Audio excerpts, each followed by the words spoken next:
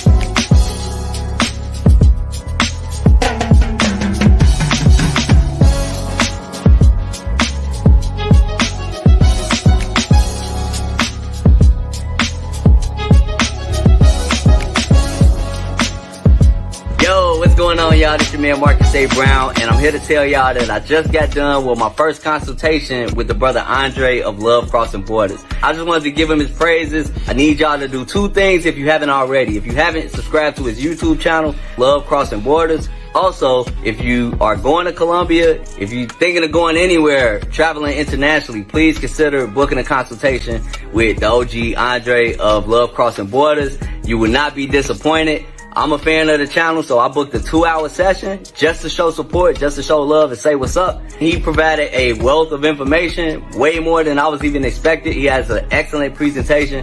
So I just wanted to let y'all know you will not be disappointed.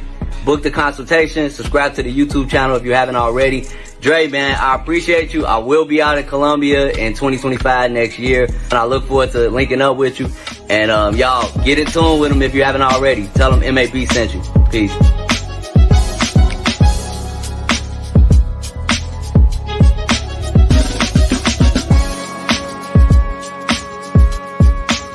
Where are all the black men? And I'm not talking about the scammers, the drug dealers, the robbers, and the crooks. Well, actually... Shout out. Let me move myself over. Shout out to all you guys that are here on YouTube watching us on the live stream. Appreciate you guys being here. Let me straighten this out. Let's even do it this way. There we go. Shout out to all you guys here on YouTube watching us on the live stream, Love Crossing Borders, Saturday evening edition. Yeah, we still got drinks in hand. Yes, gentlemen, I'm drinking a little bit of Colombian rum with some Pepsi. Usually I don't do soda, but I'll do soda tonight with a little bit of lime twist in it. So don't have your boy drinking alone. It is a Saturday night, and we have a great topic. Once again, we're doing a part 2 of the series when it comes to the Anton Daniels debate. And this portion, he's discussing, should a man take care of a child that does not belong to him? If that's not your child and ain't your children, should you be taking care of them kids? We're going to talk about that. We'll talk about that here on Love Crossing Borders. Whether it be younger or older, whether you're in the States or out of the States, gentlemen, this is a question not just for the brothers in the United States. I'm going to fix that blur in a second on the bottom camera. But that's not just a question for gentlemen in the United States. That's a question for those of us that are traveling outside the United States. I know she fine, fellas, and I know she get fire head, great sex, and she is funny, and she can cook with the best Brazilian woman. But she got 3 kids or 2 kids or just one cute shorty that's only 4 years old. That means that somebody was just hitting it 4 years ago and hitting it so hard she got pregnant and had a baby. This dude was putting in so much work that he was banging your Brazilian little female out 4 years ago, and they had a baby. And the little and whatever happened, it didn't work out. And so you come getting off a plane, and you want to play stepdaddy, pseudo baby daddy. Well, we're going to listen to the debate between these two gentlemen that we listened to last night in regards to that. But before we get started, let's get started with a little shout out. Let's play some shout out music. Give you guys the shout outs. Let me scroll down and get that shout out music going. There we go. I know that's loud. There we go. Let's bring that down. Right about right there. There we go. Some good shout out music for you guys. Let me know if the mic sounds nice. Check one. Let me know if you can hear the music. Shout out to my man Ronan, numero uno in the building. Shout out to you, brother. Glad that you made it here. I appreciate you always, man. Make sure you drop the link to your channel so we can get you more subscribers. Not just a few, even more. Shout out to you being here. Also, shout out to Magic in the building. Another classic. Yes, we are. I'm going to cut down the cursing tonight, gentlemen. I'm going to cut down on the cursing tonight. Shout out to my man Ronan once again. Hombre in the building, Lobo representing, as well as my man Paper Route Trappers in the building representing, and the Don JP is in the building. Shout out to all you guys that just walked in, as well as Big Brother in Life. Appreciate you guys being here. Really do. Ransom, who's always in here. Buenas tardes. Buenas noches. Mi amigos. Shout out to all you guys that are out there. Yes, sir. Make sure you guys like, subscribe to the button. Click the like, subscribe button, as well as all of you on Instagram and Rumble, Young Men Rumble. I see you guys over there on Instagram. We already pulled you guys up a second ago. Shout out to all you guys over there on Instagram. Adeline 3, Big Mike, D-May, Lighty Famous, Canal or K-Nail in the building. Shout out to you. Shout out to DJ over there, Odyssey. I see you over there representing on Instagram. Shout out to all those that are watching on Facebook as well. We haven't forgot about you. And shout out to all you guys that are watching on Rumble. Rumble, Young Men Rumble. Shout out to all you guys that are over there, all 12 of you guys over there representing. If you have not subscribed to our Rumble channel, please do, because our goal within the next few weeks is to get to 300 on Rumble. We're only 23 away. So if you haven't subscribed to Rumble, make sure that you do that this evening to support the channel, as well as Cash Apps and PayPal. We appreciate that, guys. Shout out to you. Excuse me, gentlemen. All right. Thank you, Ronan, for letting me know that you guys can hear me clearly. He said, you should become a stepdad. I did it. 14 years in the trenches, digging for gold that wasn't there. It was fool's gold. If anybody can tell you about how being a stepdad, I talked about that last night, Fadi, I could definitely tell you how it is. He said that's an individual decision. Yes, and this is a statistical decision as well. I want to say this again. It is an individual decision. I decided to be a stepdad based off of my own personal choices when I was a stepdad. And like I said, I had a great situation going on. And I still wouldn't wish being a stepfather on any man, especially men that do not have children. All that work that you put into being great with some great children into another man's seed, so his seed can grow up with all the knowledge and wisdom and benefits in which you're giving. Yeah, I promise you, at the end of days, God is not going to ask you about how you took care of somebody else's kids. He's going to ask you about how you took care of yourself and your legacy. He said that's an individual decision. I say that make sure that you have all the facts. This is true. Before, and the 411 before you make that type of commitment. Wouldn't be me though. Shout out to you. Yes, sir. Strolling Stoner in the building. Shout out to you, brother. H-Town is in the building. Just left H-Town a couple weeks ago with the Black Manosphere Conclave. Speaking of the Black Manosphere Conclave, if you guys don't mind, moderators, drop the link so guys can get the information for the conclave that's coming up in 2025 in Miami.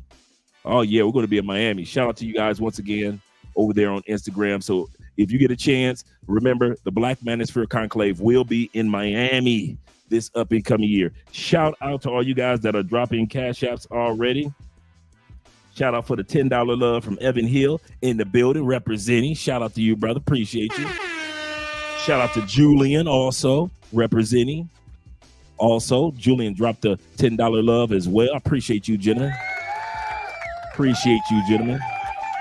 Make sure you click that like button. We got 26 in the building over here. We've got quite a few over on Instagram. We got the Rumble, Young Man Rumble. Make sure you guys drop that link because you already know if you click that like button, it feels so lovely to be here tonight. It's going to feel so lovely to be here tonight. So lovely. Everyone's so lovely. And while you're in the clapping mood, I'd like to give a big round of applause to my band, Sexual Chocolate. Shout out to Theo being in the building. Sexual Chocolate. They play so fine, don't you agree? Shout out to Theo. He said, get the likes up, support Andre, or all of you have more. Oh, please get the likes up. Please, people, for the love of God, please get the likes up. We don't want more homework from Theo, and I mean that. I got enough homework to catch up on. So definitely, guys, get the likes up. Shout out to Theo. You know, in the beginning, you start to realize, like, okay, I got homework. And then you start to realize Theo is serious about the homework. It is no joke, because if you don't do the work, you fall behind, and that's fast. Cologne of the evening. So shout out to Theo being here. Let's talk about the cologne of the evening. What cologne am I wearing tonight? Well, let's shout out to Mike first of all. Shout out to Mike, my man Mike Laurie in the building. He say, Andre, the stepfather topic. Yeah. He said, laugh out loud. He said, I love the passion and pain that you talk with this topic. Yes, I'm very adamant about men not being used anymore in society, not being conned anymore, not being guilted. One thing that you're going to notice when we listen to these guys talk today, a lot of it coming from the guy that's debating Anton, a lot of it is going to be centered around about making men feel guilty or ashamed. I want to say this again. Remember this. When we listen to these gentlemen talk tonight, guilt and shame are going to be the number one things that this brother's going to do. Why? Because he's catering to women. Remember, this guy made his millions off of catering to women, just like a lot of pastors out there do, like Derek Jackson does, and a lot of those panels, those black panels that travel the country right now that black women are attending, because they've got somebody that could sugarcoat everything for them. I love sisters no matter what country. But when we sit back and we sugarcoat things and women don't want to hear the truth, and then when this is the funny part. Women think lies or cons have a shelf life. I'm going to say this again. Women have a bad habit of thinking that a con or a hustle or a lie has a shelf life. Meaning that, well, he said that to me in 2024, that my Boaz, my next baby daddy is going to come take care of me and all these kids. Hallelujah. Women believe that, right? Men know ain't nobody coming. Statistically, ain't nobody. Let's just talk about statistics. Let's be real. Let's be rationalists. Statistically, ain't nobody coming. Only dudes that's coming is the dudes that ain't got no roof over their heads, and they ain't got no problem with staying with you at your Section 8 house with your kids. Okay, they coming. Dudes that know that you paying all the bills, yeah, they coming. But us real men, us other men, nah, bro. Nah, we ain't coming. Mrs. Spence. Shout out to my man Greg G in the building. And Jay Anderson of the Anderson family, Jay the Great. Shout out to you being here. He said salute to the grown man chat, and Andre and Andrea love Crossing Borders. Appreciate you, everything that you do. Shout out to you, brother. I appreciate you guys. Let me see, make sure I didn't miss anybody. Strolling Theo, El Monte's in the building as well as my dude in the building. Making coffee fans. He said, imagine traveling to a whole nother continent and learning a whole new language just to wind up a simp. All the work that you put in to learn a new language, you saved your money. You could have did anything with your money. Think about it, guys. You could have did anything with that extra money. You decided that it was time for you to relocate or at least visit new countries. You want to see what Ace Live was showing and Check in Effect. You want to go to those countries. You want to see what I Am Marwa is going to, and you want to zoom to Thailand for the first time and meet up with Richie Mack or Taylor Made Dreams or Chocolate Man or whomever. At the end of the day, after all that hard work you men put in, you going to other countries just to simp for baby mamas? Is that what y'all telling me? That's the sum total of what we're doing. We're going to other countries. Shout out to Jamaican Rude Boy in the building over there on Instagram. Shout out to you, brother. As well as Young Rail. You're going over to other countries just so you could take your hard-earned money. I'm not talking about earned money. I'm talking about as a man, we know our money come hard. Can we be real with it? As a man, we know our proceeds come hard. It ain't easy to get the money that we get as men, whether it be a lot of money or a few dollars, whether it be legal money or illegal money. It ain't easy to get. Not as a man. All a woman got to be half the time is just be beautiful, and she can get away with it. All she got to halfway be is cute. She can get her a sponsor. Ain't nobody sponsoring us. Our money is hard earned. You guys need to start treating your money for what it is. It's not earned money. I want to say this again. Even if you get your money off investments, it's not earned money. It's hard earned money. Because even if you got your money off investments, you still had to make the proper investments in order to get to the level that you're on right now. Your money as a man is hard earned money. Don't you ever forget that. Don't you ever forget your money is hard earned. Because I promise you the tax man won't. Shout out to my man Jam in the building over there on Instagram. Jam does. Once again, cologne of the night. Let's get started with that. One of you guys turned me on to this a couple of months ago. Shout out to my man Nate. He brought me down a cologne brand called Squash. Like Sasquatch. That's what it is. Squash. Really good cologne. This one right here is almost a woody scent. It's called Fireside Bourbon. Really good cologne. Andrea liked this one. The cool part about this cologne, this one right here is Glacier Falls. And then once again, the cologne that I'm wearing tonight is the Fireside Bourbon. And it's really, really good. This one is the Glacier Falls. And the cologne collection also comes with deodorant, a matching deodorant, and matching soap. And it's called Squash. It's actually SQ, just in case you can't see it, SQUATCH, Squash, like Sasquatch. That's the cologne that I'm wearing tonight. Shout out to my man Nate who brought it down for me, man. He brought me a whole collection. He actually brought me 3, and I blessed somebody else with one of the other ones, including the deodorant and soap.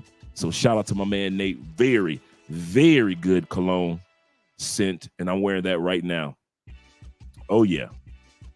Shout out to you guys once again. And once again, this is Saturday Night Drinking Hand. Don't have your boy drinking by himself. Here's the cheers. Once again, here's to all the guys out there that realize that us men make our money the hard way. It's not always easy. We make our money strategically. Here's to all you guys. All you guys out there that's sitting back and say, well, I ain't got enough money and I'm not making that. Here's to you because you're still trying and you haven't given up. Here's to all you guys that have plans for your money, all you guys that are investing your money, all you guys that are having a paycheck that came through this past Friday, or you guys that got a new job, you got a new paycheck coming up in a couple weeks. Here's to all of you guys, every one of you. because yes, it is. Men do not just make money. We get hard-earned money. It's hard-earned making money from those fishing rigs. It's hard money making money from those oil wells. It's hard money when you're doing it from you're driving trucks and you can't go to sleep. You know you want to go to sleep, but you're a truck driver. It's hard to be a police officer. It's hard to be a FBI, a military. It's hard to work at Chrysler, Ford, or GM. It's hard to be a white-collar worker when half your staff don't want to do what they need to do. It's hard-earned money, gentlemen. And here's to all you men out there, including some of you ladies, that make your money and it's hard-earned, and yet you make it look so easy. Shout out to you. Oh, yeah, that's good. That is good. And I got a little backup over here. Oh, yeah. Oh, yeah. We're going to have some fun tonight. Shout out to my man, Bobby Coltrane in the building. Shout out to you, Bobby, for being here. And all you guys over there on the Rumble. We got my man Theo off with the Rumble rant. He said, over there on Rumble, Theo says this. He said, because a stepdad equals doing my homework every day without any respect, true, or benefit for the rest of your life. I'm glad that Theo kind of brought that respect and benefit up. And I tell you this in all sincerity, Instagram. I'm talking to you guys as well. The three main elements that men look for women to bring to the table. Everything else can be added on after this. Three main elements. When they ask women, what do you bring to the table? Very few women know to bring these elements. You know how we have earth, wind, fire, air, or earth, wind, fire. Oh my goodness, I forgot an element. Earth, wind, fire. What's the fourth element? Goodness gracious, Andre, I'm having a brain cramp for real. Water. Earth, wind, fire, water, right? Those are the four elements of the universe. No matter what planet you're on, you got to have at least some capacity of those. There are at least three elements that a man looks for in a relationship. I hope some of the ladies hear this. First element, respect.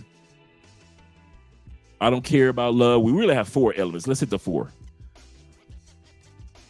For respect. I don't care if you love me today or hate me tomorrow.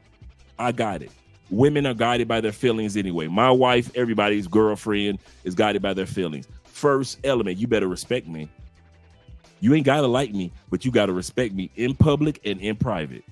And I don't mean it like I rule with iron hand respect. I'm saying respect me because of the hard work that I'm putting in to take this family in a certain direction. Respect me to be that man to do that, and respect me in public, even if you don't understand what I'm saying at that time period. Respect me. All men would rather have respect over love. Don't tell me you love me, but you talking crazy to me in private or in public.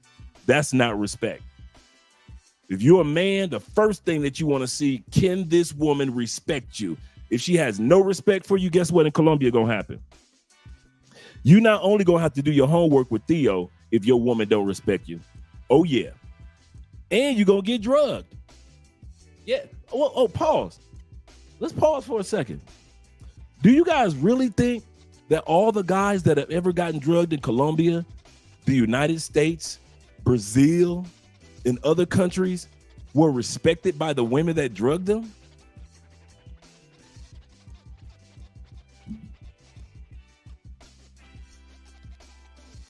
You really think that those guys that got drugged in Colombia, in Cartagena, Medellin, Bogota, Cali, those women had respect for those men that they drugged, and some of them those guys never woke up. You tell me that they got respect for them.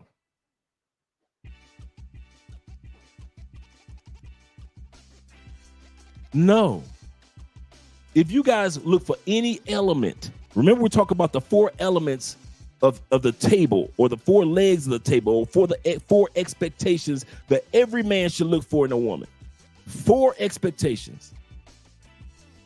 Number one is respect. That's top of the line. That's right out front. You can't sugarcoat it. If your woman don't respect you, don't tell me that she love you. She slap you upside the head, don't tell me that she love you. If she going out partying every night, don't tell me that she love you. Don't, because she ain't got no respect for you. Some of y'all ain't got a woman that respect y'all. A ball Fidel over on Instagram. Some of these dudes ain't even got a woman enough to respect them enough to make them a glass of water, to make you a plate of food, to wash dishes for you, to wash your clothes for you. And you trying to tell me your woman respect you? No, she doesn't. She ain't got to wash dishes. We got a maid. But if she's mouthy, if she's extra moody, if she doesn't know how to be quiet when you're trying to accomplish a goal for the family, when things are going on a downturn for you, does she still talk to you with the same husbandly respect that she does when things are going great? That's respect. I'll say that again. Respect is when a woman is stable and she shows that same caring concern for you in public as well as in private, when you got it and when you don't got it. She never wavers.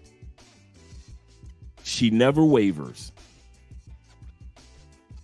That's respect. Numero dos, element of man that is expected by man when it comes to what do you bring to the table? Number two is cooperation. Can she cooperate? Oh, thank you, Ball Fade Al. Shout out to you, brother. Thank you for letting me know on Instagram. Remember, Instagram, I don't know how to work it to where it actually, shout out to them Detroit boys, Ball Fade. You better back the fuck up out my face, goddammit. I'm from Detroit, Michigan. Don't play with me. Don't play with them Detroit boys. You know how they get. You know how they get. Number two is cooperation. You can't accomplish nothing. I remember a pastor said this. It was amazing. He said, what if Mike Tyson at his peak was married or had a girlfriend at that time period? And we kind of saw this too. And Mike Tyson got into an argument with his went to the ring, and at that time period he was the best boxer in the world. And he got ready to go into that ring, and round one, Mike is just doing Mike thing, but the guy survived and made it to round two. Mike gets ready to go to his corner. We talk about Mike Tyson at his peak. But as soon as Mike gets ready to go to his corner to sit down on a stool, his management team and his training team pulls the stool from up under him, smacks him on the back of the head with the stool, take the Vaseline, put it in his eyes. Instead of giving him water, they give him vinegar. They send Mike Tyson, ding, ding, back in the middle of the ring to fight. After they smashed him over the head with his stool, put the Vaseline in his eyes, and gave him vinegar to drink. Do you think Mike Tyson would win that fight? And the pastor said no. Why? Because his team wasn't cooperating with the goal that Mike Tyson had. Even though Mike Tyson may have been the strongest and the best at his peak, if his team wasn't in cooperation with what he was doing, his trainers, his supporters were not in cooperation with him, his ringside crew, Mike would not have won the fights.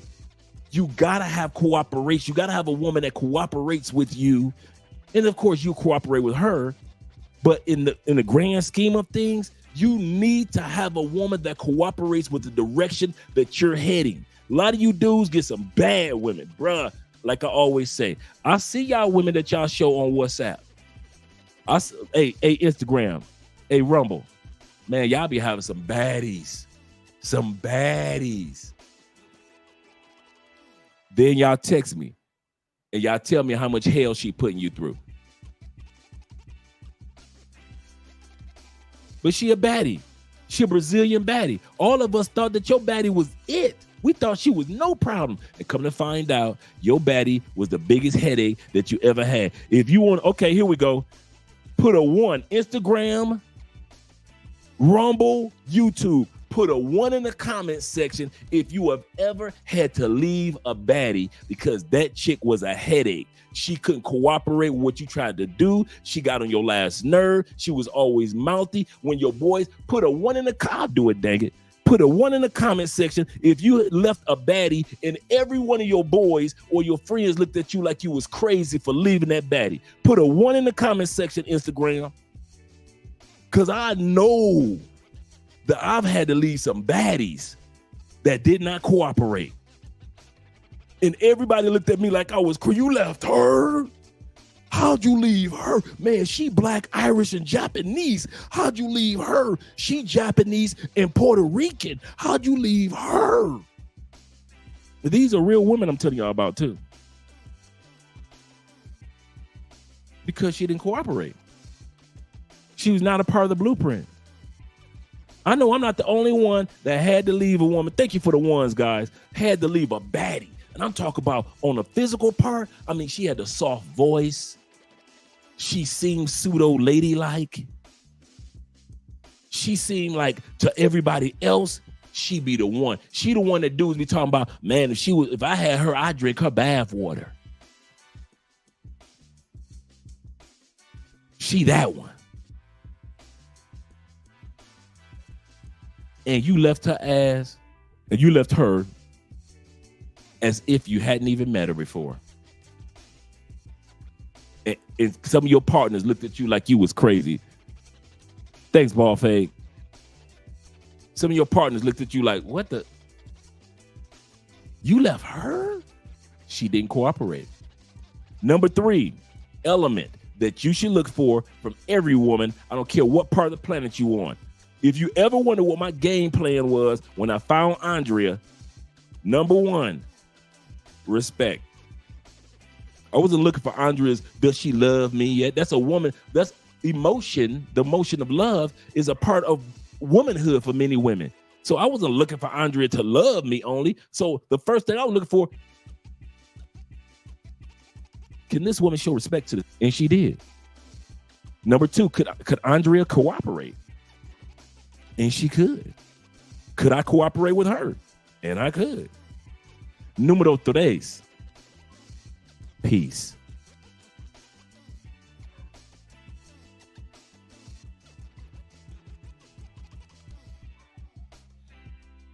If you got your happy tail in Colombia and you still got to raise your voice to a chick, argue with a chick, be mad at a chick, she got attitude, she moody. You got you a sassy Brazilian chick. You got one in Peru with problems. You got one in Denmark with daddy issues. You got a troublesome chick in Thailand. You got you a sad chick in Sasua. You ain't got no peace. Yeah, you got a piece of sex, but you don't have any peace. There is a time, bruh. I'm gonna let you guys know something. And I mean this from the bottom of my heart. You guys don't realize this. Shout out to Theo being here. Andrea's peace gives me the space to accomplish what I need to accomplish. I can't do it without peace. So with her saying, hey, baby, whatever you need, you need me to do this, you need me to do that, I'll take care of this. Andrea does so much behind the scenes. I remember Andrea went to go pick something up for me the other day. And she was like, I was in the traffic for 2 hours. And here's the irony of it. Every time she goes to pick it up, it's always a long journey back home. But she gives me the peace to accomplish the homework or the study, or at least rewatch the videos that Theo has for us for our class, because Andrea's out there accomplishing things. If she doesn't come home mad with an attitude, oh my God, I was in traffic for 2 hours for you. I'll never do this again. I don't go through that. The next time I need that taken care of, guess who's doing it? Andrea. And whenever she needs anything, I give her peace. Andrea's about to go hang out with her best friends. She getting dressed. They about to get jazzy. They about to go have some fun. She doesn't have to worry about having one of those husbands that's like, where you going? Look at her. Ooh.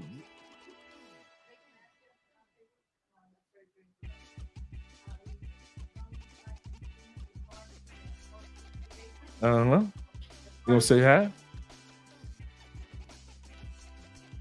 Look at your girl. Your girl looking good, boy. Hello, everyone. Woo-hoo! I know that you have your Cuba Libre right here. Got both cameras. I feel like search. We were just talking about you. Mm-hmm. About to go hang out with your girls. And yeah. we were talking about how I give you peace because I'm not one of those husbands that, where you going? Where you at? What you doing? I don't text you all night long. Actually, you never text me. Andre never tells me. Seriously. I mean, I'm the one who call him. I'm the one who text him. But he's just like, he's like disconnected. There's nothing wrong. Just like we're not, how do you say, like those couples that they are like. Yeah. We don't have to be glued together like, or the other day, I saw a girl that she's a model, very famous in Medellin. And she said, I don't like guys who they are always available 24/7. Like she said, I didn't have the time to miss the guy that I liked. So that's why I disconnect or I just stopped liking him because he was all the time like testing me all the. You're like, no, that's not for me. So we are like in the same way, even living together. Right. Absolutely. Yeah. All right, Sixable. Okay, babe. So yeah, do me the favor to move the car. Okay. Okay, babe. All right, babe. Love you. Bye, everyone. Have fun. Tell your girl I say hi. All right, your girl just walked up on us with that one, looking all delicioso. But yeah, guys, I'm not one of those husbands that's like Andre just said it. She like, Andre don't be texting me all night long and where you at, where you been, what you doing, you probably over here. No, peace goes both ways. Peace goes both ways. Now she knows people that sit back and they're like, oh man, where you at, girl?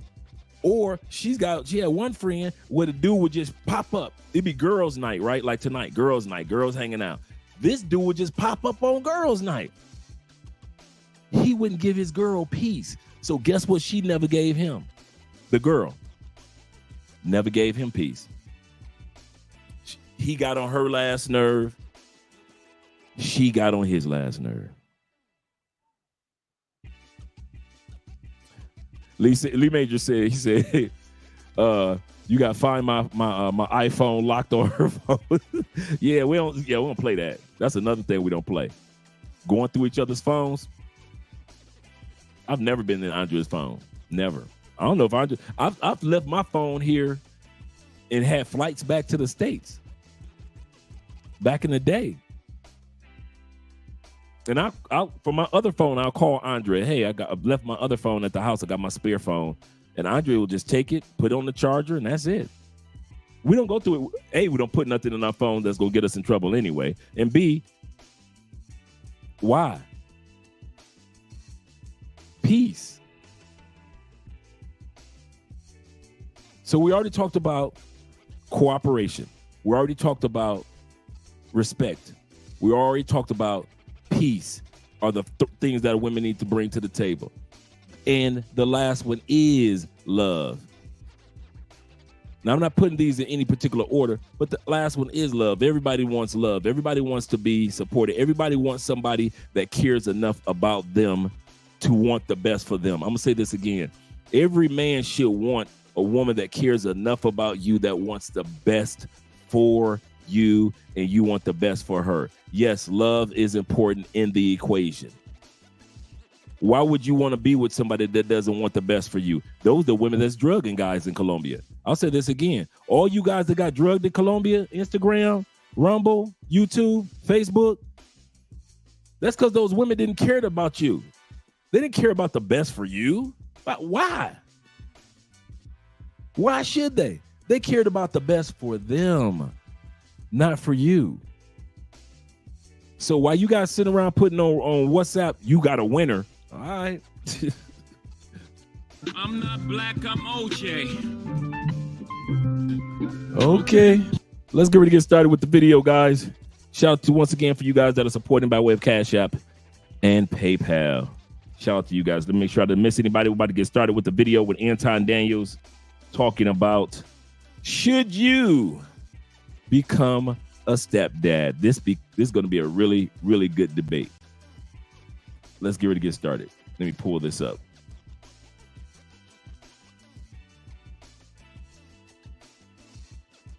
Lack of accountability for men and women. Let me know if you guys first can hear step that to too. victimhood in the black community. We are so focused on blaming the other, shaking my head. Shout out to Howdu Muslima says, Yada, we need more men like you.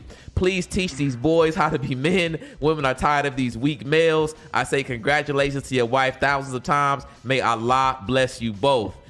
And guys, man, y'all really killing it. Shout out to all the support we getting tonight. Again, 6,200 people in the chat. Shout out to Seminole 2014. The woman is not God. That's a blasphemous statement. A man ain't God either. God is above all. Follow him sincerely and he'll guide you in all your ways. I want better for black people, but it might be too late. And shout out to Atlanta Street's interview, who's been going crazy in the chat. Says Anton standing on business. He came prepared to cook that boy about wasted. Angela, y'all are sweating right now, LOL.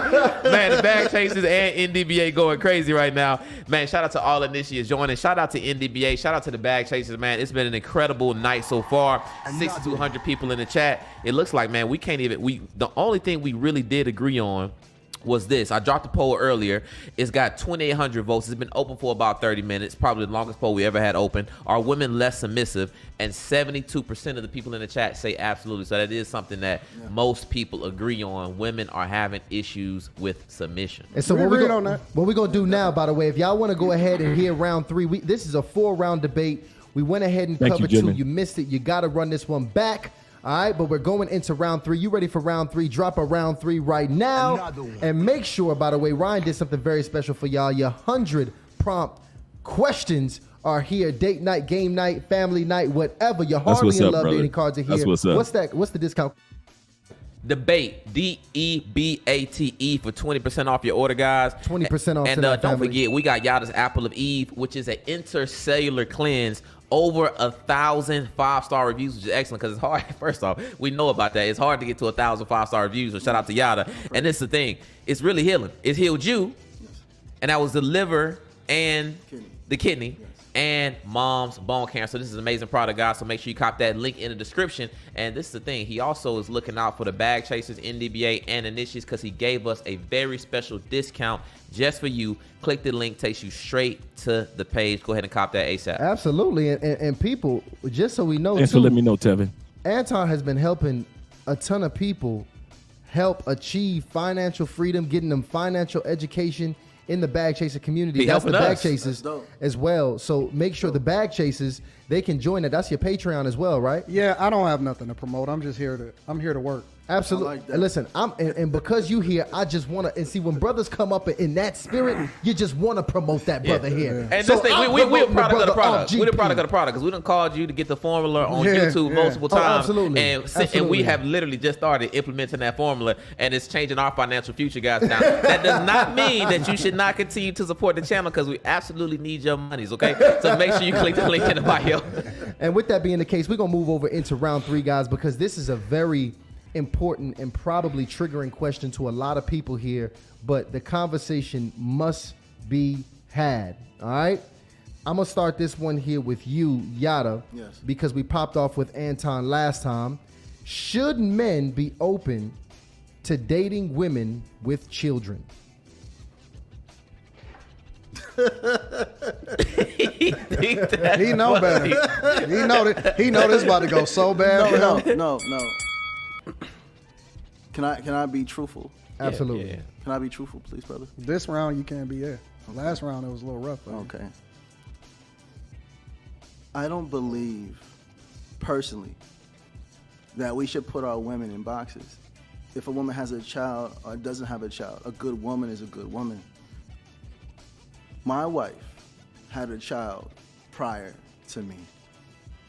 And I love this child loves me, but the child also knows that I'm not her father, but I play a role as a father figure in her life.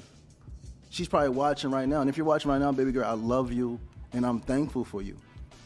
When a man is able to lead, guide, and protect, when a man's able to walk with the attributes of the Most High God, it doesn't matter if the woman is single or not, because if a man can lead, he can lead.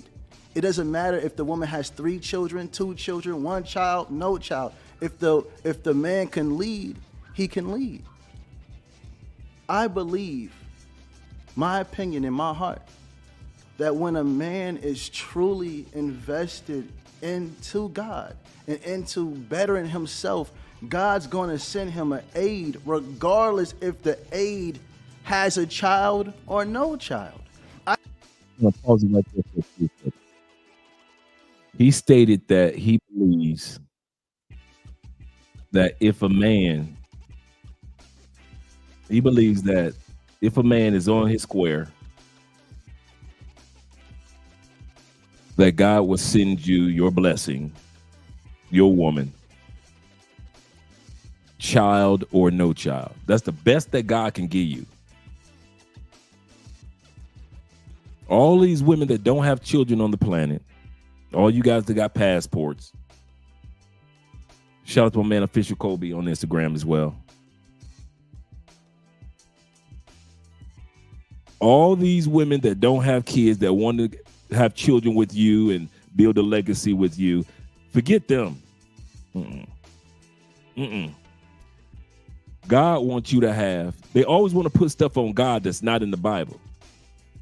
Other than Joseph in the Bible, name one stepfather in the Bible.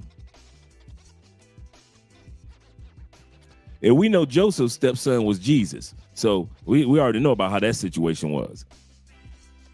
All you Bible scholars, all you church deacons, all you guys with the concordance, Bible lexicons, Bible dictionaries, you've been going to church just as long as I have. Come on, Instagram, YouTube, Rumble, YouTube. Name one stepdad in the Bible.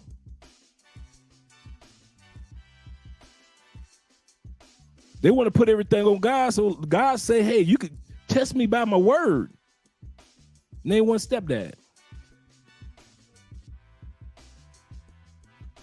There's been, see, this doesn't take technology. Technology hasn't always been around, so we can't say, look for technology in the Bible. We ain't talking crazy about that. We're talking about women and men having children has always been around since the dawn of time. So name an era or a stepdad in the, I'll take my time. I'll wait.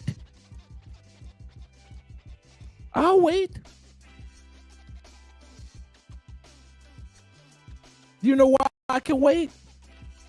I can go in there, get some fresh ice, come back, and you still won't find a stepdad in the Bible other than Joseph. There is no recording of a stepdad. In the Bible, when they give the lineage in the book of Chronicles and Kings, so-and-so begot so-and-so, who begot so-and-so. So-and-so begot so-and-so, who was the son of so-and-so, who was the grandson of so-and-so. Were there any stepdads in the begots? In the book of Matthew, where they talk about so-and-so begot so-and-so, who begot King J, who begot Boaz, who begot Jesse, who begot King David, who begot King Solomon, who begot, was any of those begots a stepdad?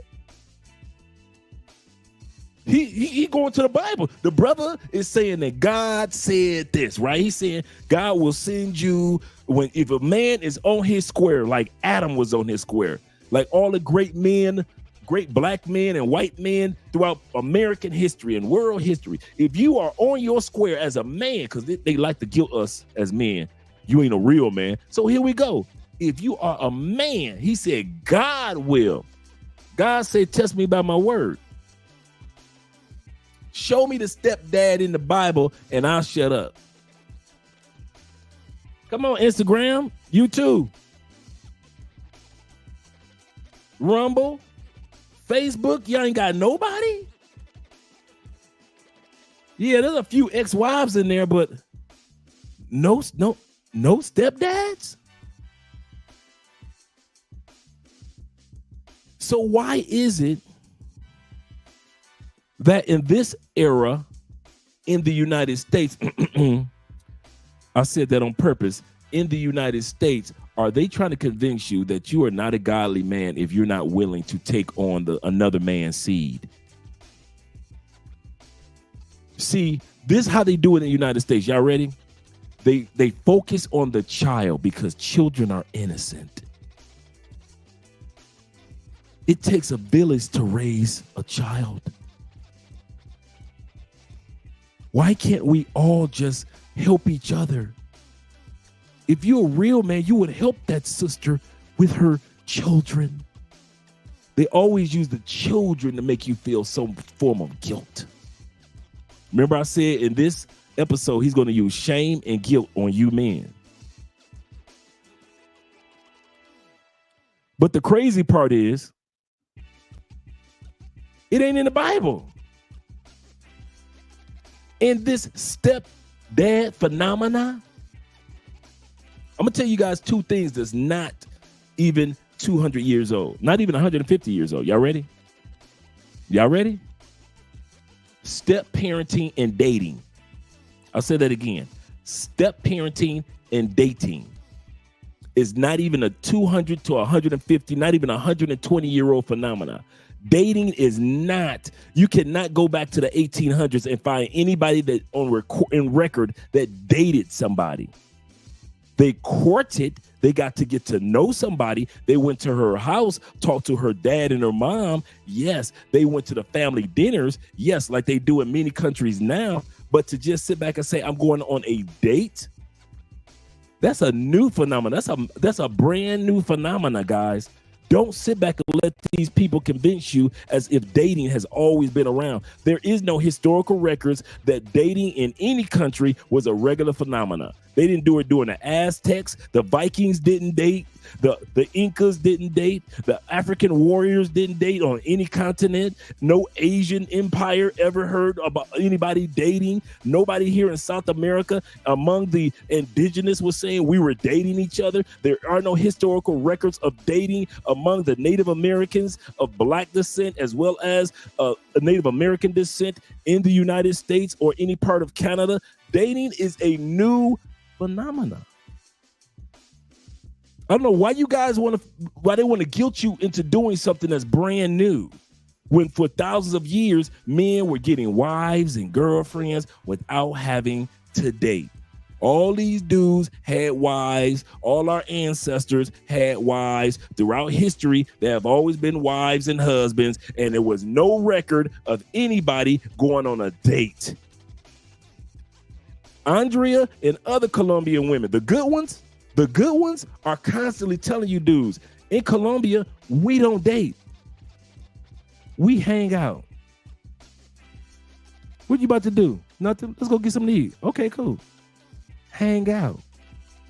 Now I'm starting to hear Colombians talk about, he's picking me up for a date. Why? Because you Americans and you Europeans and you Canadians are coming down here telling Colombians and telling Brazilians, let's go on a date. When that has never been a part of the culture for thousands of freaking years. And here you come with that dating BS. Number two phenomena that's less than 200 years old, stepfathers.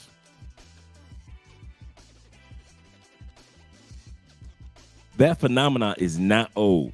Do your homework. There is no Egyptian hieroglyphic photos or artistry of a stepfather. Where's the statues in Asia of famous stepfathers? What are the carvings throughout the jungles of South America of stepfathers? What about the paintings in the woods?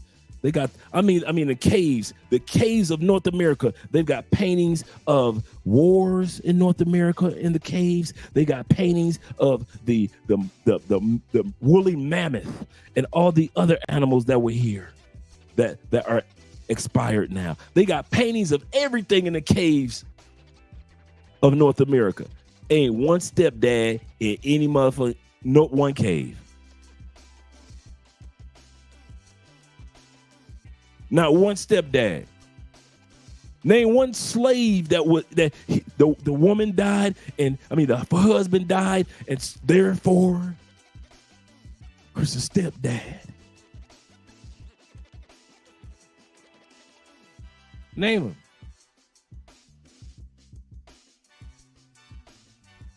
Stepfathering is this thing. Shout out to my man Black Nubian in the building. Shout out to you Canadian boys. I told this guy where I was from. He said, "Oh, Canada." Shout out to you Canadian boys in the building. Remember Instagram that if it goes out in an hour, because it'll go out in like 4 minutes. Babu, love you. Have fun. Oh, okay.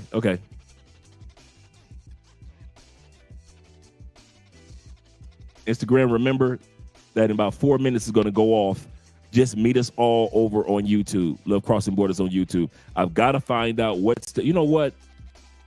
After this live stream, I'm going to look up and find out what I need to do on Instagram to make the streams just stay on longer, because they only last an hour on Instagram. And I'm sorry about that. They're constantly going out. But if it's going to go out in about 4 minutes on Instagram, just come over on YouTube and meet us over here. Shout out to you guys. So while this guy is trying to guilt you men into doing something as if it has always been historically correct, we just talked about 3 things that has no facts. A, dating is less than 200 years old. It is not a common and is not a global event. There are still a lot of countries that do not date. They hang out, or they get to know, or they spend time together, but they don't date like we date. Number 2, step parenting, whether it be male or female, is a modern new phenomenon. It is not any historical records that praised you for being a stepdad.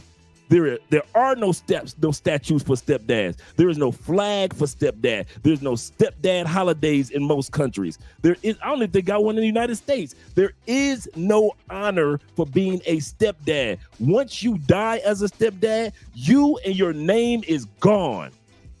Do you not realize what I'm saying to you? Your name, your last name, my last name is Spence. If I would have stayed a stepdad with no kids, that name under Andre's DNA, not my nephews and my cousins and all of them, or my brother, I'm talking about coming by way of me, would have died the moment that I died. There would not have been a statue to Andre Spence. There would have not been a flag created for Andre Spence. No holidays for Andre Spence. No poems under the name of Andre Spence. But their dad's last name would have continued to go down in history. If I would have stayed a stepfather with some really great kids, and I didn't leave because of the stepkids thing. Don't get me wrong. Kids had nothing to do with it. But my point is this. Guys, do realize that this step parenting thing that they're trying to guilt you into doing as a man, it's a new phenomenon. It is not brand new. You know what? They weren't even guilting dudes into being stepdads in the 70s. Not even in the 80s. Not even in the 60s were you guilted in being a stepdad. Actually, remember when I was a kid, I'm going to tell you something before we go back to the video. When I was a kid, all of us old heads, put a 1 in the comment section if you remember. If you was a baby mama, you were shamed out of town. You were shamed. You couldn't either go to church or you couldn't sit in the front of church. Remember that? If you got pregnant, you had to leave town. Or If you went to church and you was a church girl that got pregnant, you had to sit in the back of the church or you couldn't go to that church anymore. Remember that? Some of you dudes too young for that. See, you young dudes, you around where everything goes in church. Anybody could just run up in the church. It don't matter who you is. You can have 9 kids while you in church. You can have kids by the pastor and you can still come to church. I remember when I was a kid, if you was a woman that got pregnant as a teenager, or you in your early 20s, you either gonna be sitting in the back of the church from now on and you're gonna be able to learn, but wasn't no sitting up in the pews and being in a choir and all them days were done. You are a baby mama, or you couldn't come back to that church, or your family would sneak you out of town. You went from Alabama to Chicago overnight. Like I said, you young heads, y'all young, y'all don't remember that. Right now, people can do anything in church. They can walk up in there and delete people in church now. You got to have pistols in church now. When I was young, church wasn't perfect, but you ain't need pistols in church. Now you got to have artillery and armed guards in church. So this step parenting thing that this guy's going to try to convince you of, this is a brand new phenomenon, guys. And if you think I'm lying, go ahead. Look up the history of modern day dating. And I'm not talking about bits and pieces throughout human history. I'm talking about how it is now. And you'll find out that dating is a new phenomenon. And step parenting, meaning to guilt you dudes into becoming the fathers, the pseudo fathers for another man's seed. Because notice, this man will never say for another man's seed. Because if I was Anton, I'd be like, man, I'm not about to raise another man's seed. That man gonna reap all the benefits. In human history, guess who gonna walk her down the aisle? Her daddy. Guess who she gonna wish was at graduation, even if you there? Her daddy. Guess who she gonna be thinking about when she have her first child and who she may want to name her first child after, if it's a boy? Her daddy. After all you've done. And you're a good man. Let's get back to the video. Yep, courting used to be real, not anymore. Absolutely. Absolutely. Let's go back to the video, gentlemen.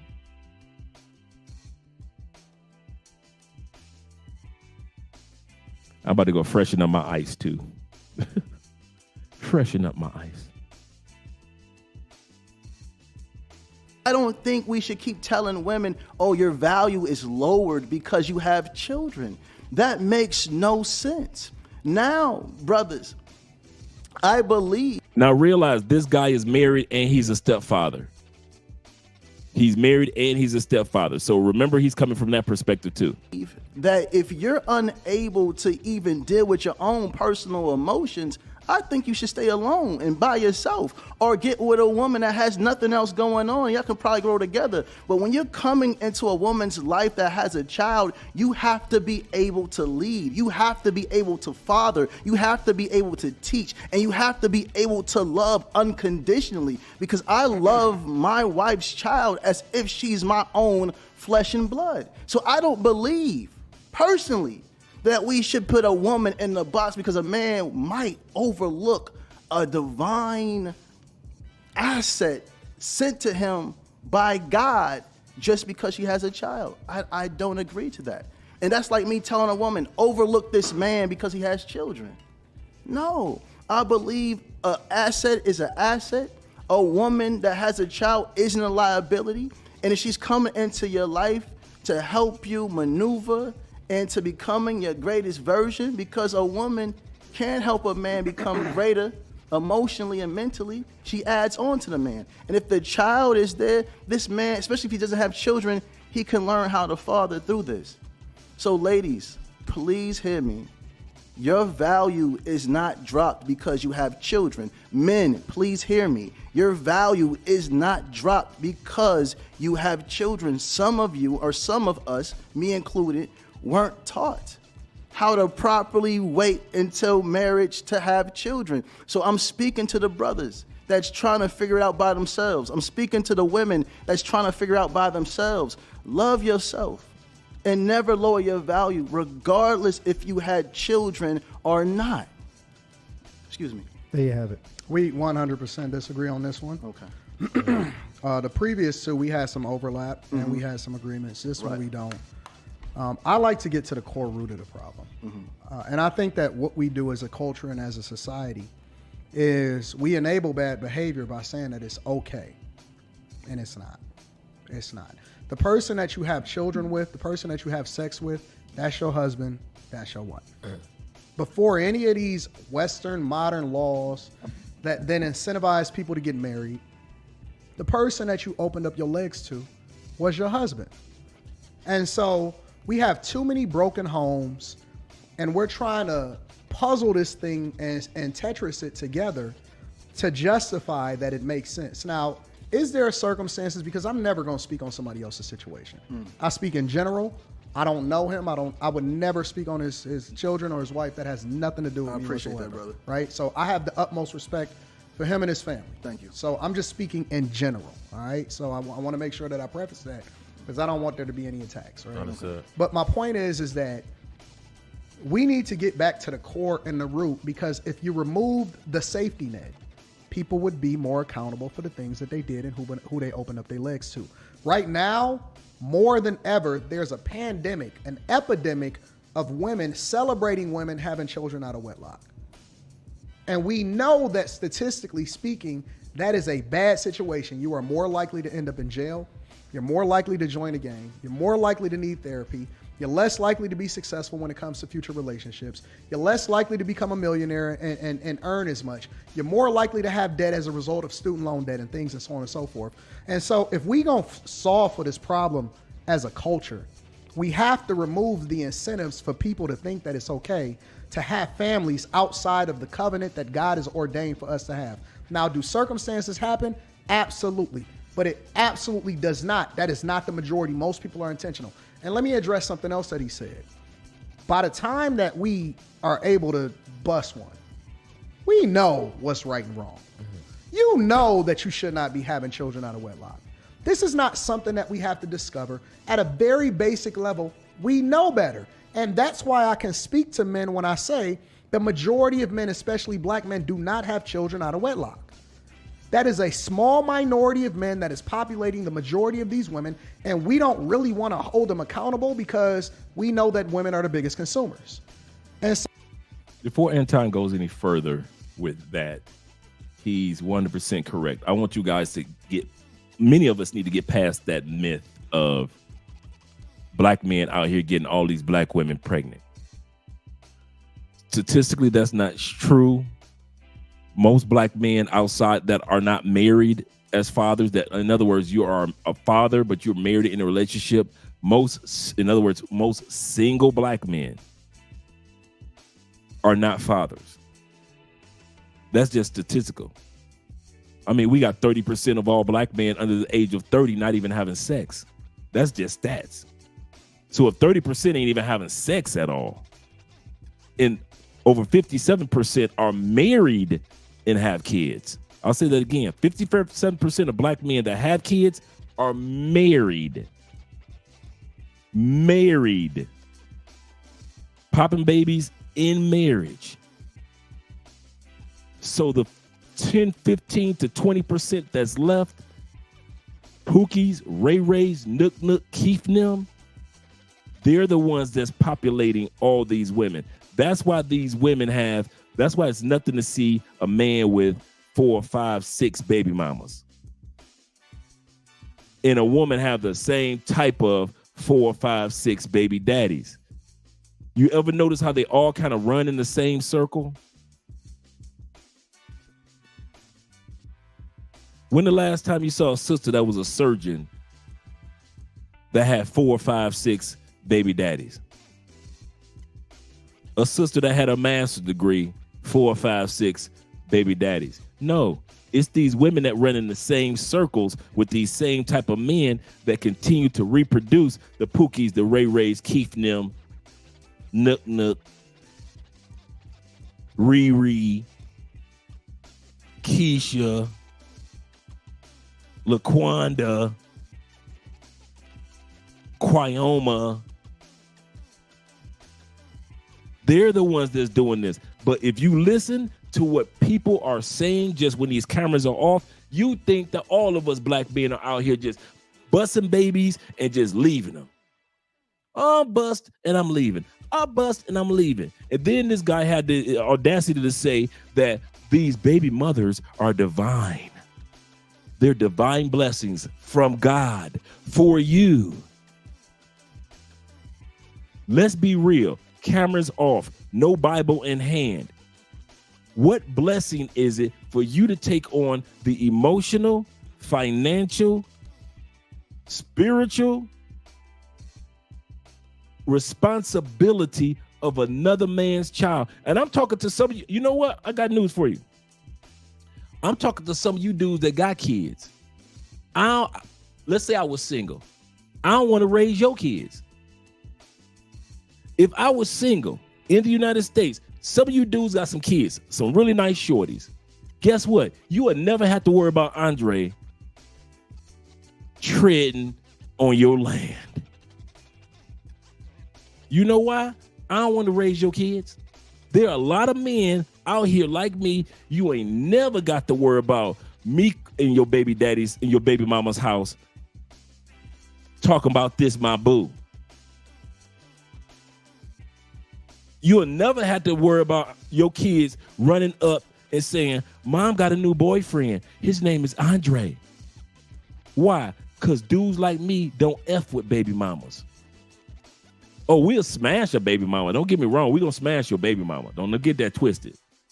A lot of baby mamas are our co-workers. We're going to smash some of them co-workers.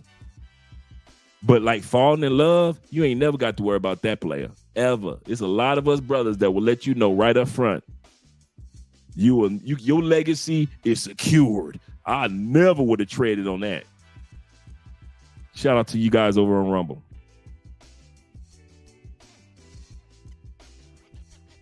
So definitely, guys, don't fall for this guilt trip.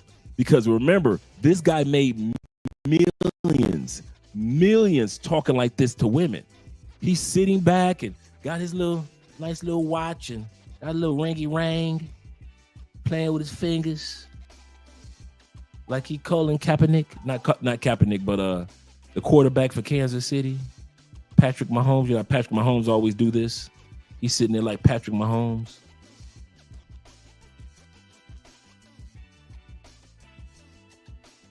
Don't you let these dudes guilt you into believing that this is a part of God's divine plan for you. You telling me the God that created universes, the best that he can do was make you a baby daddy. Man, he might as well made me a tree. I might as well go ahead and be a tree for 150, 200 years. I'll stand right there, mind my business, and hang out with other trees and talk to them about, because most people don't realize trees talk to each other, communicate to each other by roots. You don't see when trees talk to each other.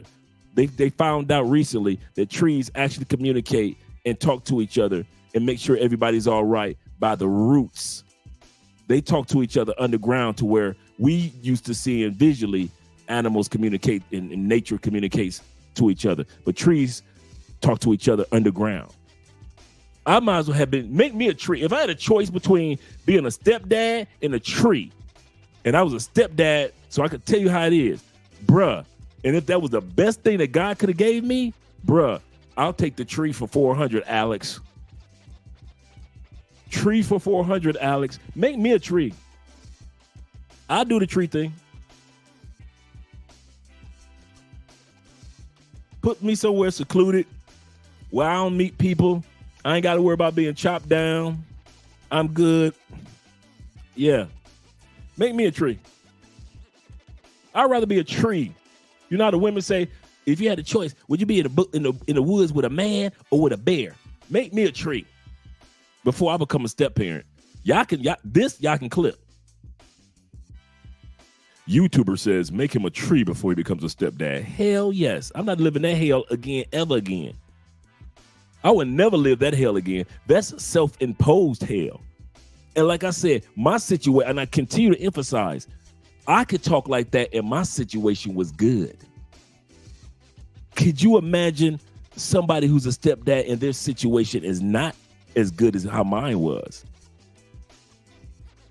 As a stepdad, you couldn't have scripted mine any better. The relationship with the mom didn't work out, but the situation with the kids, everything worked out great.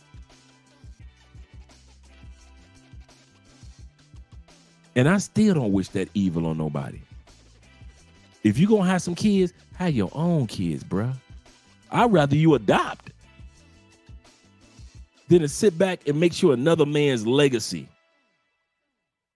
Could you just imagine situation don't work out with me and my wife, and you sitting up there busting your butt, making sure that my kids get raised right. I ain't got to do nothing but enjoy some drinks. For the next 15, 20 years, you gonna make sure my kids are good. All I got to worry about is make sure my kids are happy when I take them to the amusement park on the weekends when it's my turn to take care of the kids. It's your job to take care of them day to day, all their day-to-day issues. All their day-to-day issues, that's your job. And you're going to make me look good. Every time you do something good, it makes me look good.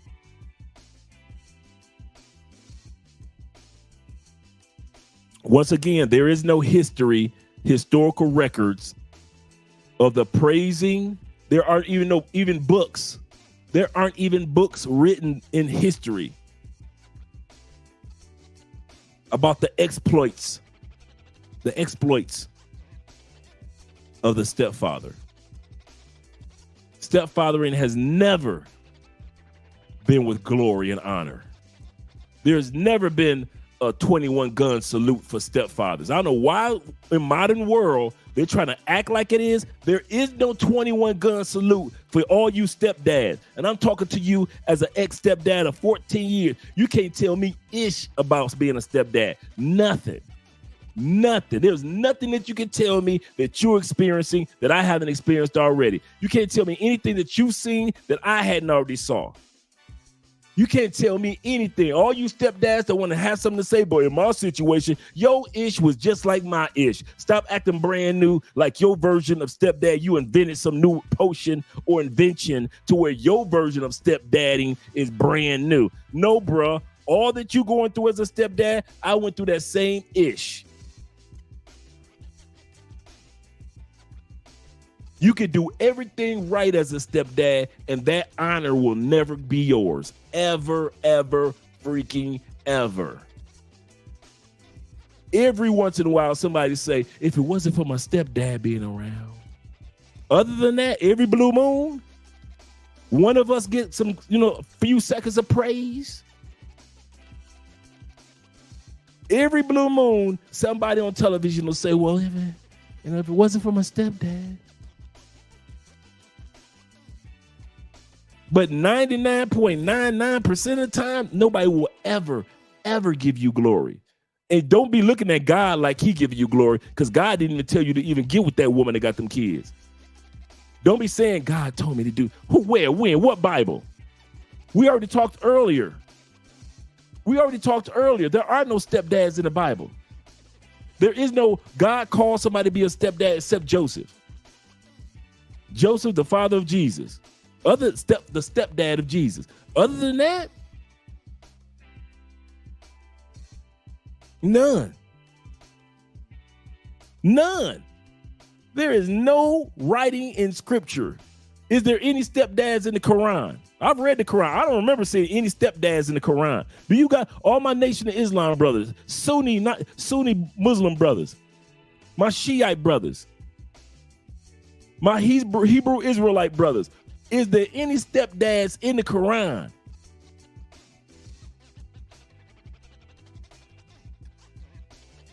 If it's not in the Jewish text, the Torah, the first 5 books of the Bible, if it's not in the Bible, for Christian Protestants. If it's not in the Quran, where the hell is this dude saying that these women are divine and called by God? That's the Bible says this. God says, I can't do two things. Just in case you guys are wondering, in the Bible, God says there are two things I just don't know how to do. I ain't gonna pretend like I can do it. That's not me. I'm not made like that. The two things God said that I cannot do, I cannot perform these feats in the Bible.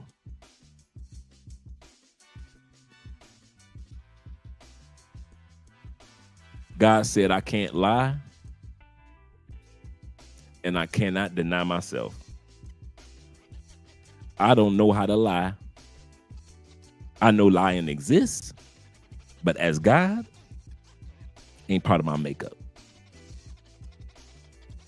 And I can't deny that I'm God. Those are the only two areas that you see God say that something that he can't do. He can't lie, and he cannot deny himself.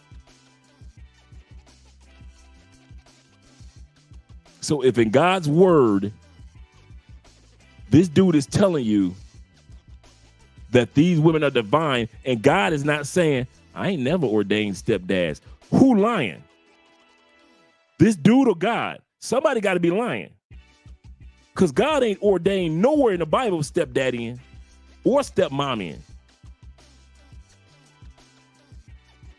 Nowhere. But this dude is telling you these women are divine, sent from above, heavenly angels with baby angels on their arms. So somebody lying. Either God is lying, who said who can't lie, or my man lying to the ladies. Because we know he ain't lying to y'all.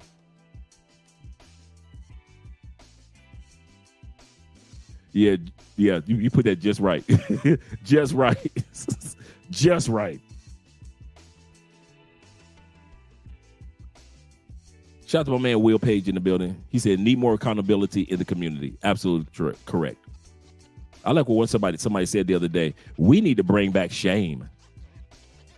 Not shaming. Not shaming like they do now. Try to make it seem like if you don't get along with everything, go along to get along. Talking about shame, like when I said when I was a kid in church, if a female got pregnant in church and she wasn't married, she either had to leave town, leave church, or she would have to sit in the back of the church when I was a kid. That was when shaming. That type of shame. When it impacted the family's name, the heritage of the family. I remember there was a day when it was called, go ahead and marry her, make her an honest woman. Meaning a woman that wasn't having sex inside of marriage was a dishonest woman. Go ahead, y'all need to go ahead and marry. Go and marry that gal, make her an honest woman.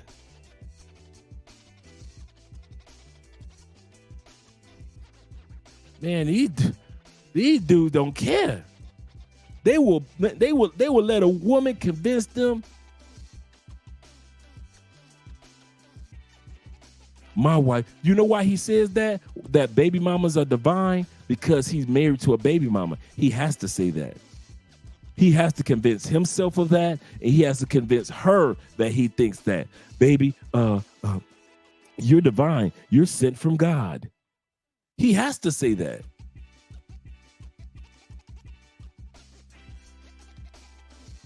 Yep, them heifers. Used to be a day when you sit back and say, that was a bastard child. They was married. She had a child outside of wedlock. That there's a bastard child. Now they expect you to marry a woman with a handful of bastard children. My, how the world has changed.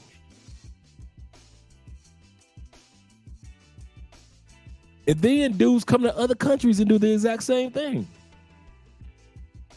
Get them a heifer with some bastards. All these women in all of these countries that ain't got no kids, that want to have kids, that want to hang out with you and be with you, what y'all want to get with? Heifers. They gave birth to bastards. Oh, I'm sorry. I must have hurt y'all feelings because some of y'all had kids outside of wedlock, so y'all want to hit it. Y'all kids might be bastards. Y'all don't want to hear that. Because that's what it was called back in the day. That's when shame was true shame. That's what men realized. Don't have sex with these women without protection because I don't want to have a bastard. What was Jon Snow in the Game of Thrones? Well, that's the bastard son. For all you Game of Thrones fans, Jon Snow, even though he was the hero, he was still the bastard. He was born outside of wedlock to some heifer.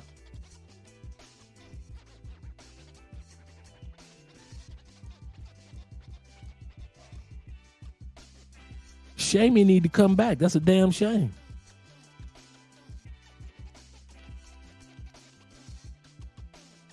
That's a damn shame. Should come back.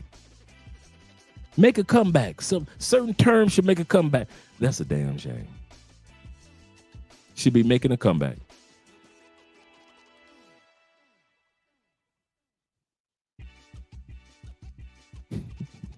Don't be laughing, brother. It's true, I tell you. Stone me if you must, but point out where I lie. Stone me if you must, but point out where I lie. Point out where I lie. Shout out to our girl Chantel. Stone me if you must, but point out where I lie. Stone me if you must, but point out where I lie. Stone me if you must, but point out where I lie.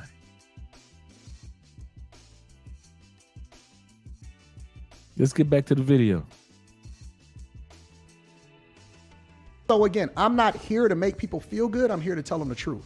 No, I do not think that a man needs to practice becoming a father to a child that's not his and trying to figure it out to negotiate and work with another man that wants to probably at some point participate in this child's life because it is a zero-sum game. And I know so many people that regret the day that they ever decided to get into a relationship with a woman that then ultimately should have went back to her child's father. Go back to your child's father and work it out. Because that's the person that you created the covenant with. That's the person that you married according to God's law. Go fix it. That's what you need to do. Now, what if a woman is saying that this man is just absolutely egregious? That's just somebody I was. It's not even something that I can repair, go back to. It's not about you. How do you give that woman It's not about advice? her. It's about the child. Everything that you do at that point to bring somebody into this world that didn't ask to be here is what's best for the child. You remove yourself. You got to put down with self and up with God. What is in the best interest of that child? Is it in the best interest of that child for you to be raising that child in a two-parent household with the father? And if so, why didn't you think about that before you opened up your legs to him? Because we got over 100 different forms of contraception. It's not about how you feel. It's about the child. I do the thing that's in the best interest of my child, not me. I put myself last. But I also understand that the things that I do in my greatness, she's the beneficiary of it. And I would never, ever, under any circumstance, let another man raise my child. And that's beautiful. What he's saying is beautiful. And he's coming from a place of being raised by mother and father. But you have so many women that never seen their father. They've never known that a woman should get married before they have children. They did know. Hold on, bro. Let me speak. Because majority of young girls are they're starting to lose their virginities at very young ages as children. looking to replace that feeling of not having a father. They just want to feel some form of masculine love. So if this child made a mistake at 15 or made a mistake at 16 by sleeping with the wrong man that promised her the world, oh, baby, I love you. Oh, baby, I'm thankful for you. Oh, baby, I'll never leave you. And she got into this woman's head because, like you said, fathers should know and teach their daughters right for wrong. You do agree, correct? Mm-hmm. So if the father isn't there and she's running behind a masculine energy and this man is saying, I love you, I'll never leave you, I'll never cheat on you, and she falls in love with this man now saying, I want your body. If you love me, let me get your body. She doesn't know right from wrong because she didn't see no man growing up. Now she gives this man the body. Mm-hmm. Now a child is born. That means that this man right here that doesn't have any children should not get with her? Absolutely not. Come on, brother. Absolutely not. Come on, brother.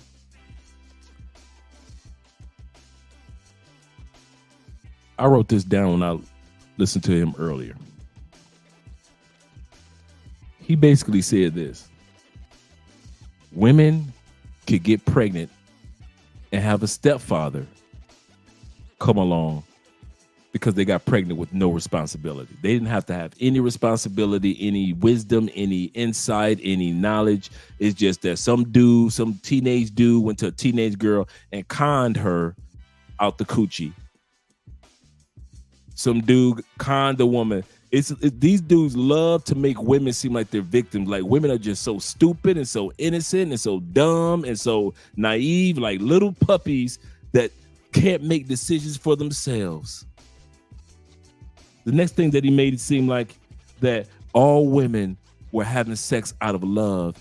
She was looking for love and affection, masculine affection, all women. Can we not say that there was some 15-year-old whores in our community? 17-year-old whores? 23-year-old whores in college? 29-year-old co-worker whores? 33-year-old whores that were side chicks? Am I saying something that's far-fetched? In other words, women don't just have sex out of emotional love. And he's trying to sell it as if women were only having sex because they were coerced out of it. And then due to having sex, they got pregnant because he said that if anything happens, he's going to always be there. Have we not, guys with passports, all you Rumble guys, all you Facebook guys, all you YouTube guys, have we not traveled from country to country and have we not discovered whores from every walk of life? From every economic structure? Is there not good women? Yes. And among those are whores? Women that just like to have sex as much as we do, if not more? Women that's having sex that have nothing to do with love, they just like because they love a good orgasm? Are there not women in all communities of all different ages, shapes, sizes, and cultures that just like to get fire head? There are women that you look at her when she's sucking you off, you looking at her like she doing this because she like to do it. Have you not looked at a woman giving you head at one point in time flabbergasted? Sometimes you want to look at her like this. Sometimes females give you head so good, you want to just watch and get popcorn and watch the show. Man, she is sucking. She must really love her job. There are women, contrary to what this brother's trying to sell, that love sex without being in love, without being conned or coerced or used or purchased. There are women that just straight up love sex. There are women in the pay-for-play community that got into pay-for-play not because they was broke, but just because they like, wait a minute, I can have all this sex and get paid? I mean, I was going to do it anyway, but I can get paid to do this?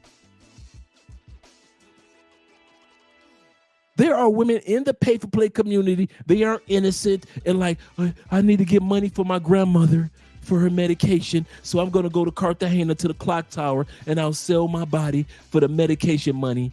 Oh, my son, he needs school clothes and Christmas money. So I'll go to Medellin and I'll sell. No, there are whores among us.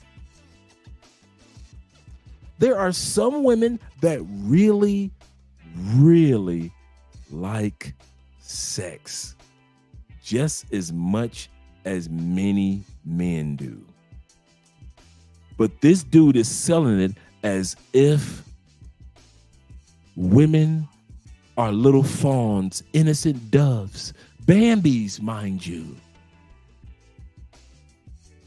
And we men came in like bit bad wolves, wrapped in sheep's clothing, conning her out of her wares. As we were twisting our mustaches and tying them to the train tracks. Now, that was Andre. But my point is, tying them to the train tracks as you twist your mustache. And they were looking for the Dudley Do-Right of their life.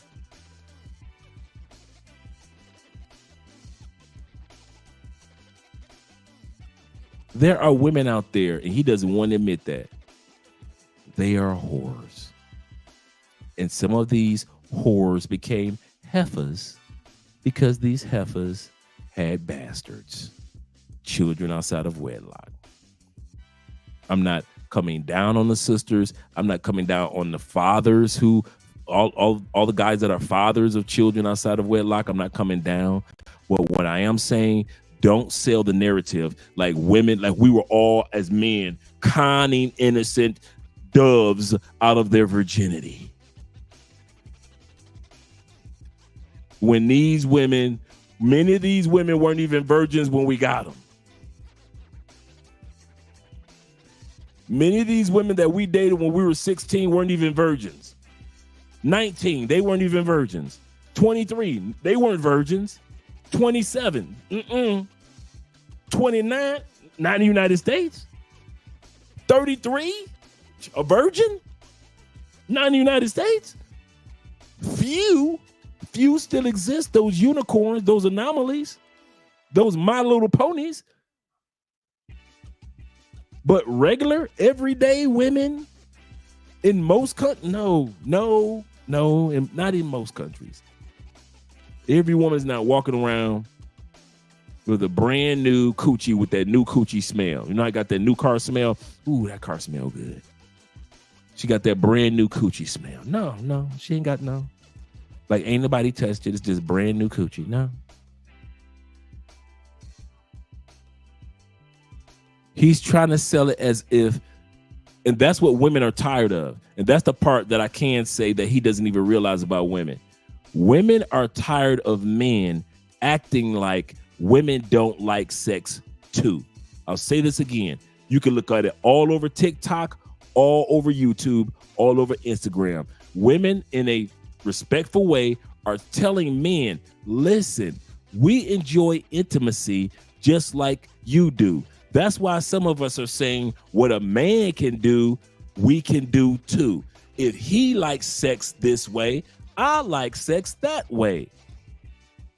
But for him to try to sell it as if women are innocent doves that were con, like we're a bunch of con man, demon monsters that came out of the woods and conned these women out of sex, impregnated them, and then slowly walked back into the woods like vampires or something, like zombies.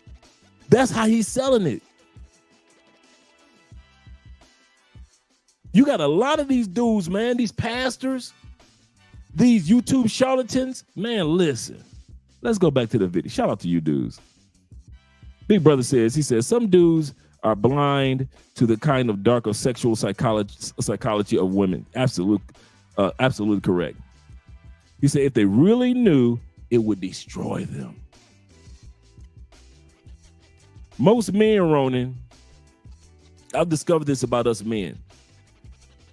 Most of us men, yes, the doves. When doves cry.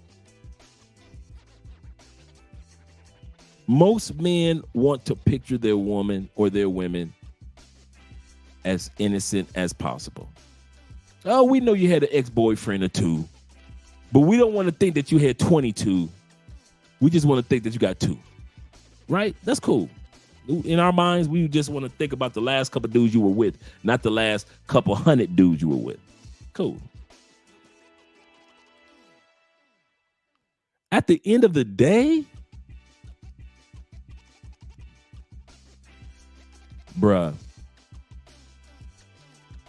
still, women like sex, just like men like sex. We might have to go about it a different way, but men are sexual creatures just like women are sexual creatures. That's why in the Bible, God had to check men about being careful with your sex life as much as he had to check women. Be careful with your sex life, because it wasn't just men. Women was out there throwing it too. But this dude tried to make it seem like when doves cry.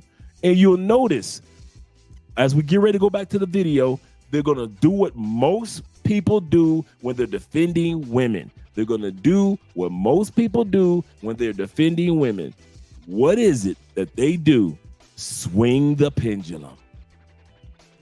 Well, what if she got pregnant by a dude with one eye? He had just did 15 years in prison. He came out and beat her. He couldn't find a job and his dog died and he was violent. What was she? Should she stay then? We always swing the pendulum. Whenever it comes to defending women, we always swing that. I'm a Libra. I recognize when pendulums are being swung. They always do that. You're going to, in the next 15 minutes, when we watch this video, watch how many times they swing that dang pendulum. What if to the extreme? What if he was domestic violence and he was beating on her? When I first saw this video, I looked it up. Domestic violence cases that are admitted among women, meaning the police got involved and things like that, 40%. 40%, almost 45% of all women said, I've had somebody verbally or physically abuse me or psychologically abuse me. Guess what the percentage was among men?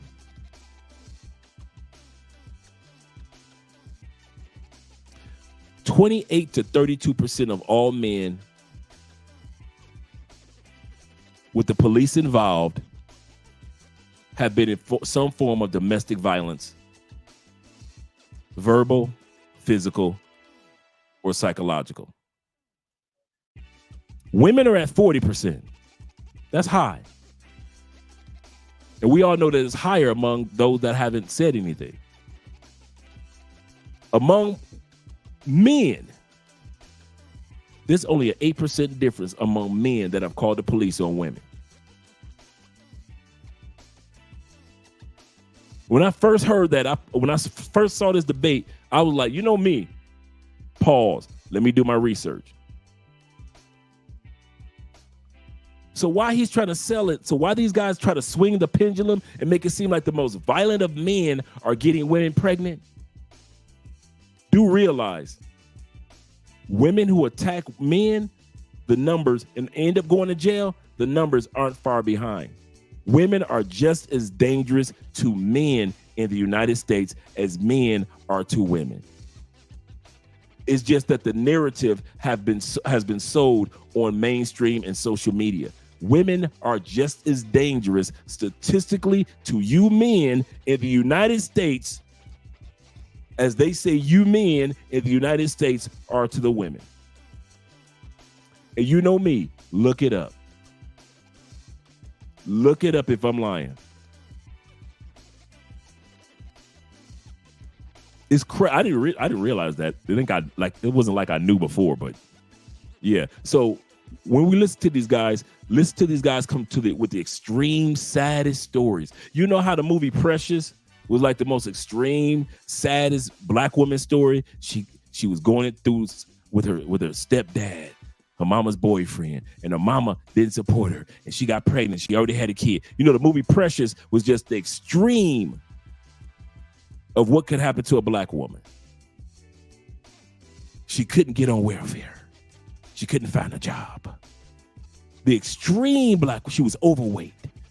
She was chocolate. You know, they don't give jobs to the chocolate sisters like they should. You know, everything about the movie Precious was the extreme of what would happen to a black woman. Listen to these guys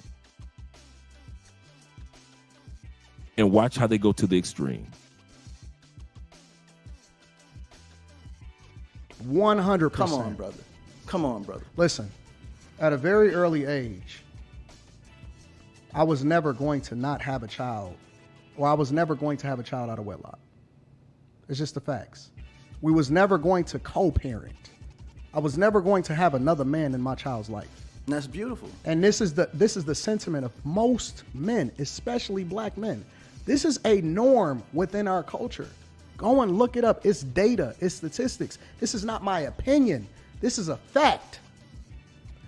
And again, I'm going to go back to the core of what I said in the very first conversation. You can solve for 99% of all men that are doing the wrong thing, and 1% of men can populate the majority of the earth with women that choose to be with this one man. At some point, every single person, including women, have to be accountable for the thing that they did and open up their legs to. And we also know that women are the ones that initiate the majority of the divorces. So they're walking away from their households and becoming single parents by choice. This isn't something that they're being forced to. So when because he's a great salesman, I got to give you that. Come on, brother. No, you're phenomenal. Come on, brother. You do the whole crying thing. Come on, my brother. God. Come on, bro. You're showing sassiness right now. Come on, brother. No. This is what you said. Come on, we men now, brother. No, listen. Come on, we men now. Oh my God. Come on now, brother. I didn't know a man, and so as a result, I was looking for love, and so I had this child. You know what I hear? Excuses. Let me add on something real quick, right? You're a great salesman. This man right here. I see why you got a great product. This man, thank you, brother. I appreciate you. This man right here. I don't want to attack Antoine. Let me say this. No, hold on. My life is perfect. I want to make sure my words is accurate. Let me not try to attack Antoine. Let me say it like that. It's toxic to teach a woman to stay in a home where there's no form of love or safety or security, because that teaches the woman, the young child, it teaches the young girl that she should grow up and stay in a relationship with a man that's abusive, that attacks her mentally and physically, emotionally. We have to understand the majority of women will not leave a place where she feels safe. She will not leave a place where she feels loved. Men keep screaming that women are leaving men or divorcing men in high numbers because these women are no longer happy. They no longer feel safe. They're not being financially provided for. Mm-hmm. They're taking care of grown men. Mm-hmm. And I know brothers, right, that are amazing fathers, amazing fathers, and raising their bonus children. These bonus children aren't curses. They're blessings. And any man that's able to lead another child that's not biologically bonus children. You got bonus children. I salute you. Because the average man will not understand that. Again, Antoine was raised in a home with two parents, which is beautiful. Like I can't. Hey, he's saying that like that's a knock on me. Hold on. No, I'm saying it's beautiful. He it's keep beautiful. mentioning it like that's something that's what you're supposed to do. Brother. No, it's beautiful that he was raised in a home with two parents, but a lot of people didn't have the privilege of seeing that. So they're making mistakes, brother. They're making mistakes. She fell in love with the wrong. She fell in love with the wrong man. Oh. Whatever happened. But ladies, do not allow this man up here to make you feel like you're not deserving of a man. Or man, if you're in a relationship with a woman that has children, do your thing. I salute you. It takes a real man to be able to step up and be a father when no one else is. No, it's not about do your thing. It's about going back to the thing that you committed to in the first place. And again, they always keep saying, do your thing, do your I'm surprised you ain't said queen at some point. Queen? Do your thing, queen. Do your thing, So, Anton, queen. let me ask you this question. At some point, you need to hold your parents accountable, right? Because again, we keep hanging this on the hats of men instead of hanging it on the hats of the people that came before you and put you in this position in the first place. I agree. So let's remove this whole thing that is on men. It's not. It's not on all men. That's bullcrap. What's not on all men? It's not on this whole narrative of what we see in the culture. This is not a black man thing. The majority of men. So stop making up this narrative of an abusive household. Was he abusive? Wait. No. That's what I'm saying. No, let me finish. This is my question to you. Right. Was he abusive before you opened up your legs to him? Now can I speak? That's cool with you. I asked you a question. That's good. Brother, we have men that are some pro finessers. They will give a woman a representation of themselves. And when they've got their hooks into the woman, they turn into something different.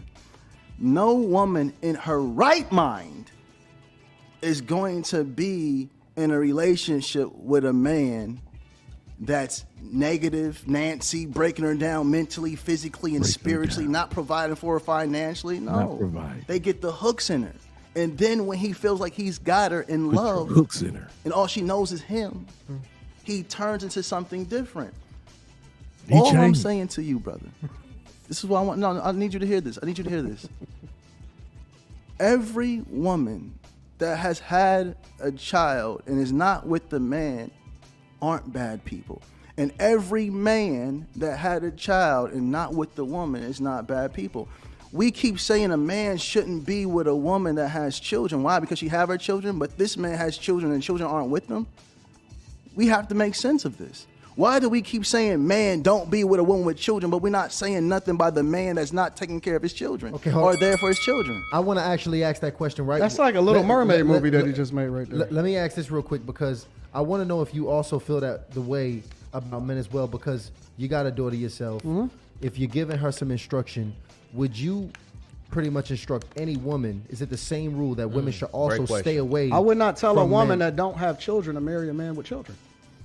Okay. I'm not biased on this. I'm consistent across the board. I don't think that it's in a. Could she possibly marry a good guy? Could a guy possibly marry a good woman that got? Absolutely. But I would never advise it because I would never tell somebody to do something that I wouldn't do myself. I'm consistent in that. And let me correct them for a minute. Please. Nobody said that they were bad people. Okay. That's just not your people. Everybody that's a good person is not for you. Everybody that's in a situationship is not supposed to be a part of your network. Every person that's doing something good or well, they don't deserve to necessarily be in your life because your journey is different.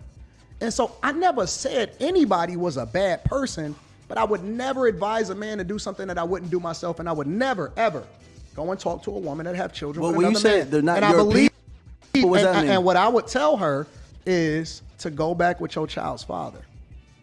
And it doesn't mean that she can't have love. If you can finesse a man into doing it, then do so. But I would never advise my guys to do that. When you say not your people, what does that mean? Before we go any further with that, let's get a shout out for the couple of super chats that were sent in. My man Irv, he said, Dre, salute to you, bro. Last night's video was fire. Call out these panda bears. Shout out to you, brother. And my man SMD, he said, shout out to you, brother. He said, I'll sum then for the pot. Oh, for the pot. He said, Detroit, stand up, them 313 boys. You better back the fuck up out my West side in the building. Detroit, Michigan. Don't play with me. Shout out to you, brother. Appreciate you. Before we go any further, like my brother said, bring out the violins. Bring out the violins. Because a lot of times you hear these narratives and it seems so noble. They seem so nice. They seem like, you know what? he's right. We men have coerced these women out of their coochies. They didn't know any better. It's all our faults. If it wasn't for us leaving them once we found out that they were pregnant, we just ran for the hills. Now, mind you,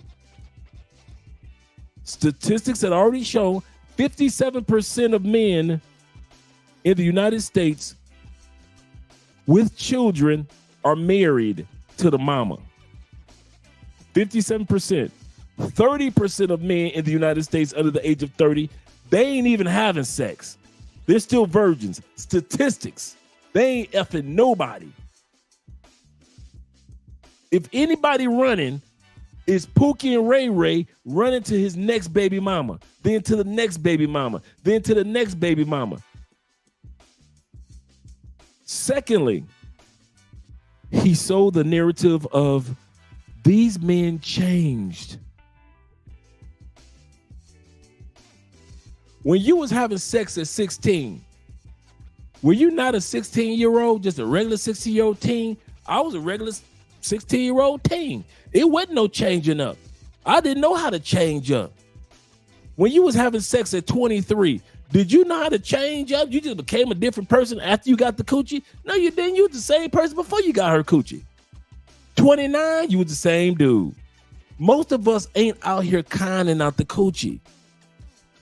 Remember what I mentioned earlier. Women like sex like men like sex. This dude is trying to sell it as if we got to con women out the coochie when statistics show, and women have been saying for the last 30 years, equal rights. We enjoy intimacy too. We want to say, this is how you give me an orgasm, not just you assume how to give me an orgasm. Women will go on shows. How many times have you guys watched shows like the 8 at the Table and all these other YouTube shows and Angela Yee show? And all these women talk about how they are so proud that they give fire oral sex. How they sucking the balls, sucking the top, licking your booty. These women are bragging now how good their sex is. Because women like intimacy just like men like intimacy. We're both humans on this planet. So to sell that old age narrative that was before the 2000s, that women are so innocent and that women are lured in by men. No. Women see men that they're attracted to and they enjoy. Men have women. Thank you, Will. OnlyFans. Nobody is putting a gun to these women's heads saying, girl, you need to get on OnlyFans. Nobody's doing that. Nobody that we know of. Maybe, a few pimps. But these women, guys, if I could tell you anything about South American women, y'all ready? They love sex, passion, intimacy. I'll say this again. Sex, they love it in South America. I don't know about how y'all feel about other countries. I ain't been to that many other countries. I've been to a few countries. And I'd had sex in a few countries. But I could tell you at least South America, they love sex. Número dos, intimacy, closeness, togetherness, touching. Brazil, kissing, holding hands. PDA, public display of affections. That is a South American. If you don't like to kiss in public, don't bring your ass to Colombia. I was good tonight with the cursing. Don't bring your tail to Colombia. Don't go to Brazil if you ain't got no type of public affection. Do not come to South America. If you don't like to walk with your woman with your arm over her shoulder, or if you're not the type to hold your woman's hand, or you ain't the type to just, if she turns to you and she want to kiss in public for no reason at all, and I'm talking about a kiss, you don't know nothing about that, don't you worry, player. Don't you worry. It's plenty of other brothers getting off the plane that will take your place. This is South America. They have no problem with sex, sexiness, and affection. They have no problem with that. Women love being sexy, they love sex, and they love affection. That's not a bad thing. This dude is trying to hide it. And thank you guys for the support. Yeah, we don't get any support on the super chat. Sorry, guys. We don't get any of the super chat money, but the Cash App and the PayPal we do get. So if you guys want to support the channel, support by way of that. We appreciate that this evening. Can we get at least 3 more guys to support the channel tonight? Just 3 more guys. Appreciate you. You right said, I heard strangers will kiss you in Brazil. Yeah, you know what's kind of funny? They mocked Austin Holloman. Do you know how many videos I have seen by Brazilian men and Brazilian women literally talking about what Austin Holloman was talking about and say yes? One guy said, if I don't kiss a woman on the date, or at least try to kiss her, she'll think I'm not interested in her. If she does not accept my kisses, I would assume that she's not interested in me. This one guy, I just watched it today. One guy was being interviewed, Brazilian guy. He said, I was on a date. He said, I really thought this woman weren't interested in me. He said, but to test the waters, I went in for the kiss. He said, before I was even able to get in with the kiss, I put my arm around her and she leaned in for the kiss. It's a part of the makeup of the community. It's not about just the sex. Public guys in the United States, what do we say? Get a room. If we see somebody kissing too long or kissing too much, public affection, we like, get a room. That's our thing. You don't say that. When the last time you heard somebody say that even in Spanish or Portuguese or French? They don't say that.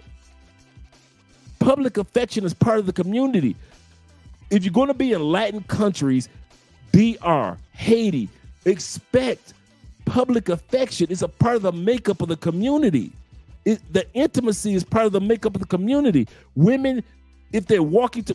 When the last time you saw a woman that was a Colombiana, Peru, Chilean, Argentinian,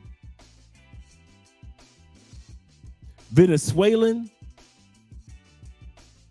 Brazilian, walking to the grocery store in Crocs, pajamas, and a bonnet? I'll wait.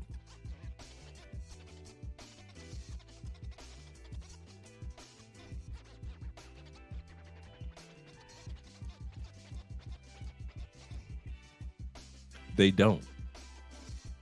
And if you do see that, you gotta look for some hood chick to see that take place with the bonnet. But the average Colombian grocery store, those women had it, bruh, in the gym. In the gym. In the gym. I go to the gym 4 days on, 1 day off, 4 days on, 2 days off, right? In the gym, those women have their hair done to the T. In the gym.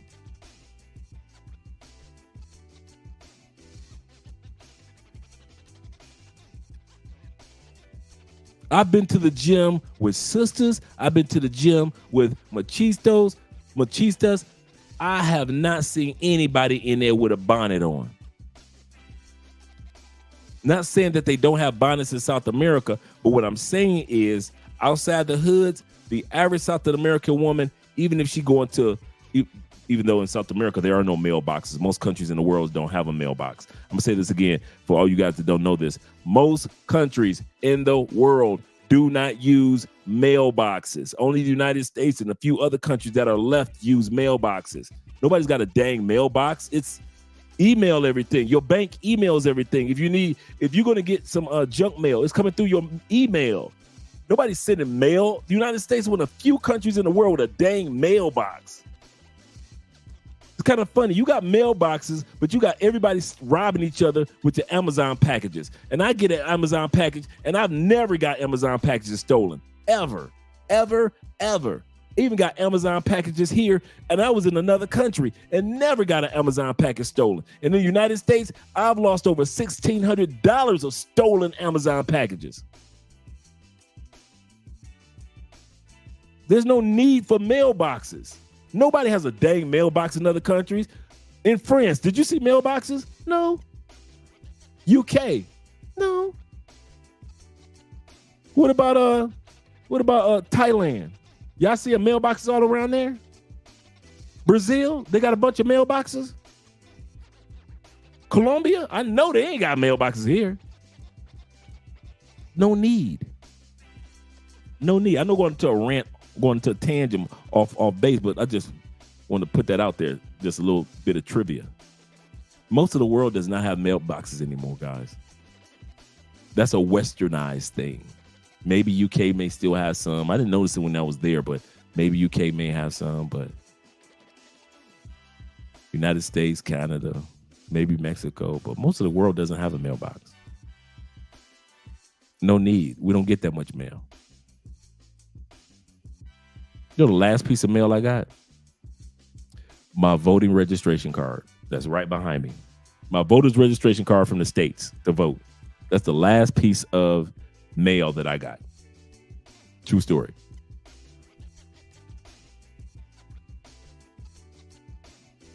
When these people try to sell you that women are innocent and women don't like public affection or women don't like intimacy and women don't like sex, don't believe this narrative. As soon as you hear somebody, and I mean this, guys, once this live stream ends, from now on, when you're watching your favorite YouTubers or you just relaxing or your favorite person on Instagram, as soon as they start selling you the narrative when it comes to sex or intimacy, that women are innocent butterflies, turn that person off. I don't care if it's a male or female. Turn it off, because women are already telling you guys we are not innocent and we like sex. And you still have men that are out here that are trying to sell it as if women are innocent doves and that you can only get sex from a woman by coercing her. I'll say this again. United States is one of the few countries in the world that you can that they try to sell you on the narrative that you can only get sex from women by coercing her. Have you ever heard of that in Brazil? Never. Argentina? Never. Parts of Africa? Never. You guys that come down here and enjoy your Venezuelan women, have any of your Venezuelan women pretended like you need to talk her out the coochie? Never. When she wanted to give it to you, even if she's not a one-night stand woman or a first time you go out woman, and she gives it to you the second time y'all go out, there is none of these women that act like you had to talk her out the coochie. Like if it wasn't for you, she'd never have sex a day in her life. Now, one of y'all felt, I didn't feel that way about my wife. I didn't come down here and thought Andrea was an innocent little dove, a little lamb. And Andrea never had intimacy, and she never had any lovers, and she never had sex before, and she never wanted to have sex, and she'll just, this sex is not on her mind. Are you freaking crazy? My wife is as human as I am. But listening to these dudes, this is what it sounds like when doves cry. Dre, women are the most freakiest. Facts. And the most sneakiest. I like how you put that, brother. Women are still the victims. That's exactly how they try to sell it, Chulope. as if all women are the victims. Yes, there are some women. There's a small pool of women that are the victims, just like there's a small pool of men out there that are monsters. But that pool is small. Girls go, thank you. The Freaknik.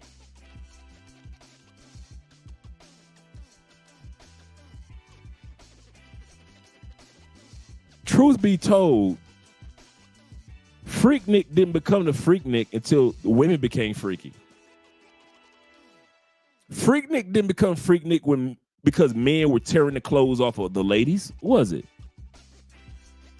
Freaknik became Freaknik because a female saw another female over there shaking her butt, and she said, I can shake my butt in a bikini. And then another one saw her shaking her butt in a bikini. I could shake my butt in a bikini on top of a truck. And then another one said, I can shake my booty in a bikini on top of a car. And then another one said, I could do mine with my top off. And another one said, I could do mine with my whole outfit off. And another one said, what? Y'all just doing it with the outfit off. I can have somebody licking my coochie while I'm doing it. And then another one said, I can have sex on top of a truck while people watch me. Another one said, you just having sex with dudes? I can have sex with a girl on top of a truck in a bikini while she's taking it off me at the same time everybody's watching. That's what happened with the Freaknik. It was women versus women versus women. Now, the problem with it happened was men couldn't differentiate because she high, I'm high, she drunk, I'm drunk. We all out here wilding. But the freaky part came in when women started competing with each other on who could be the freaky, nickiest. That's what happened with the Freaknik. Who can get paid the most to do the wildest, bruh? All you guys that ride motorcycles, all you guys in bike clubs, here's to you. All you guys that go down to Myrtle Beach every Memorial Day. All you guys that travel the country riding your bikes from coast to coast. I don't care if you're black or white. Shout out to you guys. You guys know the most freakiest women are who? The girls in the bike club? Nope. The pedestrians that like to hang out with bike dudes. I'll say this again. It is not the girls that you see in the movie that hang out and ride bikes themselves that are the super freaks. The freakiest ones are the ones that don't ride bikes but like to hang out with us bike club dudes. The pedestrians. Them nasty habits.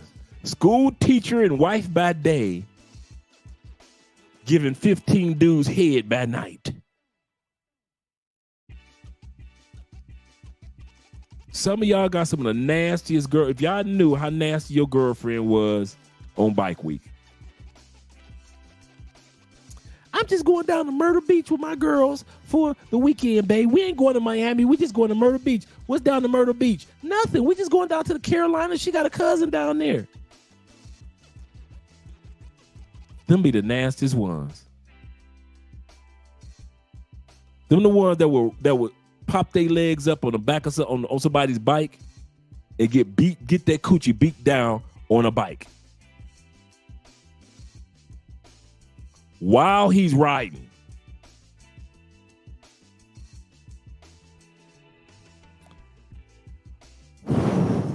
I've seen things, gentlemen. I've seen things. Sex clubs, wives and girlfriends be off in there. Swinger clubs. Dude, you know how many wives I smashed at swinger events? And I never went to the swinger club. See, some of you guys think of swinger clubs like old white people, pale, just old, decrepit, freaky people. If you have ever been to a real swingers club, you would say, Lord, why have I not discovered this place before? Forgive me, Lord, I have sinned before thee.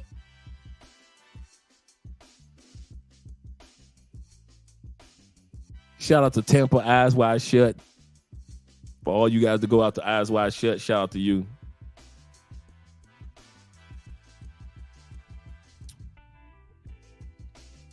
Over there in Brandon area. In the swinger world, you know how many wives and girlfriends get their back broke in by 5-6 dudes in the swinger world? While the husband is sitting right there. I can't do it. Hey, in my years in the swinger world, I discovered one thing. I can't do what other men can do.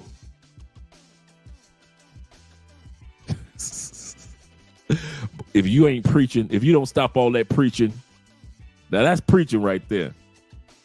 I left a few of them at 5:30 in the morning. Bruh, I know what you're talking about, bruh. You are not alone. I am here with you. Yeah, bro, I know exactly what you're saying. Yeah, that was me, the Swinger Black crowd. Yep, that was me, the Swinger Black crowd. That's exactly what I was into. Cool people. We all had each other's numbers. We'd be texting each other Friday night. Everybody at work talking that junk on texting. What? I'm going to get your wife and I'm going to do this. Give her your phone. You could be talking junk to a dude about his wife. Andre, she said she ain't ready for me.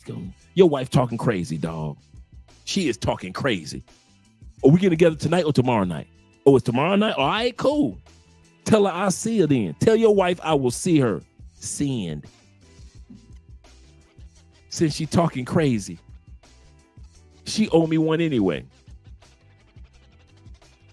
I remember one time I was in this fivesome. This sister was fine. She looked like Jessica Rabbit back in the day. Melissa Ford, like when Melissa Ford was like fine. And it was my boy Dre's wife. Cool dude. Met at the Swinger Club. Cool dude. And she like picked out 5 dudes and she tapped on my shoulder. I was like, what you want, girl? She was like, Andre, I want you tonight. I'm like, what? You got 4 dudes. She said, I need one more. All right. So her rule was, this true story. Her rule was no exchange of bodily fluids. So she like, okay, nobody eat my coochie but my husband. She said, there will be no anal but my husband. But y'all could beat this coochie up. She said, I ain't gonna suck you off. So you better come to me hard already. She said, but you can beat this coochie up as long as you want to until I tap out. Man, how come? Man, I was waiting to get her too.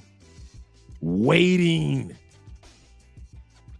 Since she chose me number 5, I had to wait. I was filthy fifths. I say it again. I was filthy fifths. Condom in hand. I'm ready. She bust hard. And the last dude in front of her had her tapped out. She said, Dre, I'll get you next time. I was like, you bitch. I won't lie. I was perturbed. But that's my boy wife, so it was cool. It was cool. I was like, I walked out that room like, what the hell? It ain't fair. I ended up going smashing another chick in another area. But my point is, women love intimacy just as much as men do. So let's not get fooled by the fact that when we hear people say that women are innocent and we con them out of sex and we coerce them, and because they weren't raised with their fathers, they were looking for fatherly love. Okay. Some of us grew up with some moms when they were, like I told you yesterday, my mom wasn't always, she was a great mom, but as a person, I'm gonna say this again. My mom in her 20s was a great mom, but as a person, when it came to relationships, like I'm older now, right? And I'm looking, a lot of times I reflect back on my mom and for what I saw as a kid, my mom's dating life. So if I was, let's say I wasn't her son and I was just a cool dude, right? Or if I was her, anybody else to her, I could easily tell Dorothy Lee, your relationship life ain't right, girl. You doing something really wrong. At 26, 27, 28, 23, she was just a typical Detroit woman. just out here having fun in the 70s and 60s and stuff like that, right? And I don't have no problem admitting that when it came to being a mom, she was on point. No issues. But when it comes to her as a woman, her personal life, she got it together when she got older. When she cracked 50, all of a sudden she like, okay, enough of this. And many of us have moms that were like that. Why did I bring that up? That didn't mean that I went out there because I had mommy issues and I was looking for somebody to give me motherly compassion. I was going through it. Therefore, when I got a girl pregnant because I was looking for motherly love. Some of you had issues with your mom and you never even saw your mom until you were in your 20s. You had to go looking for your mom, or your mom had to go looking for you, or your dad raised you and your mom was on the outskirts raising you.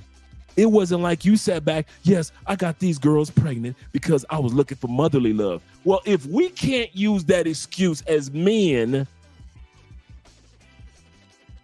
if we can't say motherly love was our excuse for having sex and in many cases having children as men, if we can't use that excuse, why do these dudes pander to women by using the excuse of you were looking for fatherly love? That's why you gave that.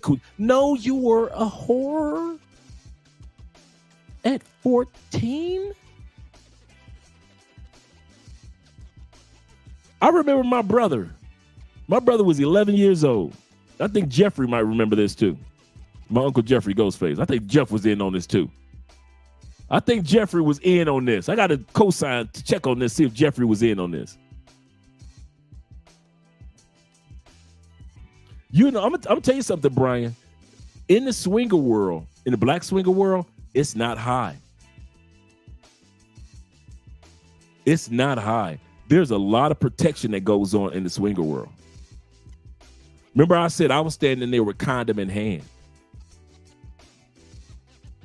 Swinger world is not like what you think, that everybody just butt naked, just throwing sex around and sweating, throw sex sweats. In many cases, yeah. And a lot of times with swinger world, you want the truth? Most people that are in swinger world is such a small world. We all know each other.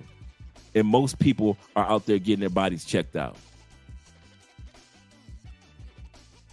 It's the craziest thing. Swinger world is complete opposite of real world. You would think swinger world was filthy as hell. You would think swinger world is where all the diseases are, all the pregnancies are. You think every other female would get pregnant if she's in swinger world. I don't know one female that ever got pregnant in swinger world. There are so many rules and respect. You can't use the B word in the swinger world. In the real swinger world, they will tell you there is no calling out of names. There are rules. Come on, guys that have been in the swinger world, there are rules. You can't be like hitting it real good and be like, yeah, B, da da da da da. You know, I'm kind of curving my cursor tonight. Yeah, B, da da. You not a real swinger world. Real swinger world, in the swinger world events that I was going to, they got wristbands. Red wristband means if she's got a red wristband on and he's got a red wristband on, that means tonight they're not having sex. They're there for voyeurism. 70% of swinger world, I want you guys to realize this also, since we're going to talk about this topic for a second. 70% of swinger world are voyeurists. 70% of swinger world are voyeurists. They're just coming to see live porn. They're not participating. They just want, it's a couple that comes in, they were drunk, they've been talking about it for a couple months, and now they want to come to the swinger world. Most swinger world people, they just want to stand around and watch others have sex and then go home and have sex. 70% of swinger world, red band, wristband, yellow wristband. You got to ask permission.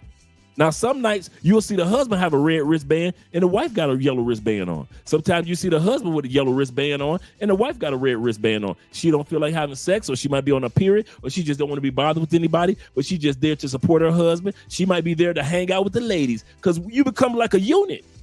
You really do. You become cool with these. Dude, I kid you not. It's the craziest thing. On TV, they make it seem like swinger world just is one big orgy. And everybody just only talk to each other during sex and just wild sex. And all of a sudden, we just go back to our lives and we never talk to each other. We never communicate. We never have regular parties. We never have regular get-together. We never talk about family events. We never talk about work. It just make it seem like it's just all wham, sex, whoa, and we disappear. No. Real swingers know that it's such a small pool that everybody is cool. And I'm going to tell you this, most swingers are successful people. I promise you, I have never met a broke swinger. Not one, male or female. Male or female. I've never met a broke. Like she just came from the projects, and because she's so fine, we led her to the swinger world? No. Why? Because broke people talk. That's why when all these, I'm going to tell you something in all sincerity. Y'all ready? And I've said this one time, but I'm going to say this again. Diddy might be guilty of a lot of stuff. But I think the majority of what took place in Diddy's freak-offs were people that wanted to be involved in Diddy's freak-offs. I'm going to say that one more time. I personally, from being in black swinger world in the past, in successful, rich people black people with power. I mean, real political power in the swinger world. Real entertainers that I'm hush about in the swinger world. Real female WNBA players in the swinger world. Yes.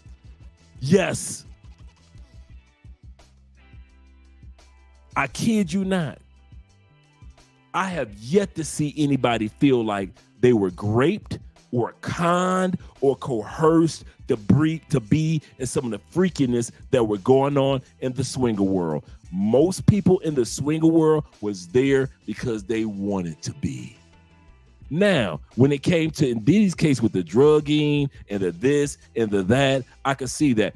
But when it comes to people going from state to state, even when I was in the swinger world, there would be women that said, I got an event that I'm in Florida with you guys, but I got a couple that flies me out to Colorado, to Denver twice a year for the Denver National Swinger event. Remember the radio host, Jeff Bezos, not Jeff Bezos, but I forget the brother, man. That in Florida, that was the radio host, and he would do the cruises, the swinger cruises. Jeff Bezos? No, not Jeff Bezos. Jeff Bezos is Amazon. Basin something. I forget the brother's name. You guys remember. But Diddy got caught up.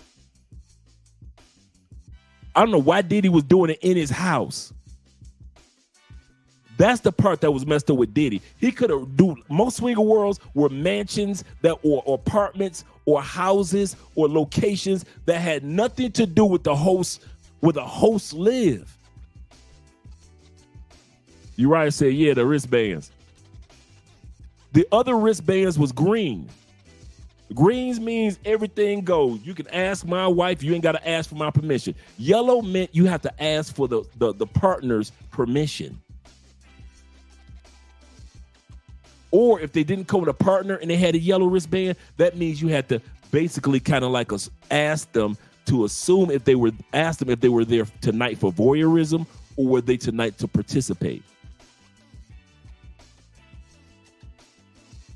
Green meant they down. They there to have some sex. And I promise you, anybody that's been in the swinger world, or Michael Baston, thank you very much, brother. Oh, you was on one of those cruises? Shout out to you. See, Uriah, boy, I knew I'd like you for a reason, boy. I want my boy, my dog. I'm like you, dog. Hotel suites, yep. Cali, Colombia is the capital of Swinger World in Colombia. Oh, you know your boy found out about that long before I met Andrea. That's how I got to Cali. See, so most of you do think Andre came to Colombia and he went to Cali because of Andrea's love. I didn't know Andrea. What are you talking about?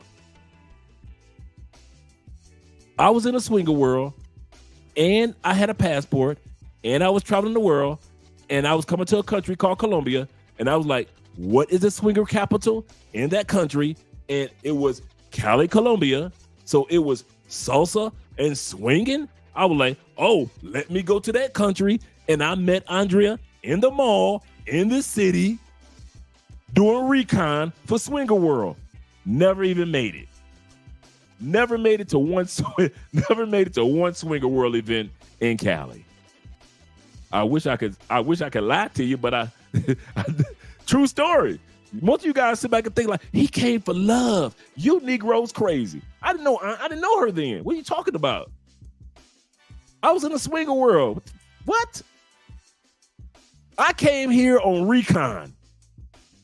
If y'all can romanticize in your mind, Andre came to Colombia. Our brother from the States came down here, found the love of his life. That was not on my mind when I came to Cali. I came to Cali because I saw sisters and I saw others with tans and big booties and pretty faces, and they look better than the women in Medellin. And Medellin women are fine. And I was like, they finer than Medellin women? And it's the swinger capital? Well, let me go on down to this place called Cali. All I knew about Cali was salsa music. That was it. Salsa capital of the world. Other than that, never even been to a swinger spot down here. So when Andre be like, you stole my youth, girl, do you not know what you stole from me? When Andre be like, I was 23 when I met you, you stole my youth. But I don't say nothing, right? See, since Andre gone, I can say this to y'all. Andre be like, you stole my youth. Do you know what you stole from me? Do you know how many Colombian, Venezuelan swinger events I could have been in? Peruvian, I could have been in all that Peruvian ussy. Just all the Peruvian flavors. Do you not know what you stole from me? Yeah, I never got involved in it down here, but it's the capital. Yep. But yeah, man. Yeah, Michael Basden. Thank you very much, gentlemen. Thank you very much, Michael Basden. Absolutely correct. Yep. And Mike wasn't shy about his. He was straight up. But I kid you not, and I met some of the coolest people, dude. Coolest people. So there's a small hint of me, a small percentage of me that's like, how Diddy went about it was wrong, but don't think that the freak-offs are the only freak-offs in the United States. Please don't think that. Please don't think that. I've been to plenty of freak-offs, plenty of them that had nothing to do with a Diddy situation. Plenty of them out there, bruh. And usually, I'm telling you, this is what I liked about Swinger World. You want the truth? Swinger World was where men were the minorities among horny women. I won't even lie. I don't know why we're talking about Swinger World right now. But Swinger World, you were guaranteed one thing. I don't care if it was a Michael Basin cruise. I don't care if it was a Diddy party. Men were the minority among horny women. If you ever want to be among a harem of horny women, Swinger World, you never get 1-to-1. Ever. I've never been to a swinger event and it was just as many men as there were women. No, hell no. No. I've never been here we go. I've never been to a Swinger World event where it was like a sausage fest, where it was like all these men showed up and there wasn't no women there. Like that. See, it's kind of funny. I thought about this a long time ago. I don't know why we're talking about this, but let's go with it. I thought about this a long time ago. In the real world, you go out to the club, and sometimes it can be majority dudes and not that many ladies. Sausage fest, right? Just dudes all around. In the swinger world, it's opposite. Swinger world, women will get frustrated because there's not enough men. And the women will get frustrated because, and I kid you not, I'm telling you the truth. Women will get so frustrated and turn off if they go to a swinger party and there's not enough horny men. Because they came like, girl, I came to F tonight. I came to get my freak on tonight. And it's only 15 dudes? What? And it's 45 of us women? What? That one I've seen many a time. My man Joy said, I've been trying to get into it here in, he said, get into it here in Bogota. I hadn't researched Bogota at all, but I could easily see Bogota being a part of that circle. I really can see Bogota because Bogota is so modern and kind of like Colombia's westernized city. So I could see that. I could easily see women in Bogota like that. That's the. Hey, Joe, you know what? Another reason why dudes don't go to swinger world like women do. Men are more self-conscious of their private part than women are. I'll say this again. Women could look over and see another woman with the perfect breasts and look at hers and be like, and keep it pushing. Men can't take seeing another dude and he about to bang out 5 Asian chicks and you looking at you like, I ain't never banged out no 5 Asian chicks, and I got three Latina chicks about to come up on me right now. I ain't never been with no 3 at the same time. Oh my Lord. And dudes panic. So men don't show up. I kid you not. Swinger World taught me. I don't know why we're talking about Swinger World. Swinger World taught me that most men that talk a good game talk a good game. I'm gonna say this again. Don't let it go over your head. Swinger World, being a Swinger World taught me most men talk a good game, and that's just about it. You know how many dudes I invited to Swinger World? Dude, I'm telling you, every time I go, it's 50 baddies. Man, it's only like 10 of us that show up, and we be beating them up, dog. Come on through. Dog, I'm gonna come through, dog. How much is to get in? $50? That's it. I'm in. Cause if you're single, it's like it's always more for single dudes, right? So come on in. Dudes never show up. Never freaking show. Even if the Swing World event got private rooms to where you ain't gotta have sex in public with everybody else, you can have private rooms.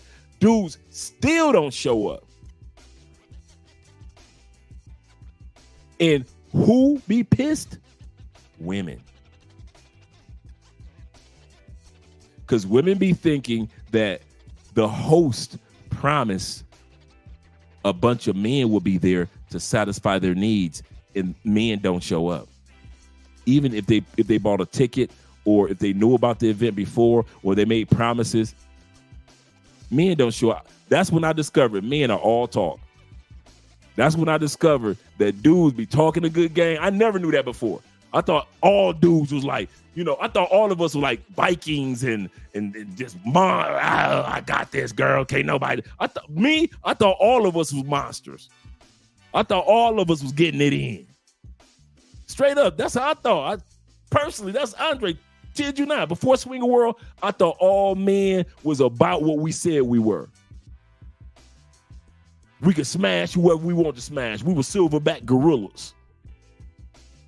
We walking down the street like we John Travolta. That's how I personally thought all men were. Man, I got in the swinger world. Man, I found out that men were scary, soft, sensitive, emotional about their private part, scared. I did not know none of this. I was like, what? Sensitive. Men are sensitive than a mother about their dick. Straight up. Straight up. Let me go to you guys' comments. Let me scroll down, then scroll up, and then I'll come back down a little bit. Twan, because Twan said something earlier. He was like, what Twan said? Twan said, I miss Swinger World. I miss the Swinger World. He said the women trying to get it too. Yep. He said, my experience with the Swinger World events is that they discourage single men from going. They do. They do. So this what my get around was. Shout out to you, Ransom. That's true. You know what my get around was? And my homegirls and my co-workers get around was. I just had them come as if they was my girlfriend. Because they would always charge, like if it's $50 per couple to get in, they would charge us men like $175 if you single. Oh, you single? Oh, yeah, you paying $175 to get in. Now, for many of us, it was like, to be able to smash all night long, you had to take this $175. They do try to discourage, but for me, how I would get around it was I would become cool with a chick that was in Swinger World. I had Swinger World chicks that were pretending to be my wife and girlfriend that I have never touched. I mean that. I have never touched them, never wanted to touch them, but we would go to Swinger World events pretending like we were boyfriend and girlfriend. She would go her way, I would go my way. We'd meet up a little later, probably do a couple drinks, and then we'd go back about our business. And then we'd meet up at the end of the night when it's time to go home. That's how I got around that. That's the only way you could get around. But two dudes just walking up in there, you're right. Two dudes like, what y'all doing here? We come for the event. Yeah, that's going to be $175 a piece, players. But we heard it was 50 for couples. That's true, Ransom. That's 100% true. They try to discourage it from single men. Now, you're a single woman, you could dang to get in free. You could dang to get in free if you're a single woman. For swinger events, the preference for couples, then single women. See? See, you're absolutely correct. You just read my mind. I actually read yours. Yeah, that's exactly how it was. Big Brother said, man, if you're in shape and cardio on point, you will have a field. Bruh, as I was talking, I was on my P90X back then too. Anybody that ever did P90X, you know that P90X will have you chopped up, cut up like a statue. I was on my P90X back then too, 6'3", chopped up. Man, I couldn't wait to show that body off to the ladies. Man, I'm just walking out the swimming pool, nothing on, just walking out the pool. What's going on? No ditties. I remember one female told me, she said, you walk out that pool with no swimming trunks on, I'll give you some fire head right now. Bad Italian chick. She was standing in front of her girls. Man, I walked out that motherfucker slow motion. I didn't even walk out the pool. I just started walking on water. You gonna give me what? With your sexy Italian?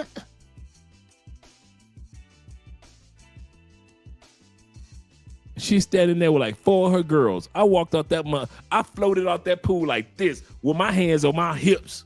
I floated with my legs spread. I just rose out the water and just floated directly to her and let her give me fire head, bust in her face in front of her while I'm looking at her friends. This the funny part. While she giving me head, I'm looking at all her friends like I want to.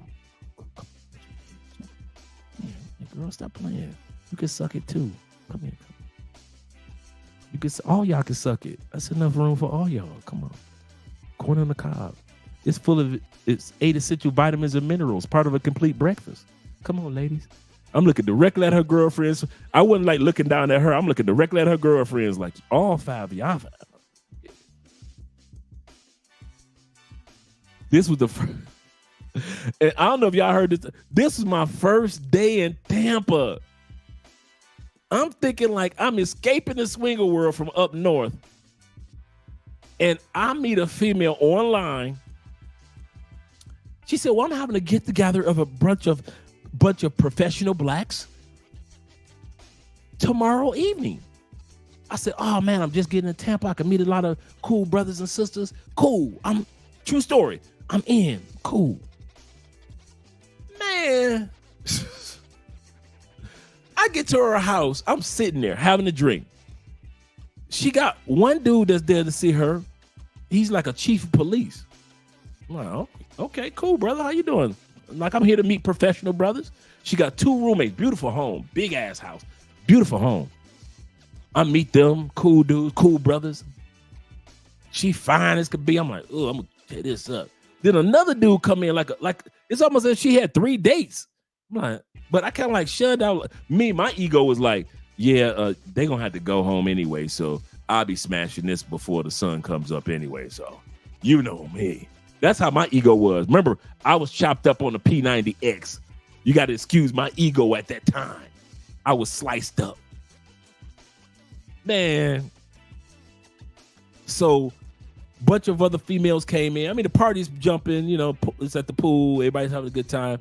And I'm sitting at the table and we're having a conversation about the swinger world. I was like, yeah, up north, I used to be into this and that and that. I said, but, you know, I'm kind of stepping back from the swinger world. And I remember one chick said, you stepping back from the swinger world. And it went over my head, right? You stepping back from the swinger world, keep that in your mind. Stepping back from the swinger world. And I'm like, okay, I'm still drinking and talking to people, meeting more black professionals come in. I'm like, oh man, it's really cool meeting. First day in Tampa. First day in Tampa ever. Man. I sit my happy tail back.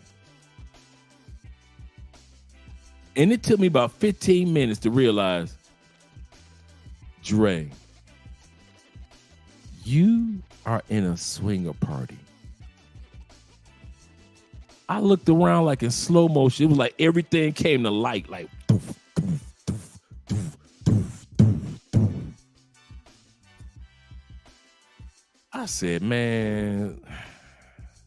So I jump into the pool, kind of like clear my thoughts like, okay, you gonna stay? Are you gonna leave? What you gonna do? I come out the water, and that's when the Italian chick walk up to the edge of the water. She said, and I look up, I'm like, damn, she fun. And she was like, I give you some head right now if you come out that pool. Butt neck.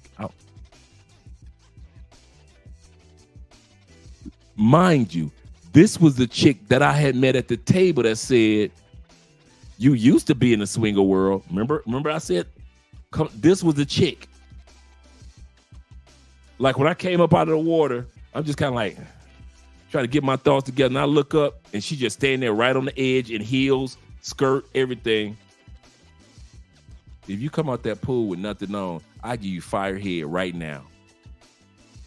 I look behind her. I saw her like 5 fine friends standing there, like 4 or 5 fine friends standing there. I'm like, you do know, you realize you talking to the wrong one. I ain't got no problem, boo. It's like I floated up into the air, walked on the water, right over to her. Kid you not. My point is, other than what my man talk about, women love sex. That's what my point is. Let me scroll. Let me keep on going. Yeah, they discourage you. Absolutely. It depends on the party too. Like if it's an event, they do discourage, or it's a club, they do discourage it. But if it's an event, like if it's at somebody's house, it's kind of like they don't trip. I noticed that they don't trip too much if it's at somebody's house because there's not that many men that show up anyway. So therefore, if it's at a house, it's kind of like 50-50. You just bring your drinks. Because, you know, usually men sponsor the drinks and food and everything at swinger events too. Usually at swinger events, the men pay for the food and the drinks and everything. So it's cool.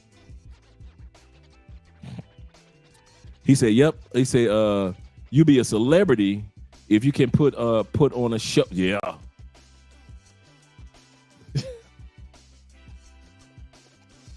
I'm having flashbacks. You are so right. If you can put on a show, and if you got a good personality, now you know how my personality is. If you got a good personality and you can put on a show while others are watching, bruh, you do become a swinger world personality. That's almost like a mini celebrity. That is 1,000% true. Dude, I've had guys, you think dudes hate on you on YouTube? Swinger world, once you become like a mini celebrity in swinger world, the hate is waiting. And I asked a female one time, I'm like, I thought I was cool with so-and-so. I thought it was cool with why he hating on me? And a female told me, she said, Andre, dudes don't like you because you got a good personality and women like you. I said, what the heck you mean?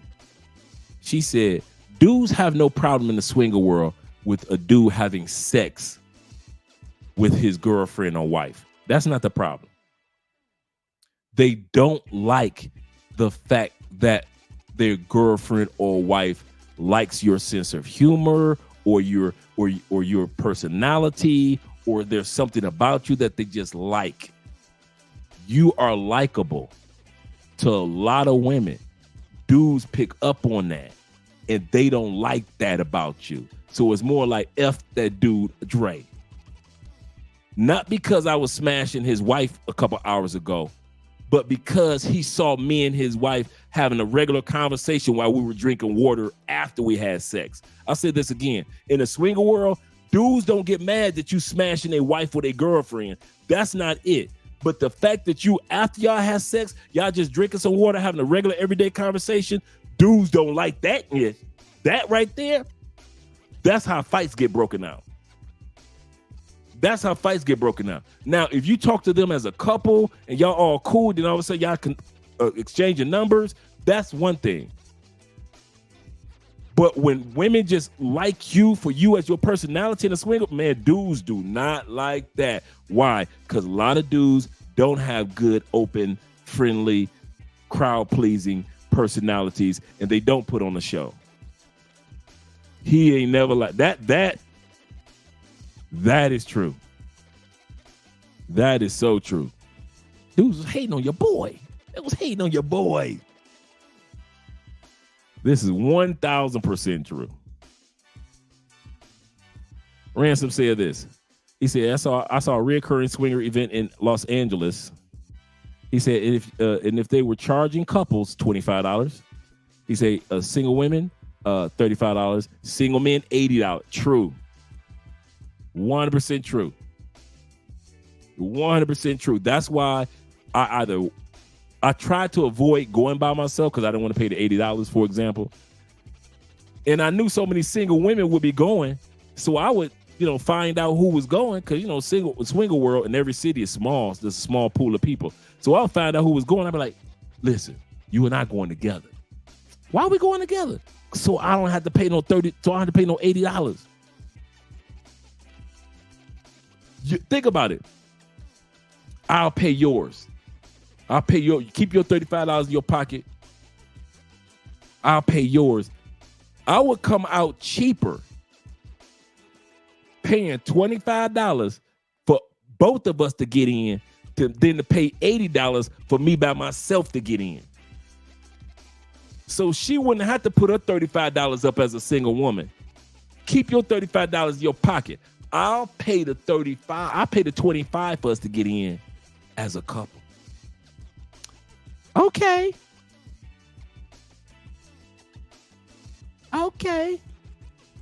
So a lot of times, I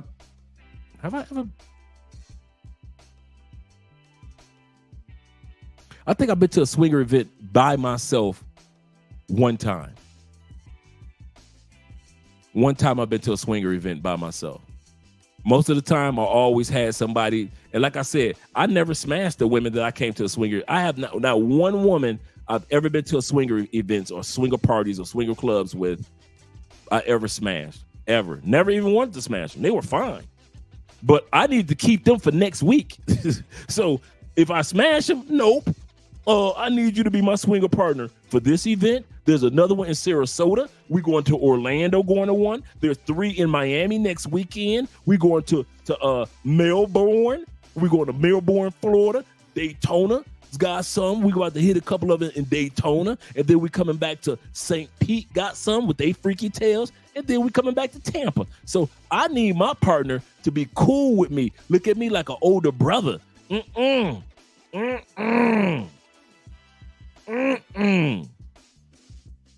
And she didn't have to pay to get in. She didn't have to pay for no driving. She had to pay for no meals. All she had to do was show up. So I had me like 4 or 5 women that I would just have as my pretend pseudo girlfriend, pseudo wife.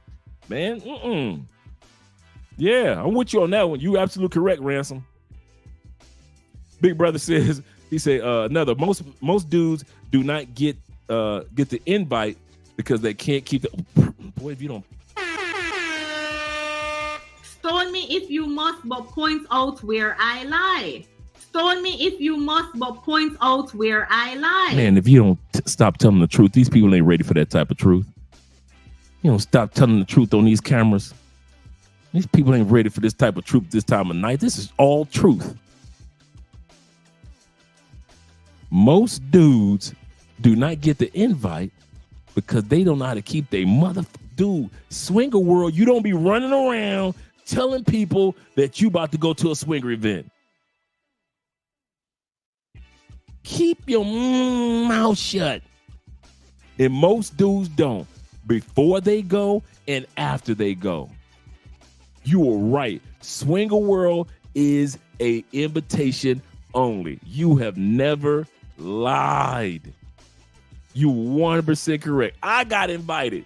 It was like, we need to talk to you. Like, yeah. I was at a party. We were playing the drinking game. If I ever, or have you ever? I haven't played in so many years. You know, and if you've done something, you take a shot. Man, and so everybody was, we was having fun. We played twisters and everything. So adult twisters. And so, man, it was like every time they mentioned something like, have you ever had sex with your boss? Oh, yes, I have slept with one of my female bosses. Have you ever had sex with your boss in her office? Yes, I've. I was taking so many shots to the head. They look alike. We need to talk to you. Literally, that's how it went. That's how I got invited to the swinger world. That's exactly how it happened. Literally, if they were like, who's this dude? Well, this is my coworker, Andre. Andre, this is the gang. And I'm like, okay, hey gang, how y'all doing? And we all having fun. Like I said, we play adult twisters and all that stuff, and having some drinks. And we play the game. Have you ever? And man, listen. By the time the evening was over, they had invited me to my first black swinging event. And she said, Andre, I'll go with you. My coworker who invited me to the regular party where I met all these people. And after that, I was like, oh man, these my people.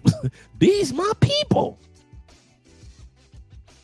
These my people. He said, good deal for people, good deal for couples, yup. Uriah said, that's how I did it. He said, sometimes single men have to be sponsored and pay more. Yup. Facts. Single women are considered house. Yup. On the house. What? Stone me if you must, but point out where I lie. Stone me if you must, but point out where I lie. He said, Andre, I was looking for Apollo Creed from Rocky 1. I didn't get that one. Andre, I was looking for Apollo Creed from Rocky 1. Oh, I was looking like, yeah, bruh. I was sliced up, bruh. I was hitting that P90X hard back then, boy. That P90X will have you looking right in your own house. You ain't got to go jogging around the neighborhood. Now, when you first started, it'll have you exhausted. By But after a couple weeks, man, that P90X will have you sliced up so fast. Man, dude. So I'm looking for reasons to show off that body. I was looking for a reason to take my shirt off. I was like Tupac. Now I wasn't built as skinny as Tupac. But what I'm saying is any reason to take my shirt off, I'm looking for a reason. Going to the mailbox, shirtless. That's what I'm saying. Mowing the lawn, shirtless.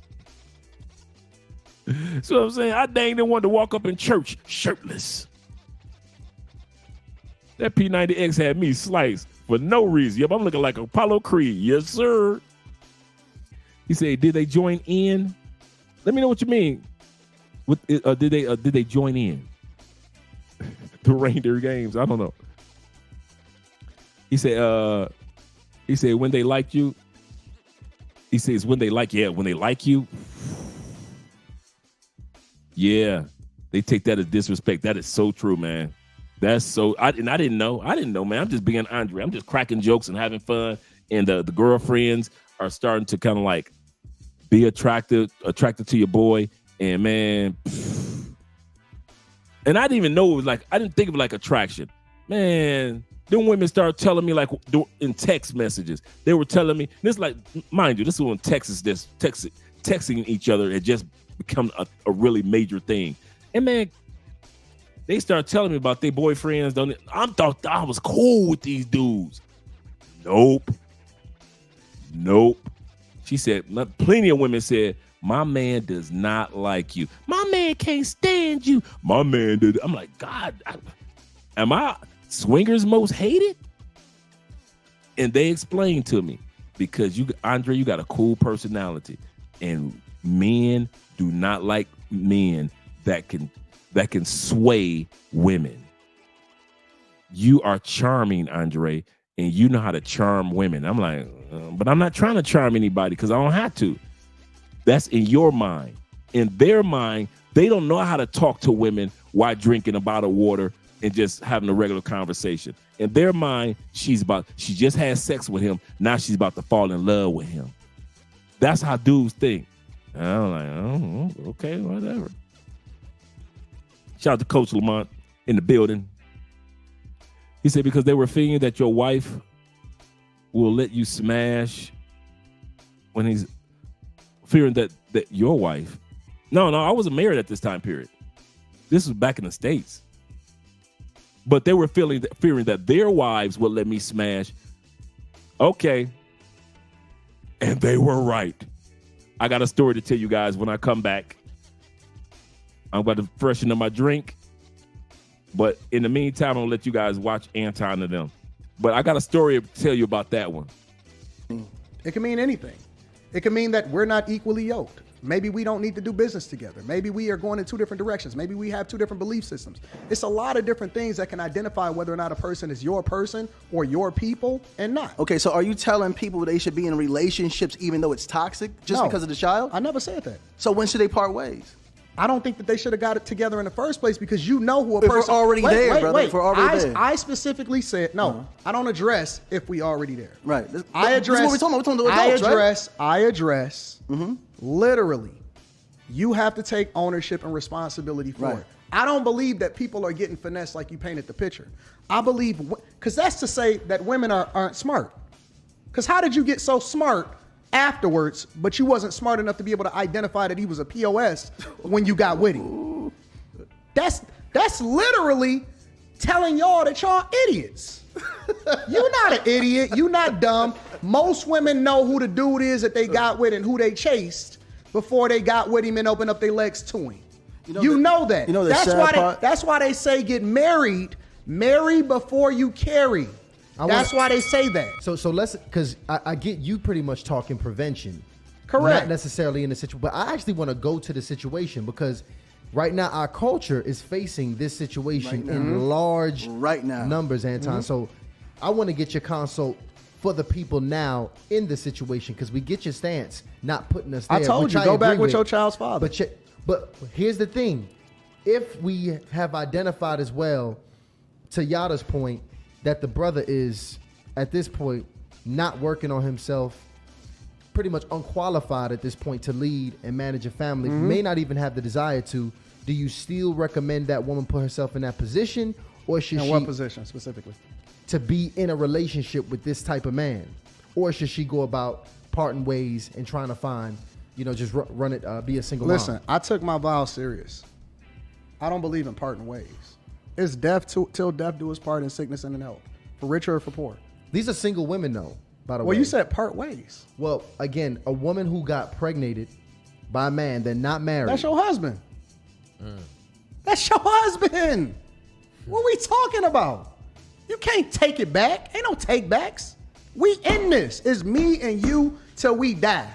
We gonna figure it out. I don't believe I'm hearing this. No. They asked me the question. I never believe I'm hearing this. We gonna figure it out. We gonna work it out. We gonna do it. We gonna make it happen. We gonna take on the world, and we gonna take over the world. It's some things that we gonna have to figure out together. But you just can't leave after you got somebody pregnant. You can't leave after you get pregnant. What you talking about? That's your husband. Man, listen, hold on. That's your husband. Listen to me. Listen to me, ladies. If you're in a relationship with a man, you're pregnant, or if you have children by this man, and this man is not being a man in your life, leave him. If this man is breaking you down mentally, emotionally, and spiritually, leave him and make sure he gets himself together. And if he can't get himself together to keep you in his life, that's not the man for you. Leave. I don't care what this brother talking about. That makes no sense, and it's devilish. It's too many women being killed by toxic men because they want to stay for emotional reasons of the children. Think about yourself, because you can't properly protect your child if you're being abused on any type of level, if you're not being provided for on any type of level. Love yourself enough to know when to leave. If not, you will pour this childhood trauma onto your child. We use extreme words, and in order for him to even survive this debate, he got to use extreme words like abuse. Oh, come on, right? Because again, we're supposed to be talking to the majority, not the minority. People leave each other because they don't like each other, or because it's a difficult financial situation, or because they fall out of love, or because they have lust for somebody else. Of course, there are extreme circumstances where you don't stay in a situation. If you get beat up on, because that goes without saying, we shouldn't even have to address that. Of course you shouldn't stay in an abusive situation. But again, he's using extreme versions of the conversation in order to be able to survive, when in reality, we talking about people that's just walking away because they don't like the person, or they don't like his financial situation, or they don't like what it is that they think this is going on in his life or her life, or she see her friend and she get influenced by it. That's what we talking about. Most people are not just walking away because, oh man, every man... Come on, man. A woman does not walk away from a place where she feels happy and she's stable on each and every level. A woman will never walk away from a man where she feels secure on each and every level. This brother said a woman will never walk away from a man when she feels secure on every level. How many women have we seen that were in amazing relationships, Tia, where the man wasn't cheating, Tia, where the man was focused, Jenny Mai, where the man was doing what he was supposed to do, Lisa Ray? And these women decided they were going to leave anyway. How many dudes have we seen that were NFL players? Faithful. The few faithful NBA players. And the female just up and left the dude after she got pregnant. How many females have we seen out there that got pregnant by NBA players and didn't stay with him when he wanted to stay with her and take care of his seed? This dude said no woman with a good supportive man will leave that man. Is this Negro crazy? This brother getting his money. When I sit back and I hear this brother talk, this brother is getting his money. Cameras off. No cameras. I would tell me personally, I would walk up to this brother and give him a dap. Get your money, player. What you mean? Don't what you mean me. Get your money, player. I see what you doing. The game is to be sold, not told. I ain't mad at you, bruh. No wonder he became a multimillionaire just lying to women. No wonder Bishop Jakes blew up for lying to women. All these other pastors blew up. All you got to do is lie to women and they will believe it with their money. Once again, you lie to women and they will believe it with their money? Bruh. I'm not mad at you. For a second, I couldn't agree with Anton when Anton was saying, go back to your baby daddy. But then Anton kind of cleaned it up and said, I'm not saying in extreme violent situations, it should be obvious that if it's domestic violence involved, you don't stay there. That's obvious. I shouldn't have to say that. Anton said, I shouldn't have to say if you're in a dangerous situation, leave. That should be a given. He said, but I'm saying in a basic situation where there is no violence and there is no madness, there is no reason that you should have left that guy if he's done nothing wrong. Go back to your baby daddy. And a lot of women don't want to admit that the best man that you're going to ever get was the one you had that seed by. A lot of our sisters, cousins. I've smashed women. We're going to go back to my story in the swinger world. I have smashed women that I knew that her last boyfriend was a better man for her than I was.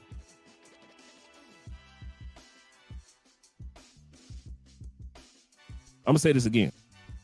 I have smashed women, and some of you dudes have too, that you were just a good smash. But the last boyfriend who she was with, that's who she should have been with. After she told you the tale of what took place, I shouldn't even have gotten that coochie. You should have been back with your man, girl. He wasn't as bad as you making him out to be. Thank you for the coochie, but you should have been back with your man. Am I lying? Am I the only one that's been through this? Put a 1 in the comment section if you have ever smashed a chick and you knew that the last dude was going to treat her way better than you did. I ain't paying none of them bills. I ain't buying you no fur coat. I ain't buying you no red bottom boots. For Valentine's, I ain't give you no. He got you what for Valentine's Day? I ain't give you none of that for Valentine's Day. Christmas, girl, I ain't buying you, your kids, your mama, or your grandmama Christmas gifts like he did. Thank you for this coochie. Now, don't get me wrong. This coochie was fire, but I will never do what he did. You need to go back to your ex. Thank you. Let me put a 1 in the comment section too. Let me put 1s in the comment section too. I have smashed some women that I knew I am not about to do what he did. You need to go on back to that dude. Thank you for this coochie. Thank you for letting me hit it 4 times. Thank you for letting me come over at 12 o'clock at night and hit it and leave at 5 o'clock in the morning before his kids wake up to have to go to school. You caught that? I come over at 12 o'clock at night. I beat that coochie up on a Tuesday night. On a Tuesday. Till 5 o'clock in the morning. I leave before the kids wake up. Your kids. Yeah. All you dudes that are fathers. Yeah. All you dudes that's watching Love Crossing Borders right now, it's a dude beating up on your baby mama, beating that coochie up right now while your kids are asleep. Your kids get up 5 o'clock in the morning, ready to watch some cartoons and some cereal. I'm gone. I'm gone. I done beat your baby mama up. I'm gone. I'm like the ghost of Christmas past. I'm gone. But the person that treated her well was you, her kid's father. I agree with Anton. If your kid's father was the best man that ever treated, no matter what you say, if your kid's father treated you better than any man that you had, You might not have liked your kid's father at that time period, women. But the last 6 dudes like me that you came through, ain't none of us 6 dudes treated you like that dude did. You can call him for doing a flat tire. Your baby daddy gonna show up. Why? Because this is his kids in that car. I ain't showing up for ish. I don't care if that car hot and no AC. I'm gonna keep you in my prayers, though. I'm gonna keep you in my prayers. Call me when you get that tire fixed so I can come over at 12 o'clock at night, beat the coochie up, and be gone by 5. But anything after 5 o'clock in the morning, I don't do for her. I don't fix no cars, no tire. Man, listen. I'm not doing nothing that you wouldn't do for you and your baby mama. Both vote Trump. I might be voting Kamala. I ain't doing nothing for your baby mama. Even my voting might be different. I'm just using that as an example. Believe you me. Believe you me. There's plenty of us dudes out there that have beat baby mamas back. Dude, some of you dudes, it just hurts your heart to hear me talk like this. If I could have I need to write a book called The Next Man Chronicles. If you knew, because you were like the first or 5th or 2nd dude that your baby mama ever been with. Ain't nobody ever hit that coochie like you till she left you. I'm going to say that again. Ain't nobody hit that coochie like you until she left you. You thought your baby freak. I know your baby mama's a freak. I'll say that again. You thought your baby mama was a freak. Your baby mama was at the Diddy parties. Your baby mama was at the Diddy parties.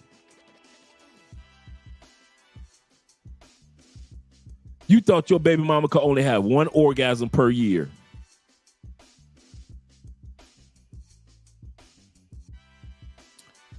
Put a 1 in the comments. Okay, all you dudes as fathers. You got a baby mama? Okay. Put all you dudes that have smashed a baby mama before. Did she not say that this was, I never did this before, or I've never experienced this before, or I don't know what this is. Oh my God, I didn't know I would like this. I enjoyed this so much. Put a 1 in the comment section if you had a baby mama that discovered some stuff about her sexually that she never experienced with you daddies. You know how many baby mamas I done been through that bust a nut for the first time. Anal for the first time. Suck my big toe for the first time. She ain't never sucked no feet. She sucked mine. She ain't sucked yours. She got 3 kids by you. Put a 1 in the comment. Come on now. Put a 1 in the comment section if you had a baby mama that said, I've never done this before. I never let anybody give me a facial. I never let my kid's father bust on my face. Put a 1 in the comment section if you ever heard a female say, I've never done a threesome before. I was with my child's father 4 years, and he kept asking me. And I was like, no. I don't know why I did it tonight. You know how many baby mom, dude, if you knew the stories, that's why I'm like, dude, if you knew the stories that your children's mother tell the next men, all the whore that she wanted to be, she's done it with dudes like me.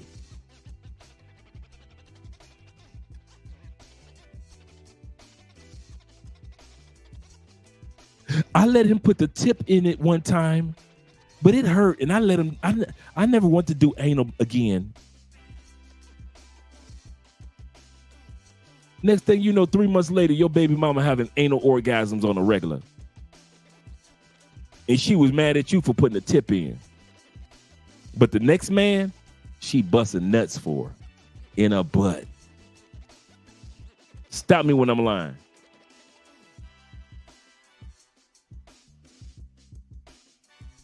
My man Slim said, I've been a virgin 4 times. Stop me when I'm lying. Man, if you fathers, shout out to, I love you fathers. I'm going to tell you something for real. Shout out to you, bruh. You dudes, you fathers, man, I appreciate you brothers so much. I owe all you fathers a drink, a Christmas card, and a holiday. Man, when you come pick up your kids, you do not know the nasty it that take place in that house when them kids gone. Woo! If you knew the nasty ish that take place in that house, if you knew how many times I done bust on your kid's bed, boy, you'd have broke your baby mama's neck. If you knew how many times I've been on the top of that bunk bed with my big tail, breaking that tail in just because I wanted to have a story to tell. Yeah, I done hit some coochie on the top bunk bed before. You know how many times I'd have been inside your baby mama on the top of your bunk bed that you paid for? I'm talking about that sturdy steel one. I'm talking about that strong wood one. I'm talking about the one that's like this or the one that's shaped like an L. If you know how many times I done bust on them Spider-Man sheets, boy, you be done broke your baby mama's back a long time. You done broke her neck a long. Put a 1 in the comment section if I'm telling the truth. If I'm telling the truth, come on now, all you dudes that have smashed baby mamas. Does not freak nasty stuff happen in that house once them kids gone to their grandparents for the summer or going to their babe or their daddy's house for the weekend, or it's daddy's turn to keep them for the holidays and you're a good father, so you come to pick your kids up and you so happy because your little baby girl, your little princess, I'm happy too. And I think your little princess is the cutest thing on 2 feet. I ain't hating, but when your little princess get in that front seat and put that seatbelt on and get comfortable, and she take them big eyes and look up at daddy, and what we gonna be doing for 2 weeks, daddy, and you ready to take her and enjoy those 2 weeks with your daughter, bruh, that house becomes Amityville. That house becomes Amityville horror. It becomes a horror movie. Ain't nothing but creaking and cracking and walls talking and demons coming out and angels fighting demons and all. Bruh, listen. Ain't nothing but fingerprints and breath stains on the wall. Cause you knocking her while she's standing up. And her breasts are pressed up against the walls and fingerprints are pressed up against the wall. And ain't nothing, the reason why the fingerprints are pressed up against the wall, because you were putting that baby oil on her, the coconut baby oil, or the coconut oil all over her. So now she got it on her hands and you hitting it up against the wall, and now her breasts up against the wall. So when she walk away from the wall, ain't nothing but breast prints and fingerprints on your child's wall. Man, y'all baby, dude, this dude will sell you that women are innocent when it comes to sex. Bruh, just ask baby mamas. Why? Why baby mothers? You ready? Because baby mothers don't have time to get the sex life in like they want to. I'm going to say this again. Most baby mothers are good women.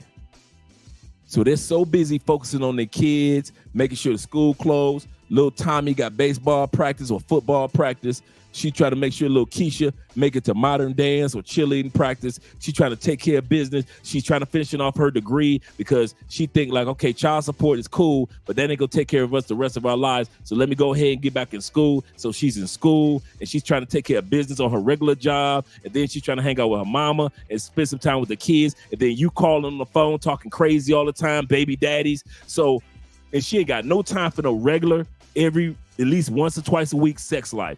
That ain't happened since you. I'm gonna say that again.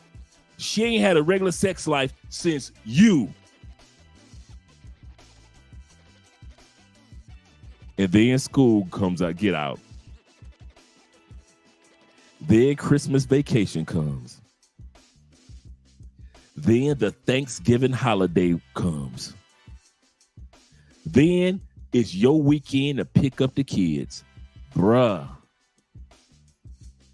Guys, am I lying?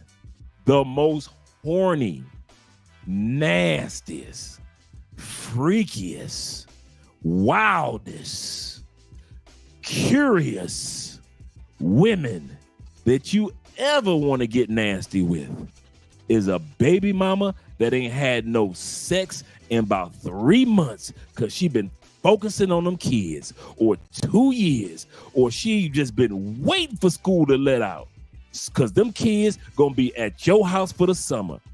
Boy, you talking about a brother was getting my phone used to blow up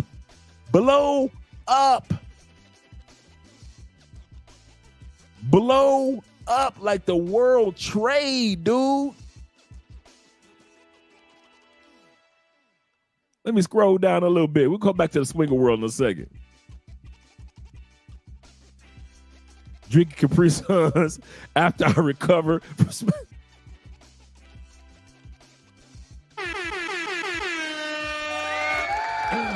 oh, you drinking the kids Capri Suns. And you know what? I know you ain't lying. See, the baby fathers, oh, he lying. No, Dad. Those Capri Suns that you paid for your little junior, you gone for the summer. Junior gone with you for the summer. Them Capri Suns still in the refrigerator. It's like 6 of them still in the refrigerator. Man, my man getting, after he didn't hit it, he get his nourishment back with the straw. The Capri Sun nourishment. Shout out to you. Man, you need a super chat. Man. Yep. Bed need oil, or them screws need to be tightened. You be like, ain't nobody tighten. When the last time somebody tightened these screws on this bed? Because this is...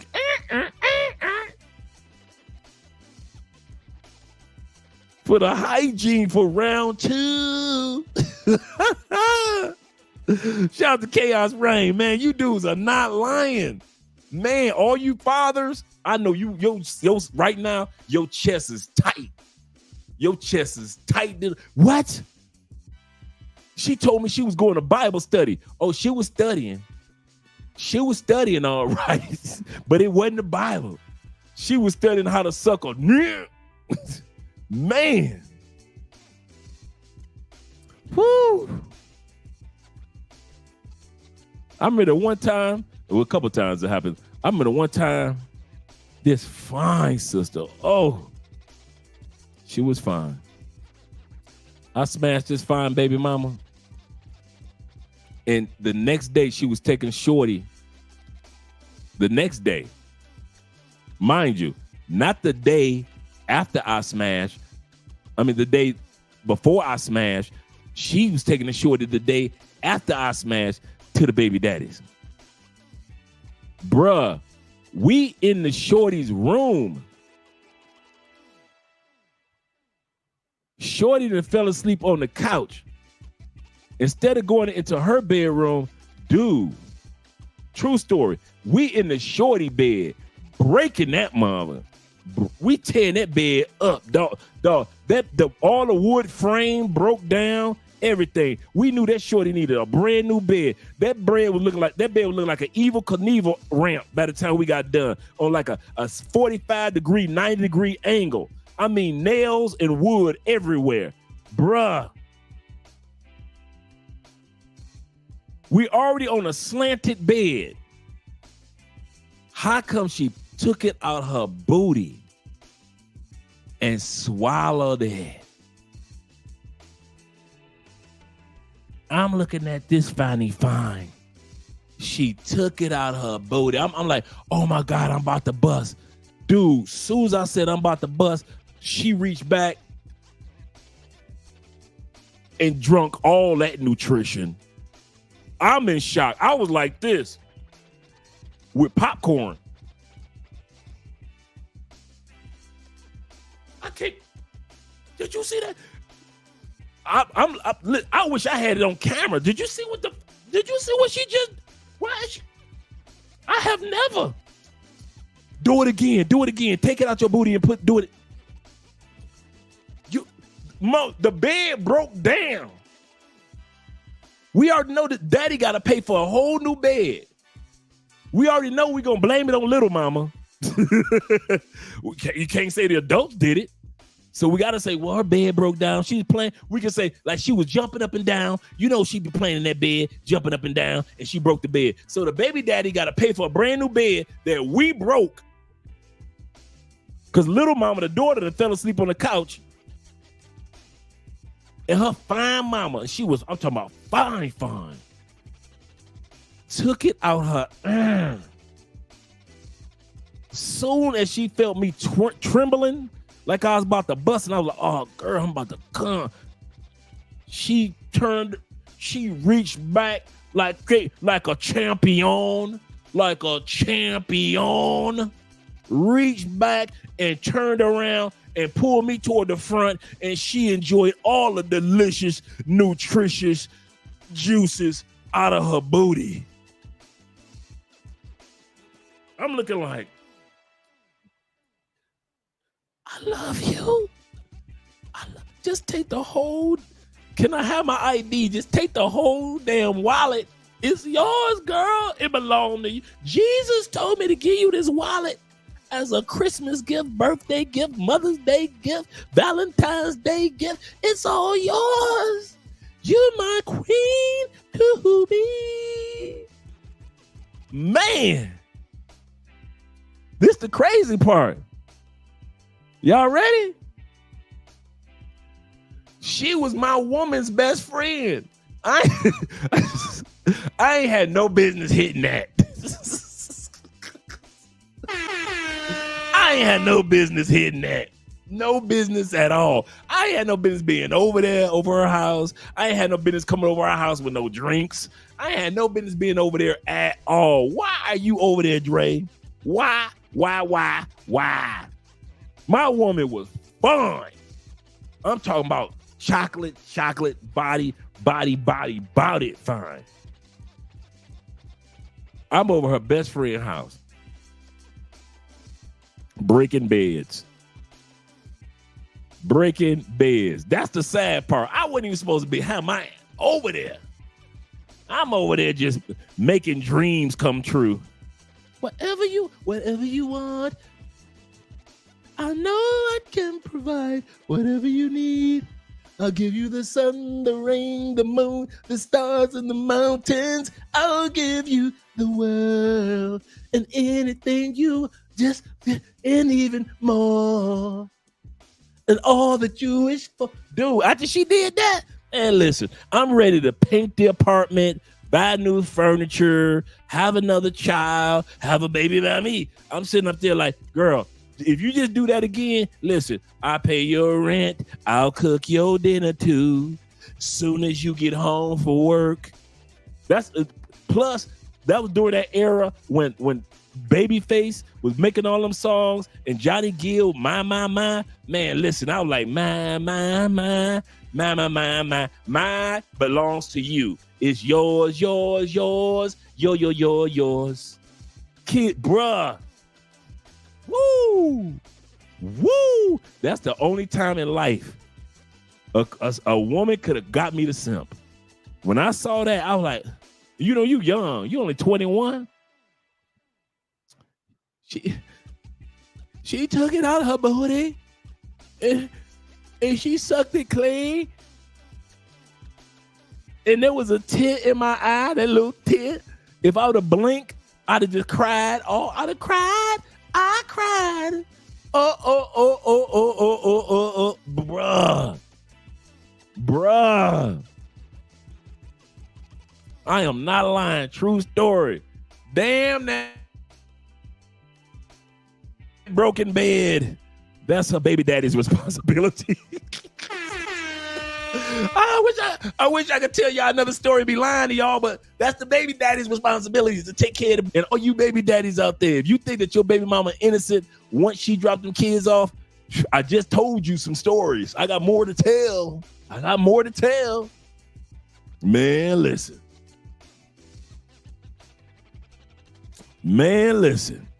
When these dudes be trying to sell it like baby mamas are innocent like this dude, they are precious. They're doves from above, angels, blessings from God. Shh.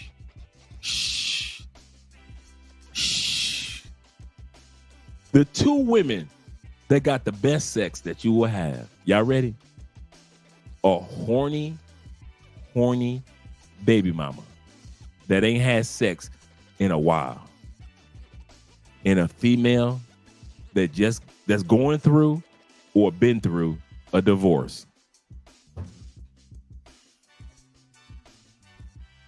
Fresh divorce coochie. Fresh divorce coochie with that new divorce smell. Yeah, she was a soul thief. That's what she did. Bruh. Man, if she'd have told me at that moment, leave your girlfriend, I'm your new woman. Okay. Okay. Whatever, okay. Whatever you want. Whatever you want, you know I can provide. What makes you think that I would try to run a game on you just as sure as my name is Dwayne? Man, listen, she got me singing Tony. And I'll treat you just like a queen and give you fine things.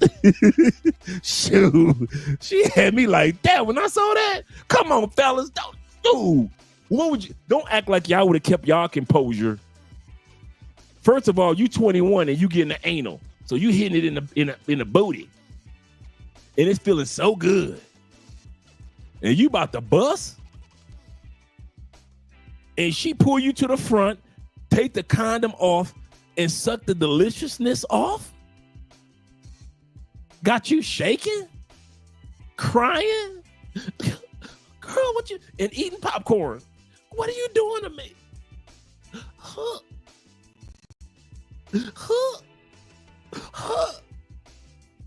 I think I love you. I know I love you. Girl, I will become a drug dealer for you. I already make enough money. I just want to make some illegal money just to let you know I work hard for whatever you want. She stole my soul, bro. I ain't gonna even lie. That night,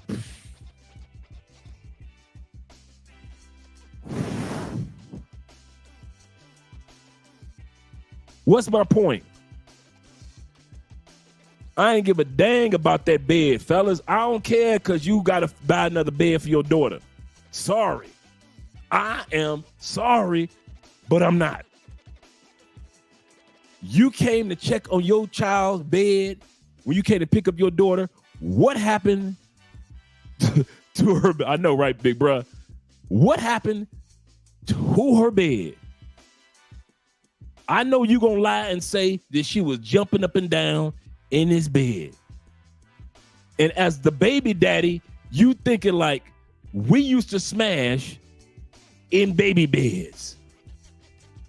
This heifer is smashing somebody new in my daughter's bed like we used to smash in our daughter's bed before we broke up. I know a broken bed from sex, what it looks like. Me, I didn't care. That argument was between her and the baby daddy. I did not care at all. Didn't come to mind at all. I didn't ask about the bed. I wasn't wondering about the bed. I just came over a couple weeks later, and there was a brand new bed in there for his little princess. Right. Right. Facts, Will. Facts. He says literally a sport for some women, just child's play for some. He said the goofies wouldn't understand. True. And she told me. I'm glad that you said it like that. Bruh. Big brother. She told me. She said, Andre, we're gonna do this one time. The hell are you talking about? Remember, this is my girl's best friend, like partner. I'm like, what you talking about? I said, I'm bored and it was storming and I got some drinks. So let's drink these drinks, girl. Stop talking. You tripping. Dude, I went over there not expecting sex at all. You tripping. Man. She just unzipped my pants and started giving me the fire's head. I was like, eat my popcorn. I usually don't do this. I feel like R. Kelly. I usually don't do this, but bring the remix. Bring the remix. I usually don't do this. I was like, dang. Bruh. And she was right. She ain't never let your boy hit it again. She never let me hit it again. As much as I came knocking like, I said, first time I come knocking like UPS, DHL, Avon, anybody, Jehovah's Witnesses, anybody, open the door, girl, open the door. Just open the door and laugh at me. Just open the door and laugh at me for coming up. Just open. Andre, you ain't supposed to be here. You are my best friend's man. The best friend was wild, but not like that. Not like that. Not broken baby's bed. Wow. And the best friend ain't had maybe she was. Best friend was so wild. Best friend turned me on to wildness. You know, you your early 20s, you having your little sex, and you think you're doing something. I mean, your late teens, your teenage years, you think you're doing something. You ain't doing nothing. And then you get into your early 20s, you discover more. Bruh, I'm with her best friend. But I'll never forget this. We having sex, I'm stroking, and she said, now call me a bitch. And I was like, this is the first time I ever heard this. Now call me dude, this female face was gorgeous. Supermodel gorgeous with a supermodel fine body with big breasts, big butt. Dude, she used to wear cat suits. Dudes, I saw her cause a car accident one time from dudes that was watching. We were walking down the street and dudes were looking at and that month quash. We're like, see, Oh, you just think this funny, huh? That was me back in the day, right? You think it's funny, huh? Accidents, ha ha ha. So we having sex, and the first time I went into wild. No, I guess I was into some freaky stuff, but I wasn't into it like straight into your face. And she said, now, call me a bitch. I was like, what? I'm thinking like, you so precious, I'm thinking like my man, the dude, the little hustler dude that's debating Anton. I'm thinking like, women are angels and queens. Women don't like sex like that. Women aren't that nasty like that. You're a queen. I'm like 19. I don't know any, like 19, 20. I don't know any better. Oh, yeah, queen. She said, call me a bitch and stop acting like a bitch.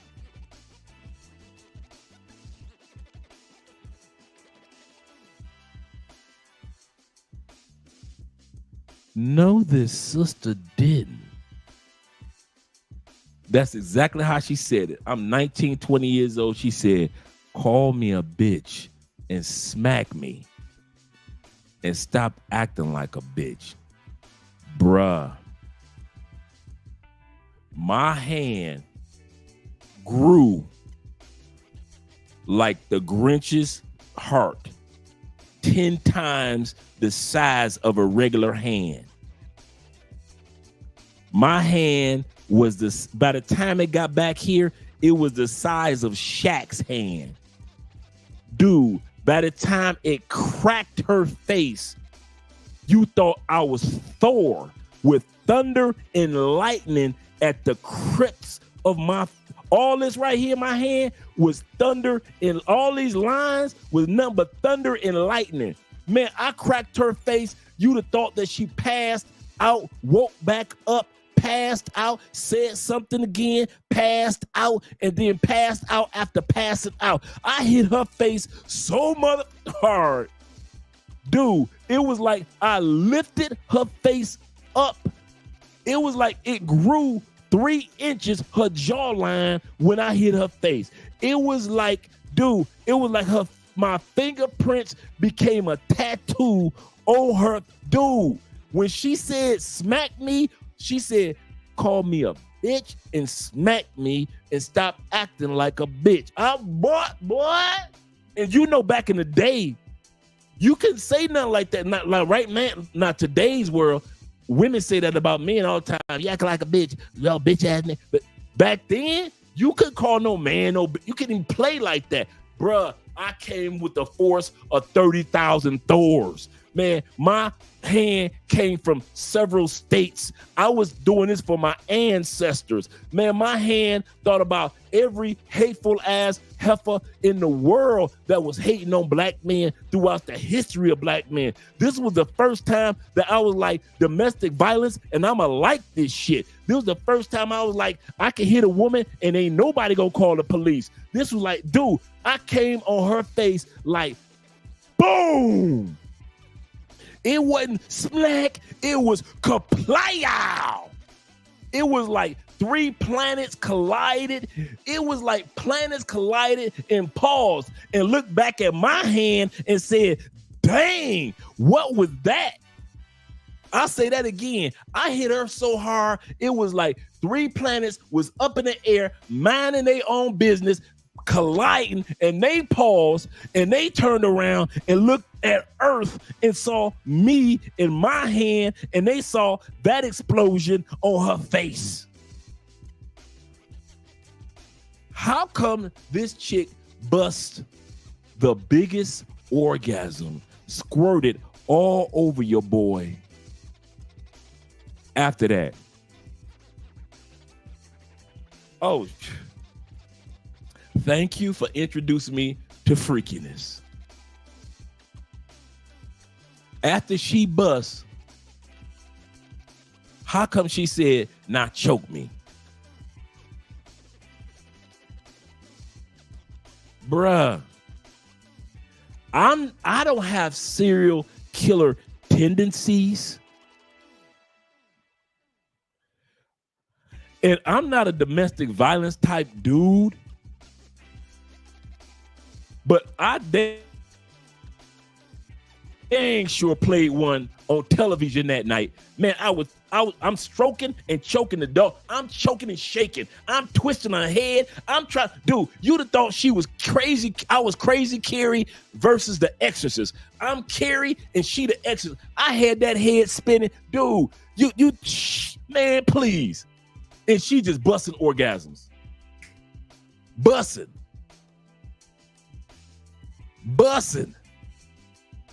And I'm looking like, so I'm confused.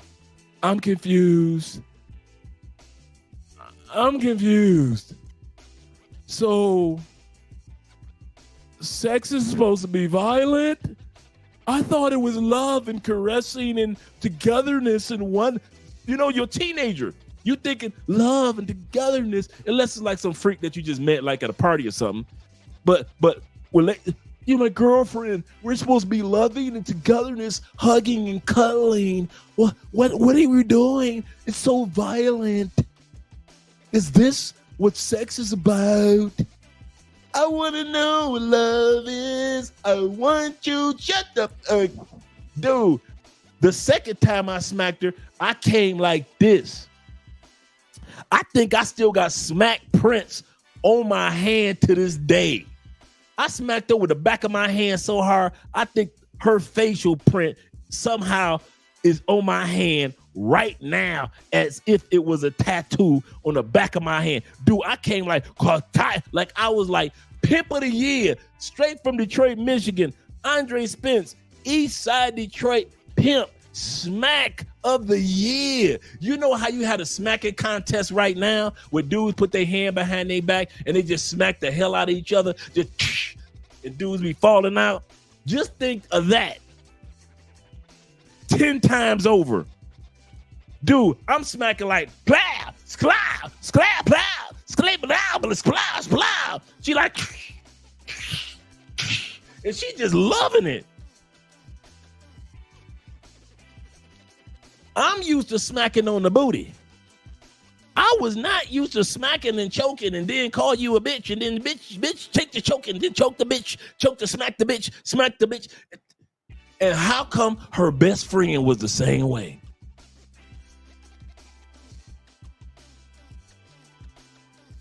How come after the best friend took it out of her booty, put it in her mouth, she put it in her mouth, sucked up all the nourishment, looked up at me, I used what I learned from her, fellas. I used what I learned from her friend. I smacked the dog. I ain't gonna lie. I smacked the dog shit.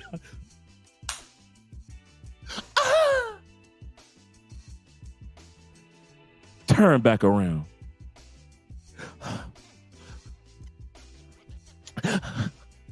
And she turned and tooted that ass right back up, and she just let daddy just slide right back in there. And y'all wondering why I wanted to give her the wallet. You wonder why I wanted to give her the wallet, including identification? I still have my high school ID in this month. Kids, you now I'm fresh out of high school 2 years. You know how in high school, you know how to let your ID go for a couple years, so you still got your high school senior ID in your wallet.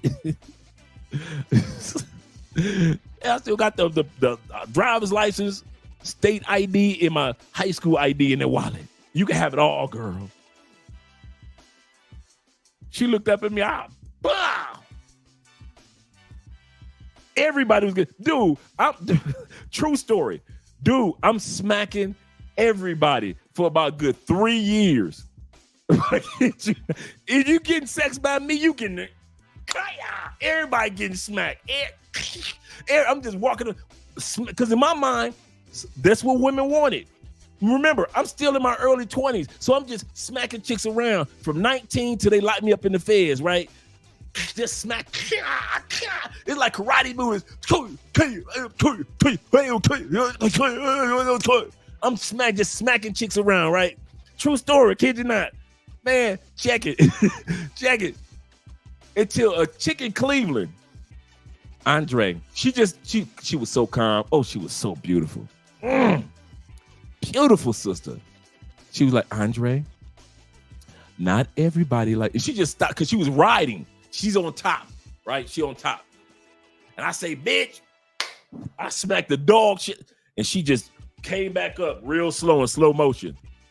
Andre. And she had this serious look on her face.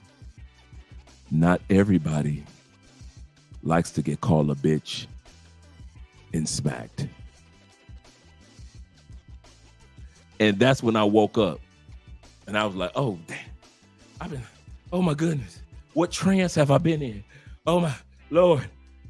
I've been smacking bitches for 3 years. I don't know what I was doing. I don't know what I was thinking. I'm smacking women. Women don't like to get, so not everybody needs to get smacked? Oh, okay. Damn. Oh.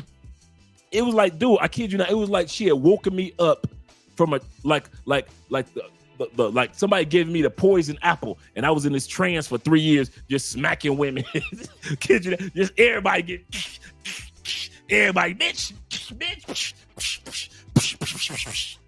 And she just was so calm, and she was so beautiful, and she just looked down at me with the pretty slanted eyes, and she was like, Andre, not every woman likes it. She said it's so sweet, and I think that's what probably really woke me up. She said, Andre, not everybody wants to be called a bitch and smacked. You can smack my butt, but not me. And I felt so bad.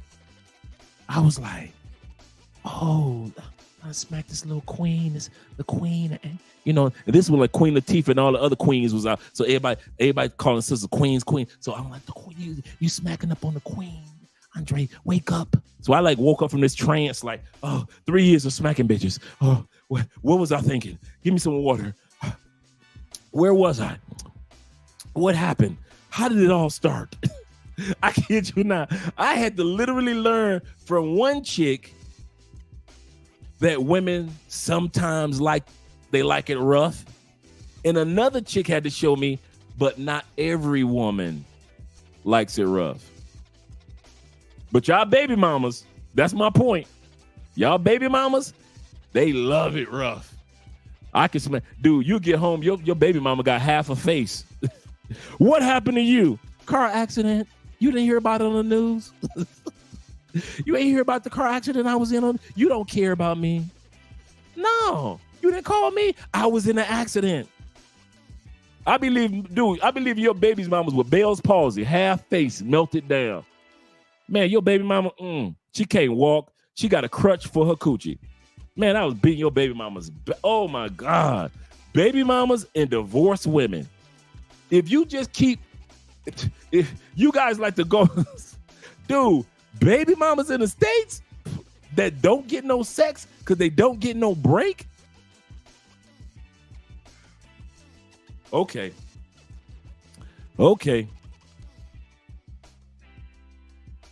Yep. You are 100% correct. Legs shaking and trembling. They like to be dogged out. It's levels, Andre. Someone experienced that 50 Shades of Dre. That 50 Shades of Dre. Man, I was living that 50 Shades of Dre, man. He said 50 Shades of Gray, but I was living that 50 Shades of Dre. It's reality, bruh. Handcuffs, butt plugs, vibrators, small vibrators, large vibrators, the cock ring with the vibrator on the tip. So you just roll it on your tip and then you just cut it on. And then every time you plunge into her, it vibrates her clitoris. The cock rings, bruh, the massage, the warm body massage gels, the numbing solutions, that when you put it on into their butthole, it just numbs it like dental, like, you know, when you get your teeth numb before they take the tooth out, it numbs that butthole. Yeah. All right. Hey, Uriah, thank you, brother. Thank you for being here, Uriah. Thank you. Appreciate you. Man, I told you. I was not just an urban brother. I was a Parker brother. I had so many games for him. I was Milton Bradley. Man, I kept him in a toy store. I kept women in it. Man, yo baby mama, if you only knew that your baby mama would tell me, I've never been in a toy store. You've never been into a toy store before? No. Wait a minute. You telling me that you were with your baby daddy 10 years? Yeah. You ain't never been with nobody else? No, I'm not like that. This first time in the toy store with a dog collar around your neck and I'm pulling you, dog, take him to the toy. Bro, I promise you. Even if you don't bat a dog collar, even if you want to guarantee that you go get that coochie, take a woman to all women. I don't know one woman I have never had a woman that didn't get out the car at the toy store. Because, you know, women are curious like cats. I don't know one woman, from the nicest to the freakiest, from the librarian to the church girl to the wild girl. You take them and park your car at the toy store. I don't care if it's after the first date or fifth date. I don't care after y'all get married or if she the sad chick. Take her to the toy store. When you get there, they always got those put a dog collar around her neck. The dog collars always have that that little part that you can put your finger in, that little leash part. Pull it one good time. Not hard, just hard enough. Pull it. You take that dog collar off of her. After that one tug, and she feel her neck snap, you ain't got to buy that collar if you don't want to, but she will guarantee it. I have not, dude. I ain't never been with a woman I ain't took to the toy store. I'm gonna say this again. Let's put it like this. I can't say that. I can't say that. I have been with women that I have not taken to the toy store. But anybody that I was interested in, they going to the toy store. Oh, yeah. Yeah, her too. They going to the toy store. Here in Colombia too. That's my wife. If I'm taking strange chicks to the toy store, you know I'm taking my... Man, listen.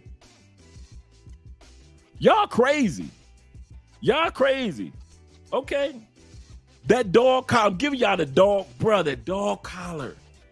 You ain't even got to buy it.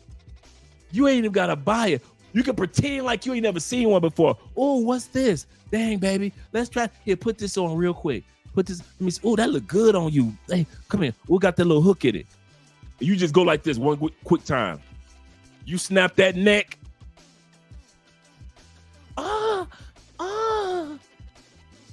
Dude. Bruh.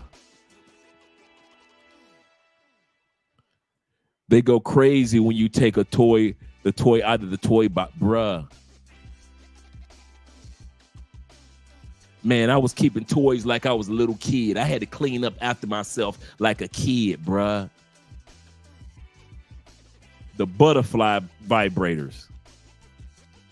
The crystal dildos. I would make them watch. Push them legs back and make them watch me work it. Man, y'all, this all while your baby, all while you got your little mama, while you got your little princess and you at the theme park. You in Orlando with your little princess and your little junior, your son.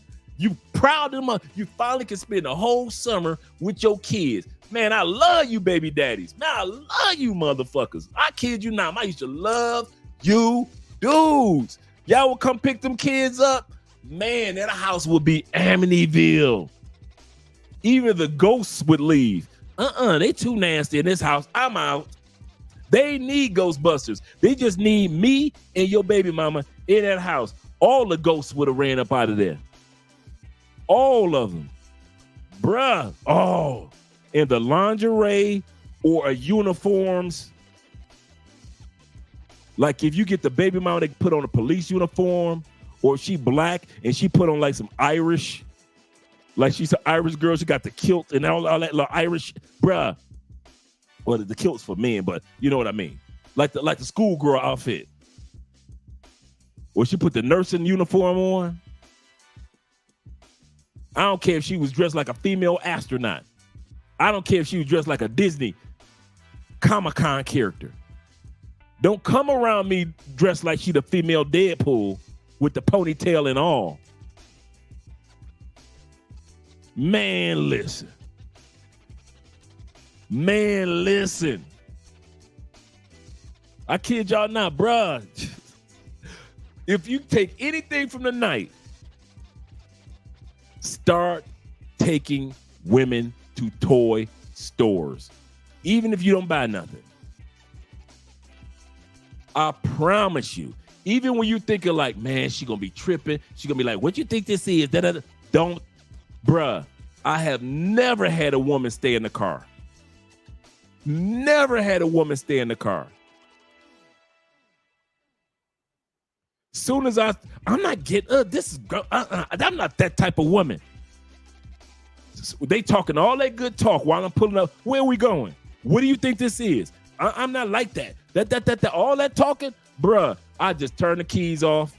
You either gonna sit in this hot car, or you gonna follow me. Nobody said that you was that type of woman. You don't even know what I'm talking about, what I'm about to do. Now, come on, let's go. That's all you gotta say. Don't be saying it all soft like, come on, go with me if you don't mind. Don't be saying nothing like that. Cut that car off in that parking lot or in that parking area by that toy store, especially in Colombia, because they're on every other corner. Every other corner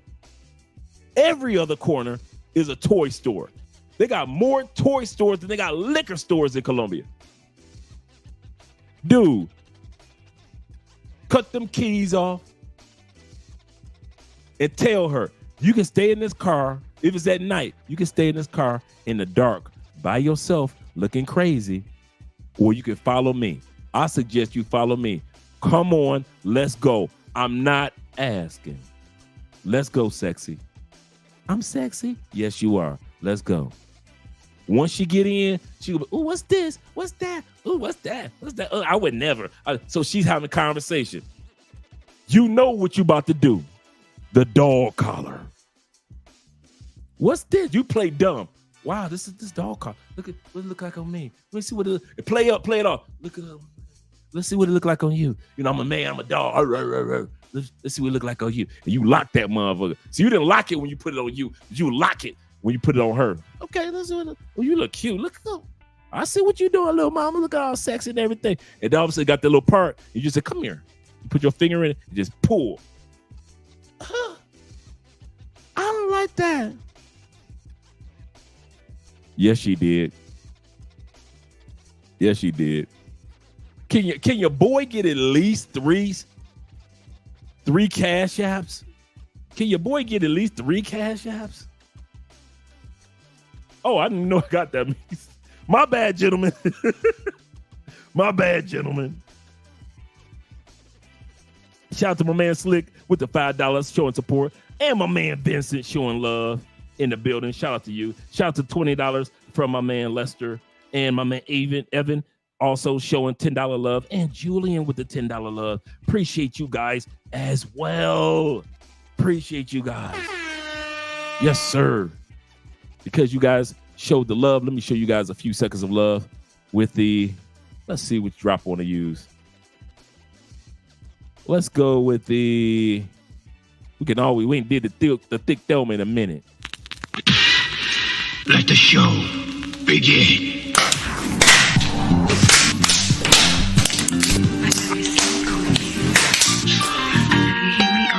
Lord Jesus. But you still don't pay me no attention.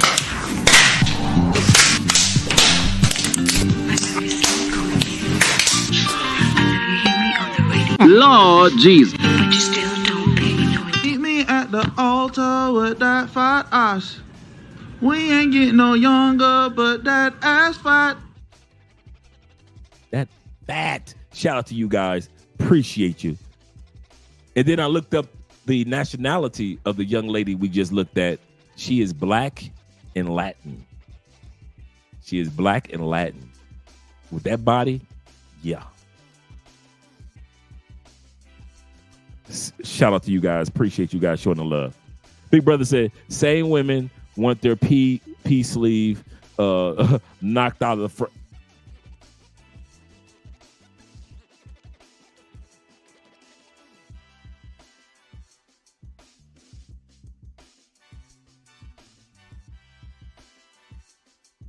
He ain't never lied.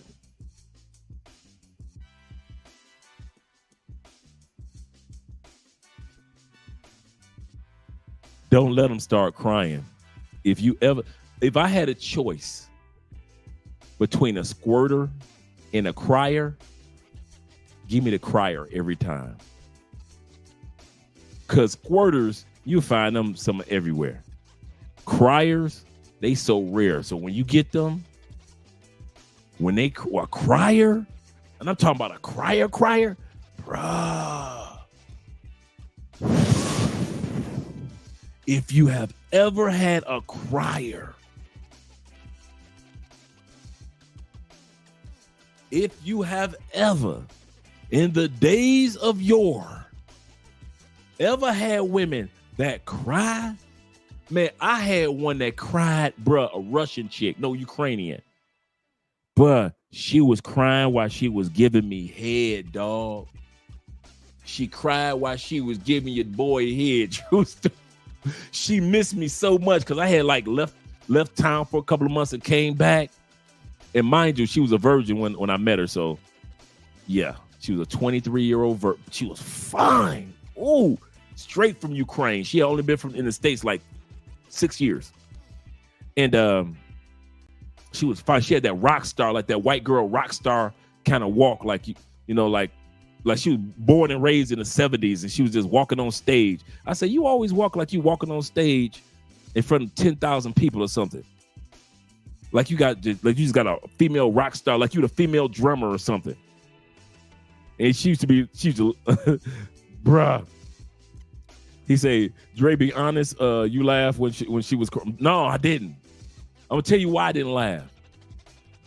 I didn't laugh because when they cry, they are so connected to you that's what makes them cry. The orgasm is so hard that they can't believe that they busting like that. Criers are almost like squirters that can't squirt. It's like they're having the ultimate orgasm, and so they cry. And I mean cry like that. Dude, I've had women that I'm talking about you stop the sex and you just hold them, and they are literally crying in your arms like a 3-year-old child, like crying. You holding them crying. They're crying and shaking in the middle of an orgasm. Like you just stop. You still in them. But you stop. And they shaking and they crying. And I'm talking about, I'm so embarrassed. I'm so sorry. Don't. And you know you got to be a man. No, babe. Now your baby face come out. Don't know, girl. Whatever you want, you know I will provide. What makes you think that I would try to run a game on you? Just as sure as my name is Doug. Now all of a sudden you, Tony. It never rains in the sun. You see what I'm saying? For a second, you gotta be serious because she crying. So you don't want to F this up because you ain't gonna never get no more sex. Let her cry. One female I say you might cry. She was like, Negro, who do you think you are? I say, I'm just saying, I got a crying streak going on. The last few women I've been with all cried.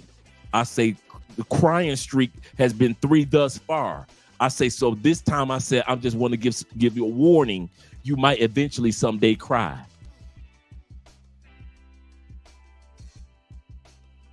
Who he think he is? I like you, but you ain't got it like that. Baby, I'm just talking. I'm just talking. I'm just talking, girl. I'm just talking. I don't know what I'm talking about. I'm just talking. Come on, baby. Let's go. Let me get that coochie. Bruh. It wasn't even, she was a cutie too.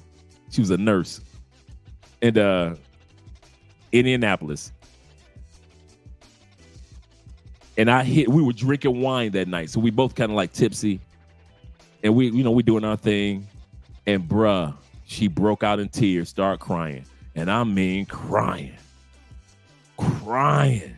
And once again, I knew what to do. I was on a crying streak, right? I already had 3 women that cried, right? 3 out of the last 5 women I was with were crying. And I had never experienced that before. So I'm like, okay, I got 3 criers. This might be another crier. So, your ego is thinking like, I can make them all cry. For a minute, you thinking like that. I can make every woman cry, which is BS. But that's what I was thinking. And so I'm sitting back. True story. So I'm holding her. It's all right, baby. It's all right. Rocking her. We listen to old Michael Jackson slow jams. She's out of my life. Damned intuition. Blessed pride. So we listen to old Michael Jackson tunes, Luther, House is Not a Home, and playing in the background, and she just started crying. Tears running down my chest, tears running down her breasts. We cried. We cried together. OJ's playing and shit, right? True story. Kid you not, man. If you ever been with a crier, You know what I'm talking about. It's like the orgasm is so strong. And it's not like every time you have sex with them, they cry. It's not like that. It's like that one time. Because each woman was like, I think I had like an Italian chick that I was with, she cried twice. An Irish chick I was with, she was black and Irish out of Bmore. She cried once. The Ukrainian chick cried, and then the nurse chick cried. So I'm saying, right, Deep Soul, cried together. Right. Why are you crying? I don't know. Like one chick told, oh man, the black Irish chick, oh my God. She hit me in the heart. She was the only one that cried and hit me in the heart. Bro, you see I took my glasses off.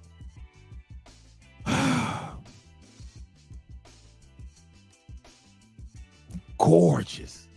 Hazel eyes, deep dimples, the longest, beautiful curly hair. This was a sister. Body was crazy. I think I told you guys about her. She was an editor for CNN. So she edited CNN News. And I used to fly to Baltimore to see her. And bruh. This was the chick I told you that her ex used to sneak in her trash cans to see if she had condoms in there. Her ex-boyfriend used to sneak in her trash to see if somebody else was hitting it. He would go through the trash to look for condom wrappers.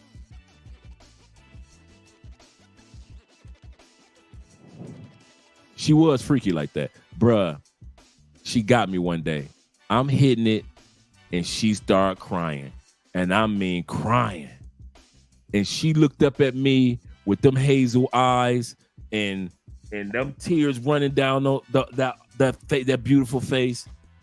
And she said, don't ever leave me. Please don't ever leave me. Please don't ever leave me. Bruh.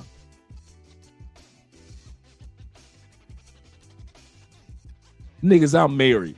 I ain't got no business even being in Baltimore at all. I'm supposed to be in Indiana. I done lied and said I'm at a motorcycle event in Cincinnati. I ain't took my bike nowhere. I just dropped my bike off over my boy's house. I took a flight to Baltimore. I'm smashing this B-more chick behind my wifey back. Oh, y'all want the full story? Because don't act like I'm the only one that was doing dastardly deeds. Don't act like I was the only one that God got to forgive. Man, this chick looked up at me. Please don't ever leave me. Please don't ever. Please, baby, please. Just tears, I will never leave you. Girl, I will love you forever. I will love you forever. She had me gone like, huh, what? Huh? Baby, I never leave. What? Try your teeth. Why are you crying? What are you? Oh my God, baby, what's going on? Why are you crying? Now notice this was the first time I ever saw a crier. So she was crier number one. This wasn't like the other ones, but she was the first one to cry. Mind you, I must have had left her because I had the other criers behind her. Man. I left. I think I told you guys this. Her best friend was a police officer. That was my girl too. Man, they started doing investigations all on your boy. Found out I was married. Called my wife. I told y'all, her and my wife on the phone for 2 freaking hours while I'm at work. 2 hours. My wife is on the phone with the crier, the original crier, black Irish chick in B-more.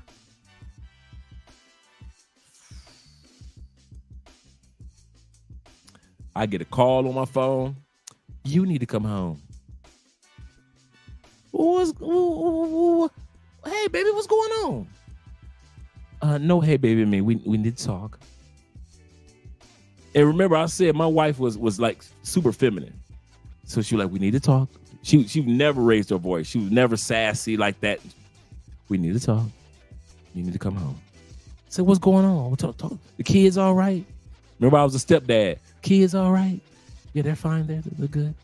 I got a call from so-and-so and so-and-so. Who was that? Your little lady friend out of Baltimore. Dude, soon as she said, be more, I went straight to my boss's office. Family emergency. Family emergency.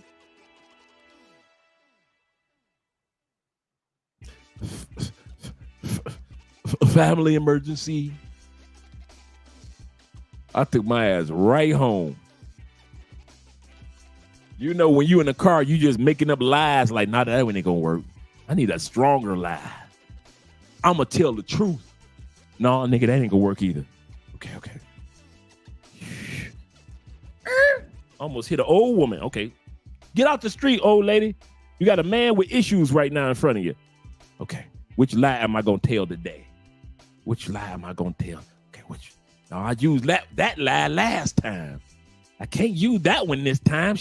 When the last chick called, I'm gonna, okay, which lie? I'm gonna tell the truth.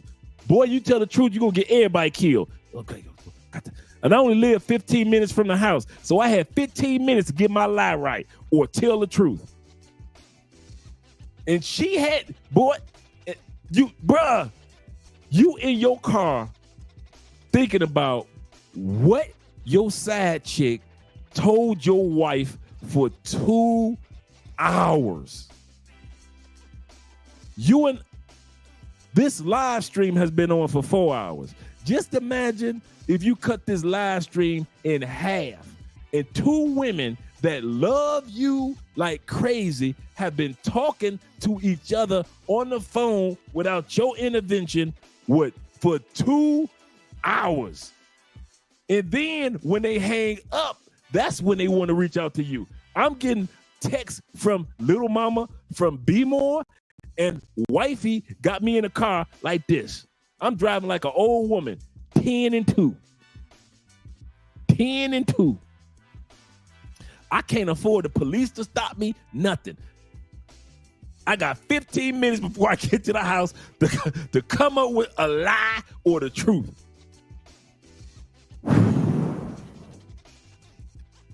I told the truth. I left her. Yes, I cheated. Yes, I cheated. But I left her. And that's why she called you, because she realized that she could never have me back. I want to work everything out with us, girl. True story. That's how I did it. I want to work. I left her. Did she tell you that I left her? That's why she was so crazy. She was losing her mind because I left, because I want to be our love. Our love. Girl, look at me. Look at me. Our love. I could see if, did she say that I was over there last week, last month? No, it wasn't. Because I left her. Now, the truth was, I just hadn't made a trip down there in about a month. So if I had the time to make a trip, I'd have been down there, but I didn't have a time. So that's the reason why I haven't been down there for a month. But I used it to say, because I left her months ago. Because of our love. But Andre, why? I don't know, girl. There's a lot I don't know. I was like talking to her like I was a 70s songs. I cried. I was talking to her like, I don't know, girl. When I walk in the park and I think about all the things that I've done. And I wonder, why I do what I do. Do you miss her? Tell me, have you seen her? Have you seen her? So she mad for a couple of days. But she was all right after that. But I knew. You got a choice, Dre. You can be a cheater on a single mother, or you can admit that you're not happy and you feel like you're on the outside and it's not working. It's just not working.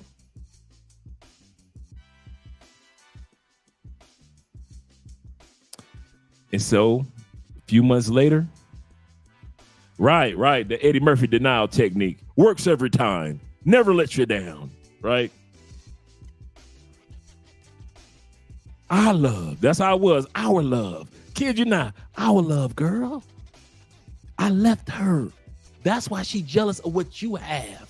She's jealous and hurt of what you have, girl. You have the man. You're the winner.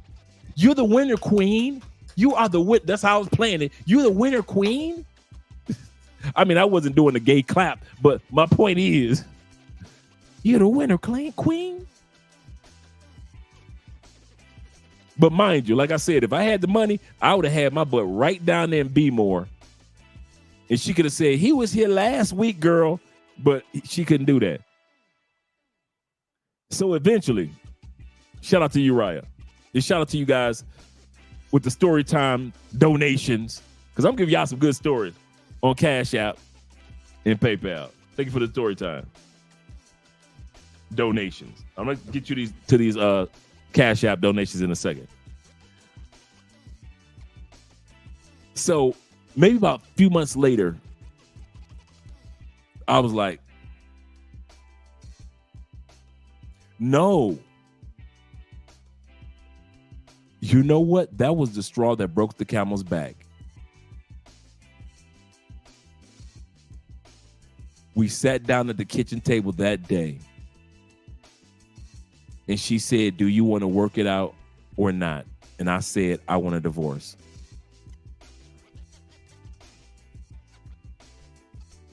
Because after 14 years, I was tired of feeling like an outsider. I was tired of, and people used to always say, she told me this a lot, and people told me this a lot. Andre, you carry yourself like you're single, even though you're married. I got tired of every time I saw a bad chick in the grocery store, I'm taking off my ring. I got tired of no matter what I did as a stepdad. It wasn't because of the kids. It wasn't because of the kids. But I still felt like an outsider no matter what I did as a stepfather. Whether I did homework, picked them up from school, sporting events, I just felt like these weren't my kids I'm doing this for. I'm doing this for kids that I love and care about. But it was almost like I was doing this for kids that I was volunteering with at Big Brothers, Big Sisters, Boys and Girls Club. Like I would volunteer with them, but I knew after all my work that I would do with the kids or at the YMCA, these weren't my kids. But I had care for these kids at the YMCA and Big Brothers and Big Sisters and Boys and Girls Club, but these weren't my kids. It was that type of feeling, but in my own house. I knew the kids loved me, but not loved me. Not DNA loved me. And that they could only, as kids, they could only push their love so far to where they didn't want to feel like they were disrespecting their biological dad. And I understood that. Sometimes people don't realize that kids can only give you so much love because they don't want to feel like they're doing something against their biological dad by loving you too much, by saying dad to you or caring about you. So they care, but they only let it go so far because you're not their DNA. And I understood that. All that was going through my mind while we're sitting at the kitchen table talking.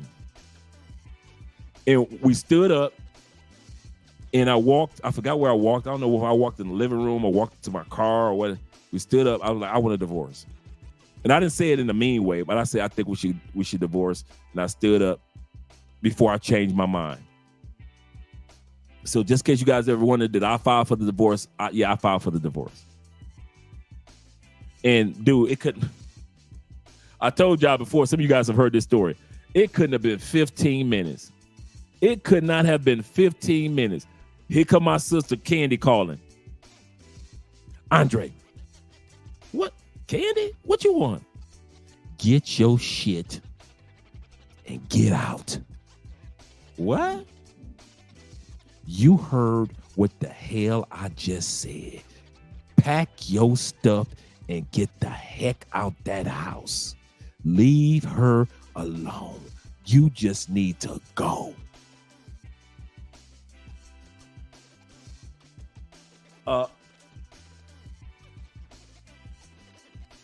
You do know that you are my sister. I know you.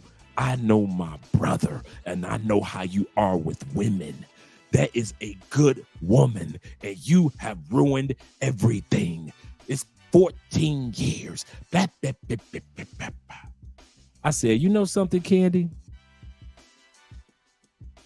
You're right. Let me let you go. I'm about to pack my stuff.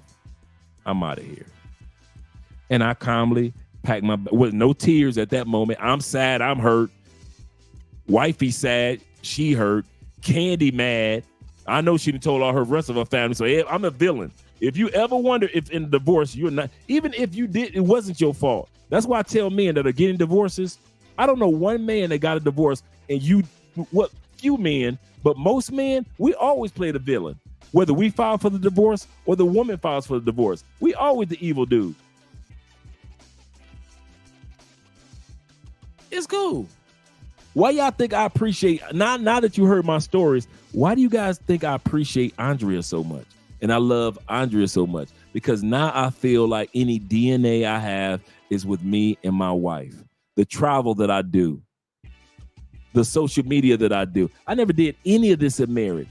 I never posted anybody on social media. Nobody. Andrea is the first person to ever be on my Facebook page.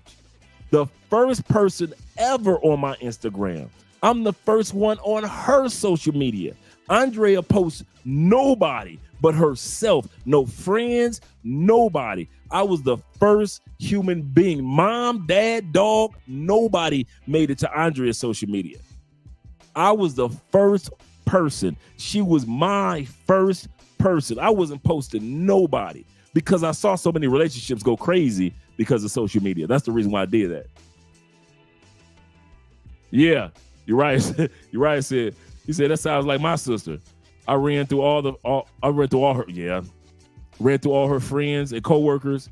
She gave me a hard time. He said I was the bad guy for the longest. Yes, sir. Mike T says, yep. They say, what did you do? All the time. If the woman does wrong, what'd you do? If you do wrong, what'd you do? You always the bad guy. It's guaranteed. All you guys that have never gone through a divorce or major separation, bruh, you never come out looking good. You always the bad guy. Always. You might as well just accept it. I did. I was like, I'm sad. I'm hurt. 14 years of marriage. I could say it with a grain of salt now. But when it happened, bruh, it took a lot of balls to do it. And I was not happy. I was sad. I was hurt. 14 years of all that work down the drain. 14 years. But if I had stayed in a marriage to where I was cheating and acting a fool, I would have never met Andrea. Would have never met you guys. Would have never traveled to all the places and did all the things that God had planned for me. Never.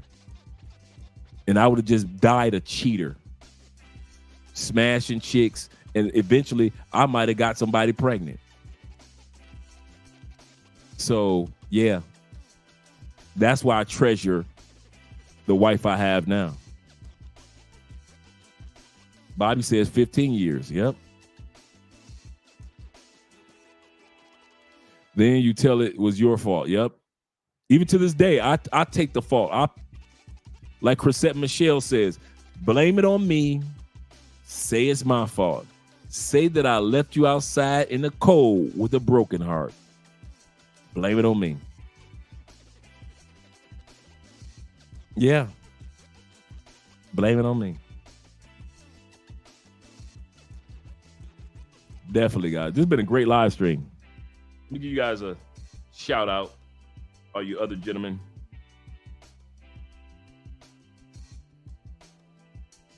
Shout out to my man Contractor with the $5 love. And my man, he said, we know, Drake, we know. Jason's Broom said, he said, with the $5 love, he said, and I appreciate it. He said, I appreciate it all. All the game. Appreciate you too, brother. Appreciate you, gentlemen. Yeah. Kid you not, man. It was not easy. It was not easy. But it was needed. It was not easy, but it was needed. He said, I didn't cheat, but I'm still the victim. Yup. Always, always. Bobby, the man will never be that walk around. When it comes to separations, you never have the white cowboy hat on. You always got the black cowboy hat on. You're the villain of the movie. Always. Always. I don't know one dude that I know that his wife separated from him or he separated from his wife and he was not the villain in one way or another. She cheated on me. Then what did you do to make her cheat on you? What? She stole money from me. Then what do you do to allow her to steal money from you? It was always you were the monster. Always. I don't know why, but it's like that. Thank you very much, Jay Anderson. And my brother says, he said 12 years married he said 12 years married for 6.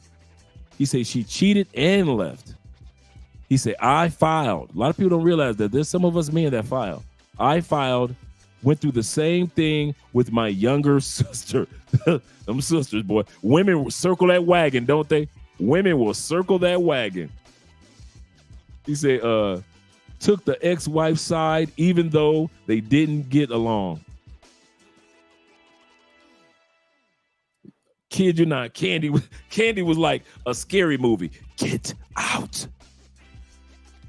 Get out of the house.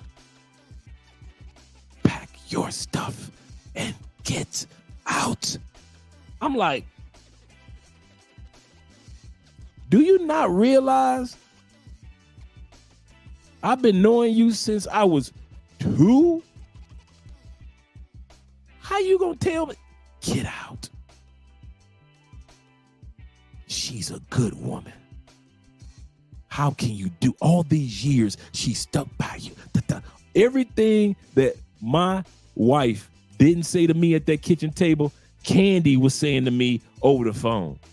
It was like Candy was her interpreter. What I really want to say, like I said, my wife at that time period was very soft-spoken, kind of like, now Andrea's like that too. Andrea is not an arguer. She hates. Andrea, dude, I kid you not. You know how I'm animated and I could voice volume? Andrea doesn't play that. Andrea will stop a discussion to say, babe, why are you raising your voice? And you will feel like an idiot. Whatever point you was trying to make is out the window because Andrea will make you feel bad for all you dudes that like to hoop and holler. You will never be with Andrea. Andrea do not play that. I mean, the smallest octave. Andrea will discuss with you, agree, disagree, cool, but that voice raising, she don't play that at all. At all. I've had to learn to talk to Andrea like a regular woman because Andrea don't play that black girl. You can get loud. I can get loud with you too. She don't play that. So it was with my ex. She was so soft-spoken and so sweet that she was not the type to just go off and, well, F you, da. But she called the interpreter, Candy. You did that, did this, and you did that, and you had the audacity, You what the? How you gonna ask her for a divorce, nigga? She should have divorced you. You a god. Candy was my sister to this day is whatever you think of East Side Detroit, East Side Cleveland women are. Philly, some of the barrios in New York. That's my sister. She was the interpreter. What she really wanted to say to your ignorant ass, mother, how the you got Candy was snapping off. snapped. So get your yint and get the out that. You'd have thought I was filing divorce from my own sister, as if I was like, Candy, you know what? I don't want to be in this family no more. I want to file for divorce. You'd have thought I was divorcing Candy. The way she was snapping off, mother, I can't believe it. How the hell you got the audacity to want to? She should have been left you after all them bitch. And you'd have sit your Candy. And what could I do? She was loud. She was disrespectful. She was crude. And she was right. With all that loudness, Candy didn't tell one lie. Everything she was saying about her brother, I had to just suck that up, take it like a man. Because not anything that Candy said, I could sit back and say, no, she lied. No, everything she was saying was right. She just didn't say it like Candy, so she called the interpreter. I know who gonna get him. I know who could get the point across.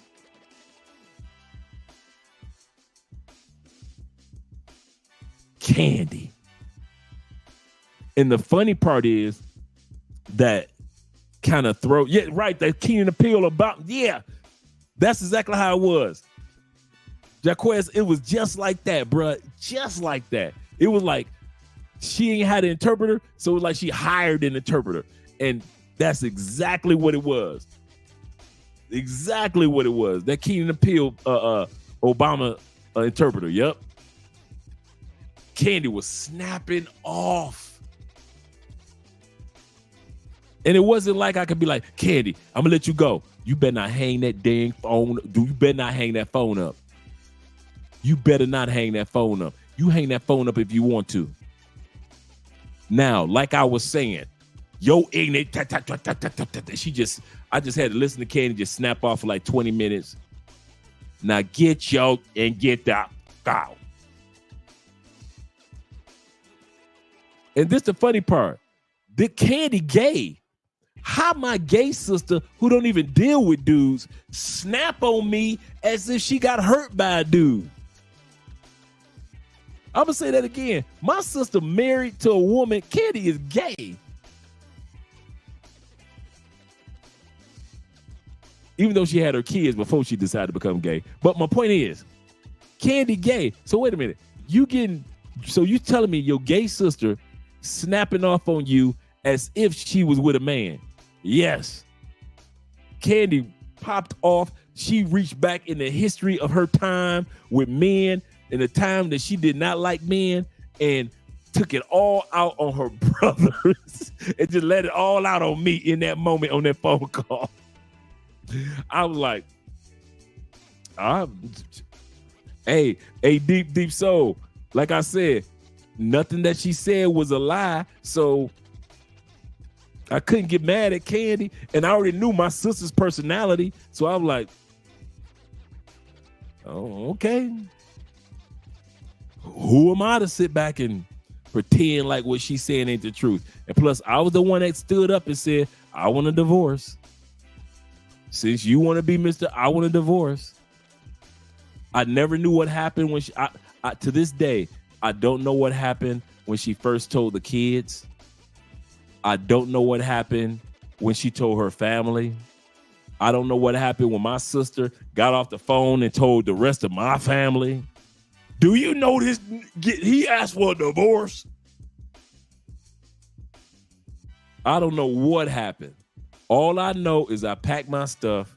I was sad. I was hurt. Even I cried. I'm like, hey, Ray, did you make the right choice? Did you mess up, brother? And I said, you know what? I'm going to move down to Florida, new life. We were in Indiana. We had just purchased a home in Indiana. I'm like, you know what? Go ahead. Do the right thing.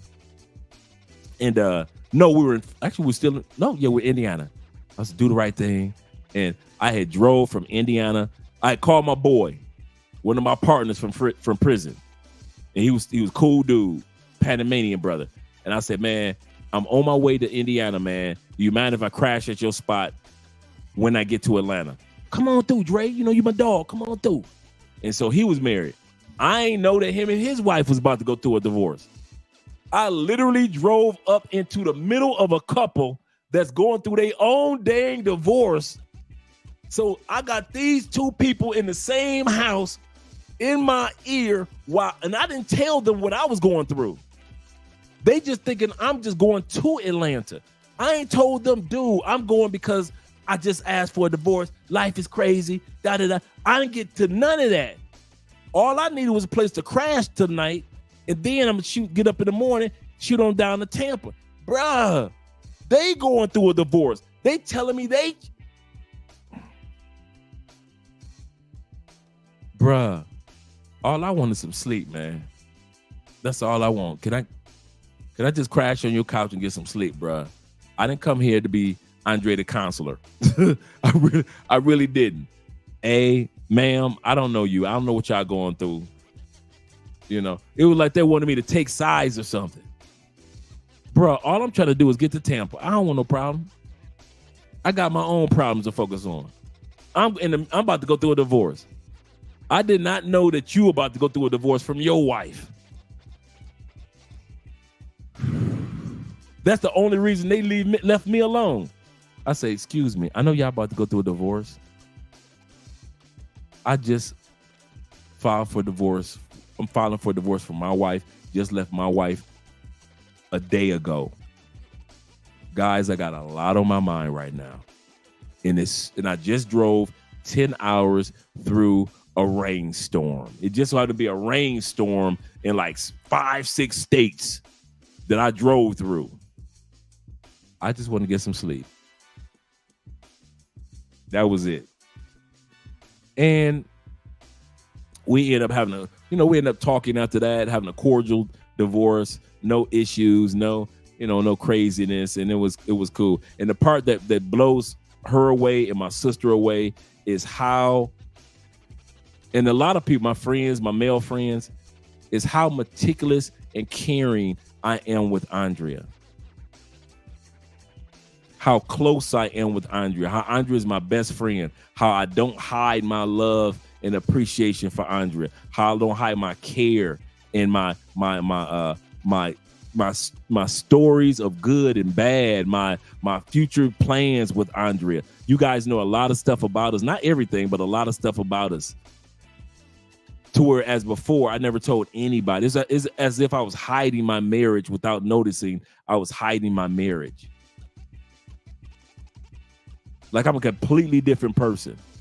Completely different person. It's like day and night.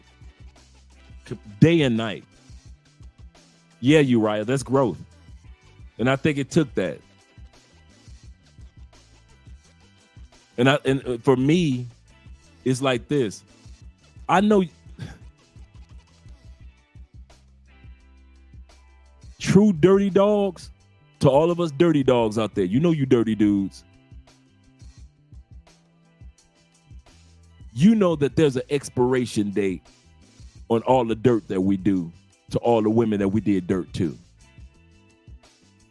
To where you feel like someday, by the time I grow up, if I don't grow up when it comes to women, not making money and all the other stuff, I'm cool with that. But if I don't grow the heck up when it comes to women, God gonna say, nah, yeah, you gonna die alone, player. I ain't gonna never give you a good woman, ever. Yeah, you can have all the sex that you want and all these little side chicks, but I'd never see you a good woman. Not to you. And that's how I was feeling. And I feel like that with Andrea. This is my first time saying this. I feel like I have effed over so many good women, whether they were somebody else's good woman or even my good woman, that I'm on the last strings of my share of good women. If I F this up with Andrea, I'll think I'll get women to smash and I'll have women that like me. But I think this is the last wifey, true wifey, that I'll ever meet. That's how I feel about Andrea. I know that there's a limit to what the universe will give. You can only F up so many times, bruh, to where there's repercussions at the end of it. I've been fortunate to where ain't nobody got pregnant, no diseases, no craziness at the end of it. Nobody got hurt in the sense of like nobody deleted somebody. But you can only push that envelope, Andre, so many times. And at 57 years old, do you really want to keep on pushing envelopes? Go mess up with Andre if you want to. Not saying that the tempter doesn't come, and I don't see all these fine women in Colombia, and I don't have fine women approach me telling me, hey, baby, you can get this. I battle that all the time. I'm a man. I battle that all the time. I see gorgeous women giving me the eye all the time. But I realize I'm right up at my line of good women. It's like Andre, you messing with Andrea, you might find one more good one. Might. I can't do. I'll be 60. Looking for a good woman at 60? No. I'll be. You know what? I'll be just like my brother Taylor Made Dreams. I'll just be out there dating and mating. I'll be dating and mating. Because the one who I was supposed to be good to, Andrea, I effed that up.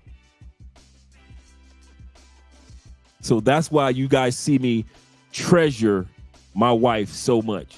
Not just because of who she is, because that's one reason why I treasure her. Not because she's my wife, that's another reason why I treasure her. But as a man, we just talking man talk. As a man, you know that you'd have effed up so many women.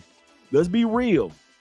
You dudes who are like me, how I was, you'd have effed up so many women, whether it be pay for play, whether it be party girls, whether it be sad chicks, whether it be somebody's wife, whether it be somebody's girlfriend. You done ran through so many women that you know the universe is saying, you know there's a piper to pay. You do know that, Andre.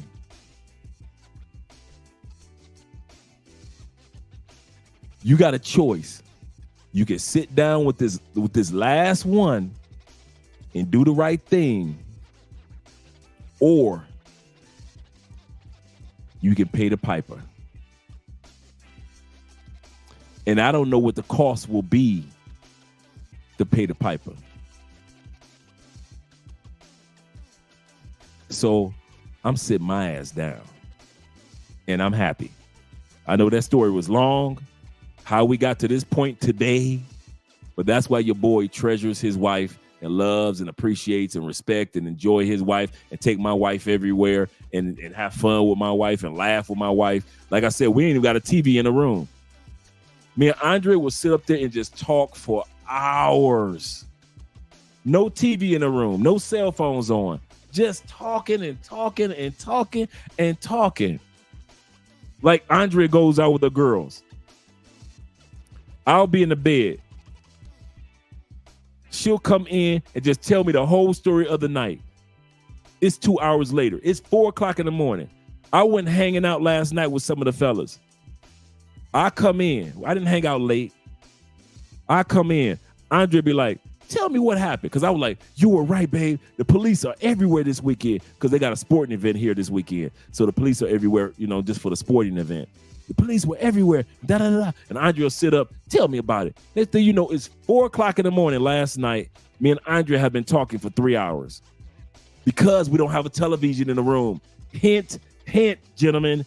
Hint, hint. Get that dang television out the room and be each other's entertainment. One of the things that ruined my marriage was because we did not communicate, because we had a television in the room as our entertainment and communication. So we were so busy watching the On channel, her television channel, watching On channel, that we never turned on our relationship to wind down our day with each other. Now with Andrea, no TV in the room. None. We got this big TV in here.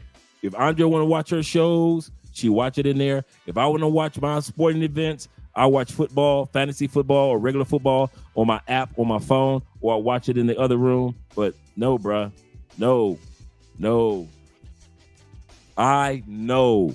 You as a man, you recognize when you come to the end of your rope and you're holding on. And if you F it up, you just floating down. There is no parachute. There is no parachute. I already know. I ain't going to pretend like, yeah, I give me another one after Andrea. No, I can get another one to smash after Andrea. I can get some chicks to be girlfriends after Andrea. I get some chicks to be some sad chicks after Andrea. But there will not be another wifey after Andrea. No, I already know that. God has already told me that this is it.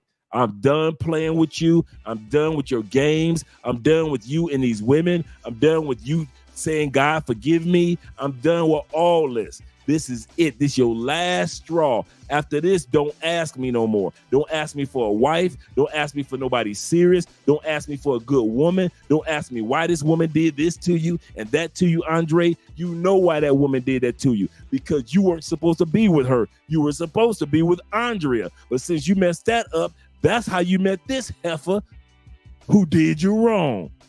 So stop asking me, Andre, for a good woman when you know you keep messing up good women. I am not going to send you another one. I don't know why you keep asking me, Andre. I don't care how many times you pray to me. I don't care how many times you fast. I don't care how many times you read the scriptures. I don't care how many church services you go to. I am not going to send you another good woman. I'm done. I love you, son, but I'm done. I can't wait for you to get to heaven to hang out with you, but I am done with you, Andre, when it comes to these women. That's what God tells me. Some of you dudes understand what I'm saying. Even God got a limit where he's like, come on, man. Really? You gonna do this in my face? No, I'm sitting down. I just bought Andrea. Andrea always says, babe, just buy me some flowers. You know, that's her version of cards. Flowers. I just love flowers. So I'm making sure once a month, once every month, other months, I got flowers. We always got flowers in the house. You think it was a funeral home or a wedding. We always got flowers in the house. Whatever she wants, whatever purse, them expensive $2,000, $10,000 purses, whatever this woman wants, she gonna get it. Not just because she's earned it, because she's a good woman. That's one reason. But I am doing for her that I should have did for all those other women that I effed over. She reaps the benefits of me growing the heck up. I'm gonna say this again. Andrea reaps the benefits of me finally growing up when it comes to women and learning from all the women that I did wrong.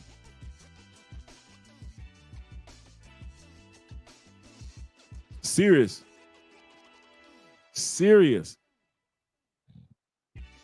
And like I said, I go through the same temptations that you dudes go through. Y'all think I'm on this side of the camera and that I'm every day. Andre just so focused. He loved his wife. Everything perfect. I go through the same demonic temptations that I went through with my first wife, with my first girlfriend.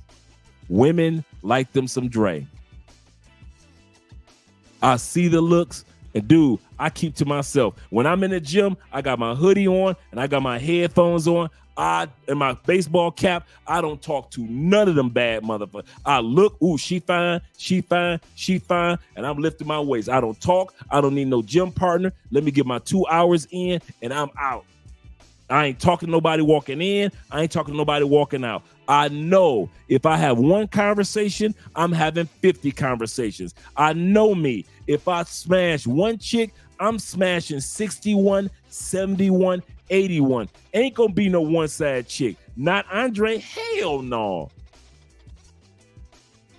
Andrea will catch me with one. But you better believe I done already ran through 17 before Andrea finds out. I know me. To thyself be true.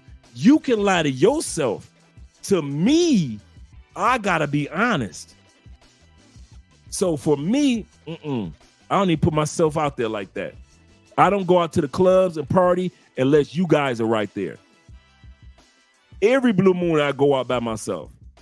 But if you guys aren't in town, I don't go out and party.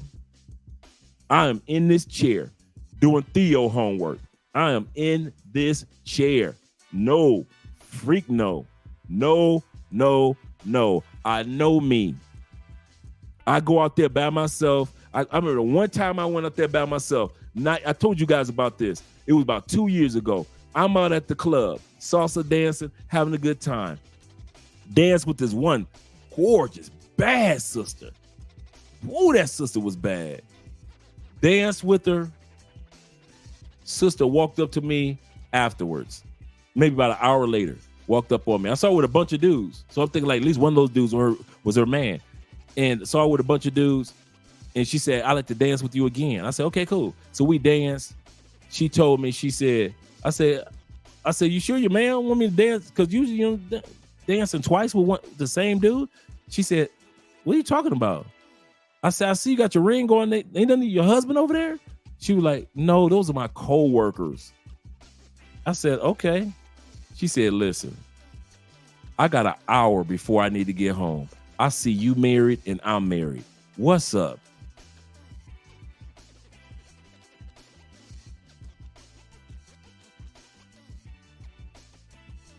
This sister was bad. I mean, fine. I got an hour before I need to be home. You married and I'm married. What's up? I got the truck parked in front of the club. All the tools of temptation was right there. All the tools of temptation to drag me back into the old Andre was right there. Chick know that I'm married. She married. She fine as can be. She was cowgirl fine. You know when the cowgirl video first come on, and it starts with that sister in black with the cowgirl. She was fine like her. That's what made me put the sister in the front, because that chick reminded me of the chick that night. So when we do the outro and you see the cowgirl, now you know what my mindset was when I chose that particular sister in the beginning of the video with the breast popping like that. She was built like that. Full lips, built just like that. I was like, man, she remind me of so and so and so. I say, nah, little mama, I'm good. Shout out from Malaysia. Shout out to you, brother. I said, nah, little mama, I'm good. Now, that was the husband in me. I'm good. The man in me was like, oh, I want to smash you so bad. You are so fine. Girl, come on, let's go to this truck. I just want to beat that coochie bad. I know you got some good coochie. Oh, you so sexy. Look at them eyes. Goodness gracious, girl. Turn around again. That was the man in me. The man in me wanted to break her back in over and over for a few months. The husband in me was like, nah, dog. That's all right. I'm good. I'm Gucci. I'm cool. Never saw her again. One of the reasons why I never saw her again, because I don't go out by myself. A lot of times I go out with you guys because that guards situations like that temptation from happening. So have I been with baddies when you guys were out and baddies whisper stuff to me? Yes. But it's a lot easier to say, I'm going to head back over here with my boys. I'll dance with you later. It's easier to say that when I'm around you dudes compared to the temptation if I'm out at the club by myself. So that's why I don't go out by myself. To thyself be true. A lot of you guys wonder, Andre don't go out that much. Cali, Colombia must be dangerous. No, I don't go out that much because Andre Spence is dangerous. I ain't worried about Cali. Ain't never been worried about Cali. Cali got to worry about Andre. Man, can I tell y'all one of my biggest secrets? It was 5 hours in. I'm gonna tell y'all one of my biggest secrets that I never told y'all. And it's this, I never told Andre this. Do y'all want to know one of the reasons why I kind of like stall on learning Spanish? And I mean, my Spanish is good, get around the city. If Andre wasn't around, I could take care of business. It's decent Spanish. But you want to know one of the reasons why I don't rush to become fluent in Spanish? And I've been knowing this for years, and I never told anybody this. I'm going to tell you guys this. One of the reasons why I don't rush or haven't rushed subconsciously to learn Spanish, because there's a part of me that knows once I'm fluent in Spanish, now I got to focus on fighting off women that know that I know Spanish. It's one thing to where you don't know that much Spanish, so you don't get a lot of women that approach you, or you don't know what to say to certain women, so you don't approach them in the grocery store. But if I was fluent in Spanish, now the temptation of that chick in the grocery store is there. The temptation of that chick in the club is there, because now I can really commit. Thanks, Bobby. I don't do it consciously because there's a lot of things I want to do with Spanish. But I never told anybody. The reason why I've been stalling on my Spanish for like 3 years, and Andre doesn't know this at all, is because there's a part of me that's like, as long as I don't know as much, the tempter doesn't have a new tool to use to try to get me to be in them streets.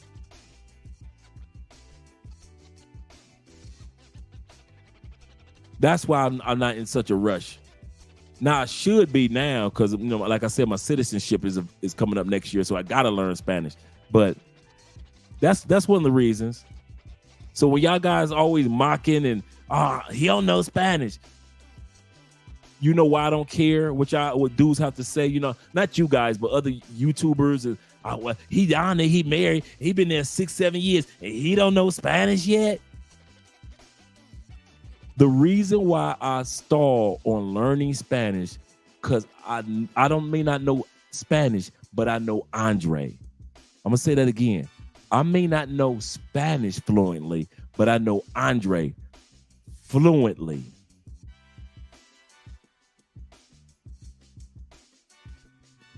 And I know I have a tendency of, now I know when somebody flirting with me in Spanish,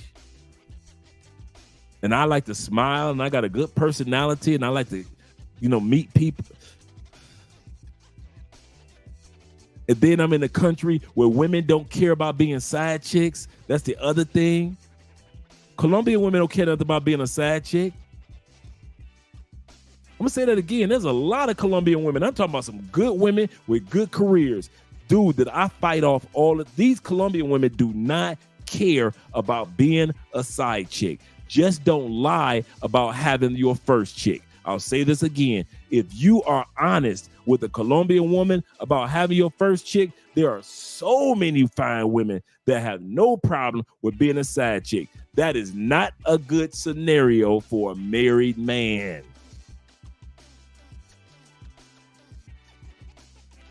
Man, listen. So yeah, when dudes mock me on other channels and do videos about me, and he's been down there all those years and he don't know Spanish, they don't know why I do what I do. I just told you guys, after 5 hours and after you guys watching us for 5 years, Now I tell you guys why I've been like that. It's not that, well, it's harder to learn when you're older. No. Well, he doesn't have the time. No. Well, maybe he's just not interested. No. There's a part of me that's like, make sure that you got your relationship with Andre on lock. Then now take the time out and master Spanish. Because if you master Spanish before your relationship on Andre is on lock in your mind, Dre, you're going to take that Spanish and you're going to F up a good relationship. And I know you, Andre. Like I said, I may not be fluent in Spanish, but I'm fluent in Andre. I know how he thinks and how he acts. So, yeah, shout out to you guys. I'm glad we had this conversation. He said, I feel you. Got to make a hedge sometimes for protection. Bobby says, he said, this is why I want to get my business right in this country, in the country that I'm going to have one last lost weekend and then find my future wife. Yeah, man. Yeah. Enjoying yourself. And it's just being to yourself, being true. You're like, I know who I am. I know what I like to do. Let me go ahead and enjoy myself. And then, I have that moment where I've got wifey enjoying life. Oh, yeah, I'm still doing consultations. Let me send you get you the email so you'll know what the email is for consultation. Just reach out to me. That's the email. Reach out to me for the consultation. We'll schedule it. Right now, I got a 2 for 1 hour consultation special going on for the rest of the year. So instead of paying for a 2-hour consultation, you only pay for the price of 1 hour consultation. Yet I give you the 2-hour consultation. So this 2 for 1 right now. But yeah, man, that's why I do what I do. Some guys will understand it. Thanks, Uriah. Some guys will understand why I do what I do. And some guys will be like, you must be weak. No, I must be true to myself. Seriously. All right, guys, let me end this live stream. Appreciate you gentlemen being here this evening. We got a couple more. We still got some drinks to drink. Let's listen to some more Anton and the brother. Let's do that, if you guys don't mind. We don't have to end the live stream. Let's listen to Anton and the brother, because we still got a little bit more of that left. Let me move this comment out of the way, this banner. And thank you guys for the Cash Apps and the PayPal. There we go.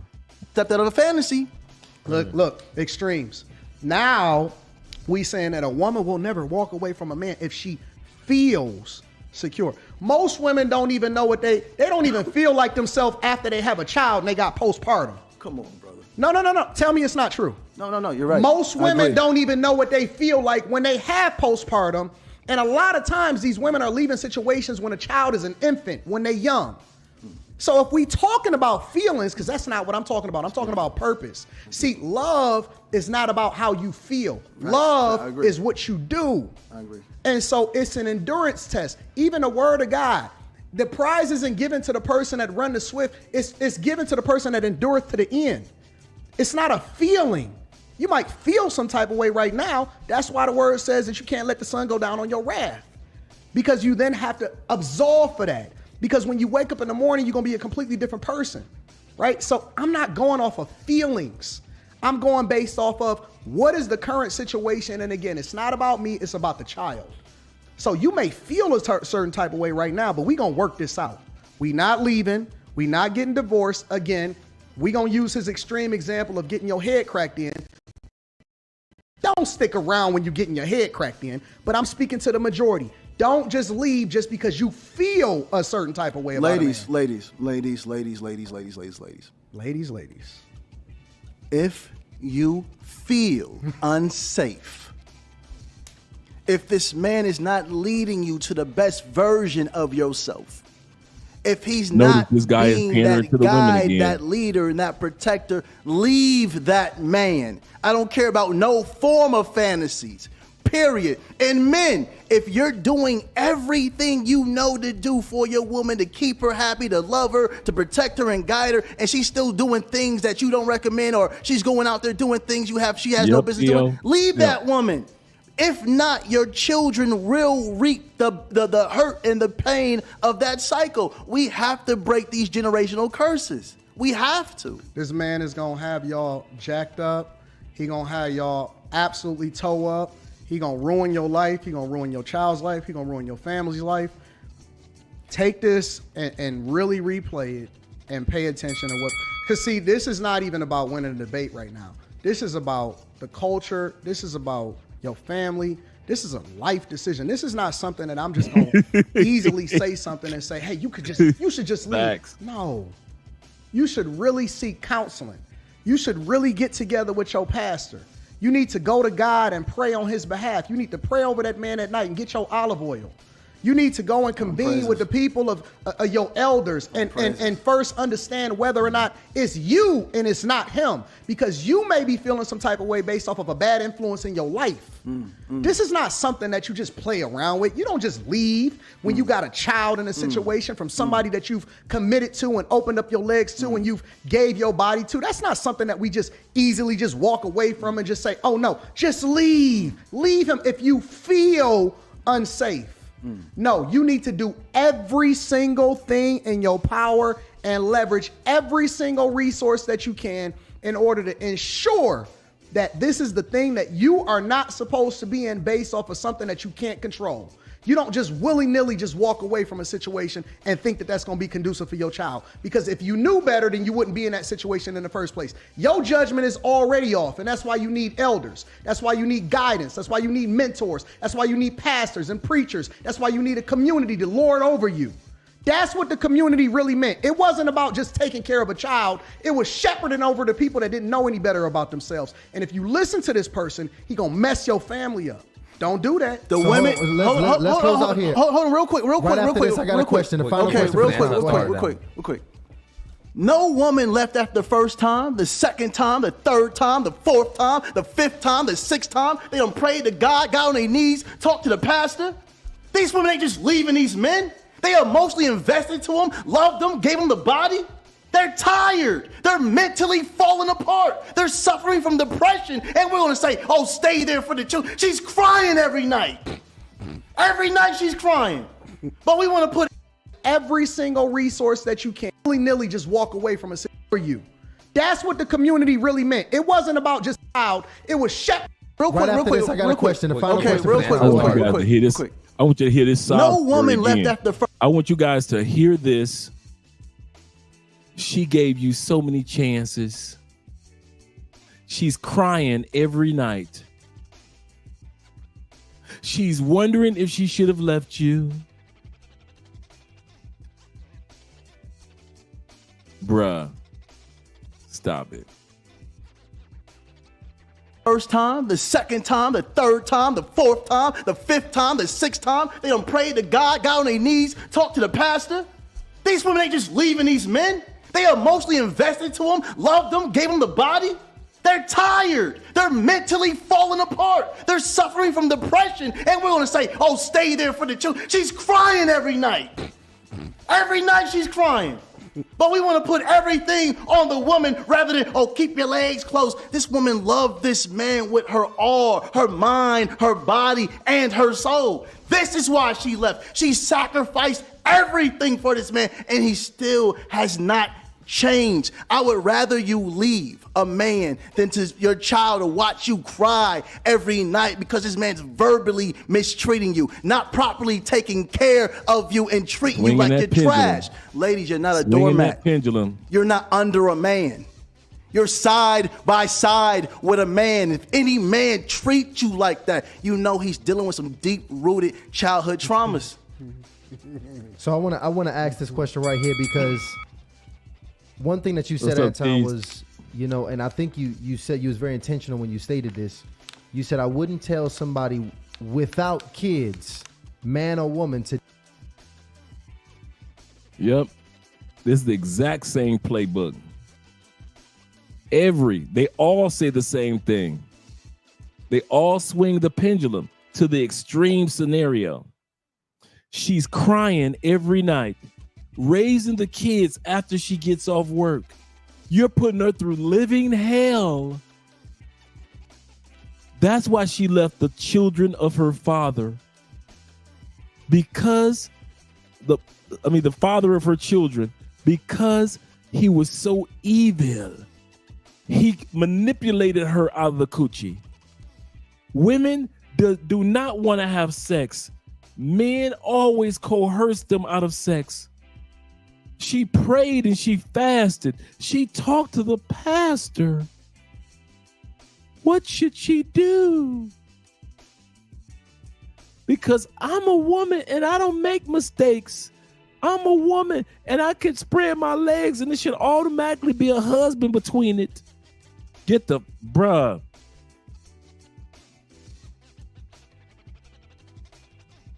He's absolutely correct. Uriah says these are the same playbooks. All you have to do is just give women a sob story and they will believe it. They will make it seem like it's the masses that's happening to.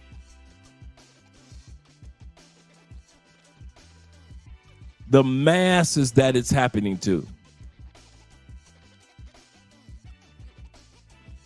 Like every woman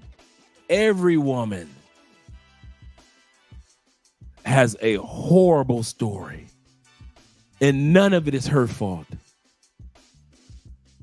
Yes, all three of her baby daddies are in prison, but that's none of her fault. No, none of her baby daddies graduated high school, but that's not her fault. She was misled. What the hell are these dudes talking about? But I get it. They trying to get that Theo money. I get it. They trying to get the Theo money. I'm not mad at them. They like, I can't do IT. I can't do cloud engineering like Theo and the rest of the guys. So I got to pander.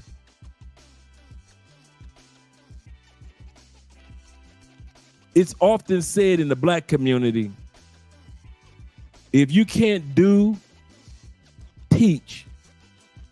If you can't teach, like become a school teacher, preach. The biggest hustle for broke men, from pimps to pulpits,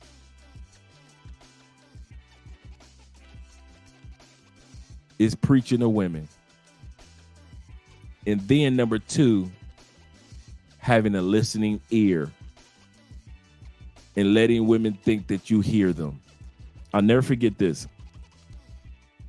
And I used it and it works. When I was in prison, a pastor, they always have pastors come to the prison. And he was doing a sermon. And he was talking about listening, the value of listening. He said, look at me, fellas. I'm not tall. I'm bald. I got thick glasses. I'm not attractive. He said, I know it. I'm happy my wife married me. And I remember this minister said, he said, and I fight off women.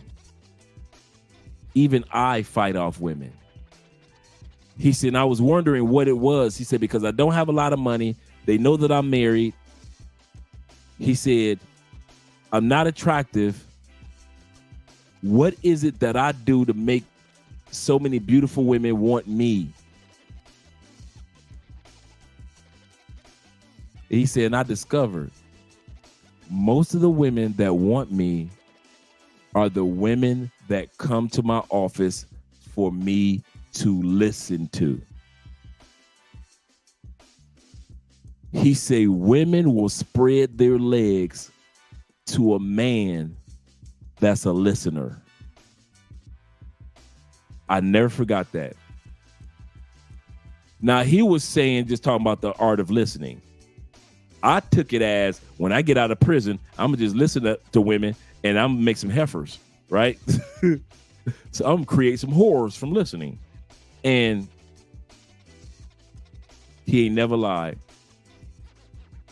As long as I sat back and I let women talk and I was a listener and not giving too much of an opinion, just ask a few questions to let them talk more,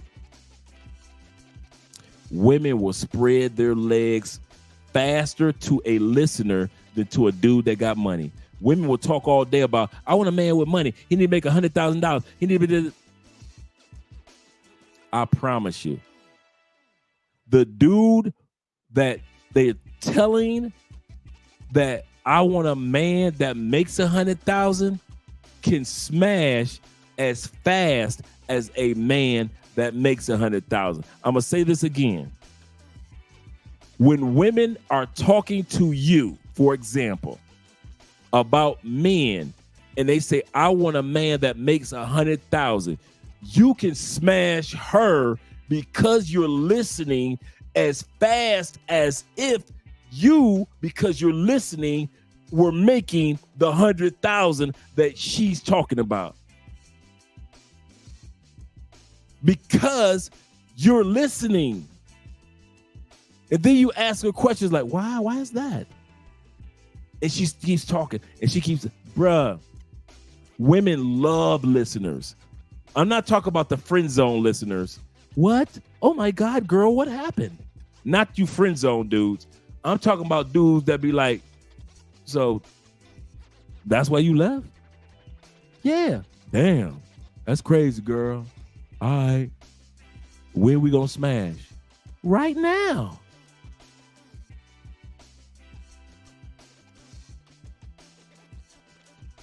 How many times have you guys smashed ex-wives that told you the whole story of their dang marriage, and you only smashed her 3 times, and after the 3rd time, you knew everything that went on in that marriage? How many times have you smashed an ex-girlfriend, and she just, if you're a listener, she just told you everything? By the time you smashed her the 5th time, you knew everything that happened in that relationship. Even wives that cheated on their husbands let me hit because I was a listener.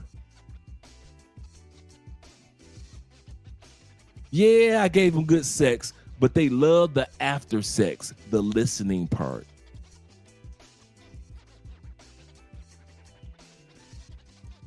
Why am I talking about this? Yep. All women. I used to think it was white girls too. All women. All bruh. It would amaze you, Caesar, how many sisters love, they would spread their legs so fast for a listener. Bruh, if I could calculate the percentage of coochie that I've gotten just because I listen. So that means that we about to have sex, right? Yeah. Just from listening. Like I said, I'm not talking about that friend zone listening. What's going on, Karen? Talk to me. No. I'm talking about that coworker at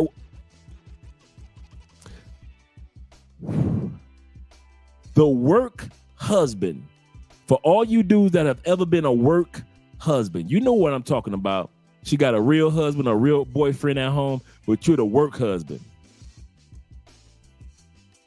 If you knew how many wives I've smashed in my F-150 in the parking lot of the job because I listened to what your ignorant butt was doing at the house.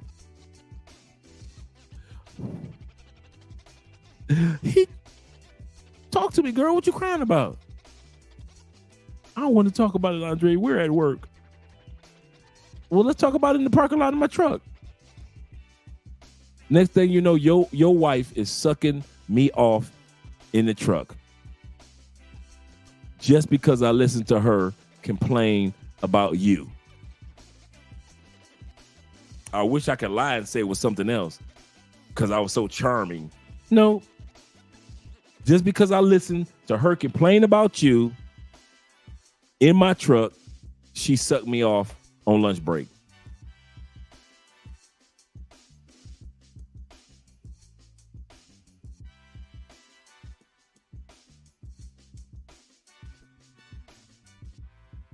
Attention and validation. Preach. Preach. Why did I mention this before we exit? These brothers, instead of getting sex from listening and validating and giving attention, these brothers are getting money.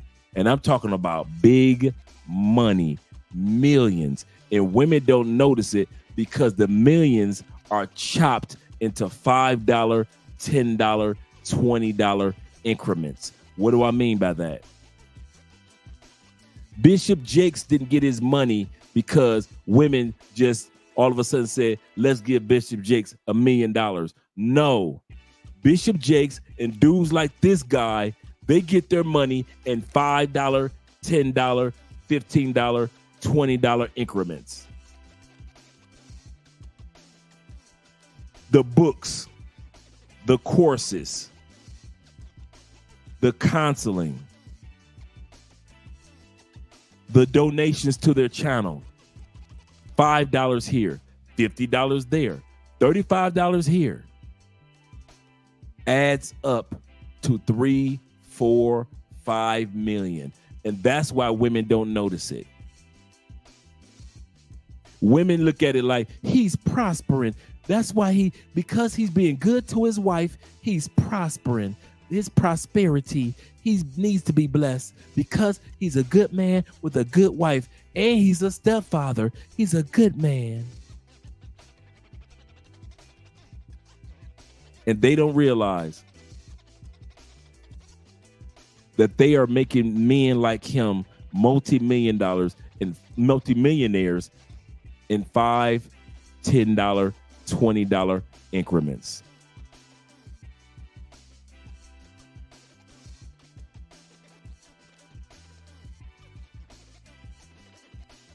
I wish I could put it any other way, but that's the truth.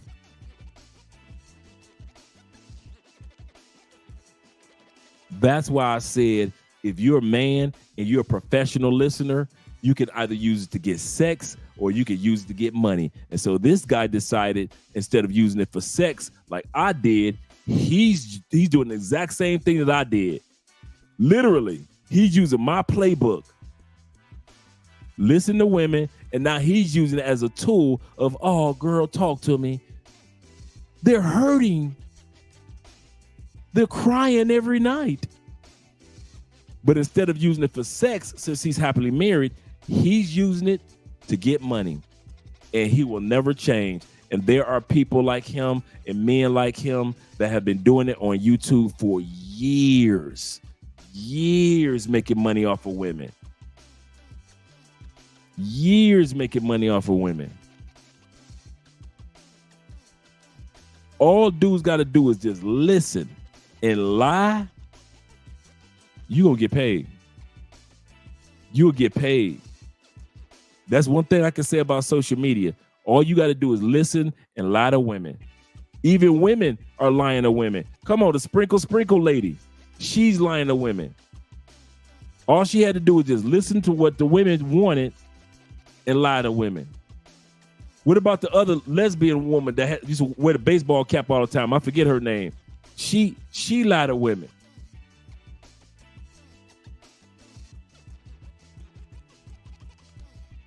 She got paid. Came out with a book. Women bought it like crazy. The book was basically called Save the Coochie for Me. Don't sleep with me and just save the coochie for me. Yeah, Priscilla. Thank you, brother. Priscilla wrote her little book. Basically, she was telling women, don't sleep with men anymore. Save the coochie for me. I don't know. I haven't seen it in a while. But she came in, got her money, and walked right on out like an NFL draft pick that got hurt after they signed a $5 million contract and they hurt their ACL.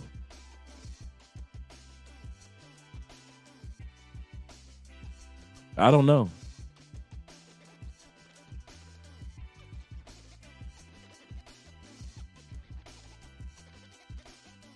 Yeah, I saw what she went through with a girlfriend.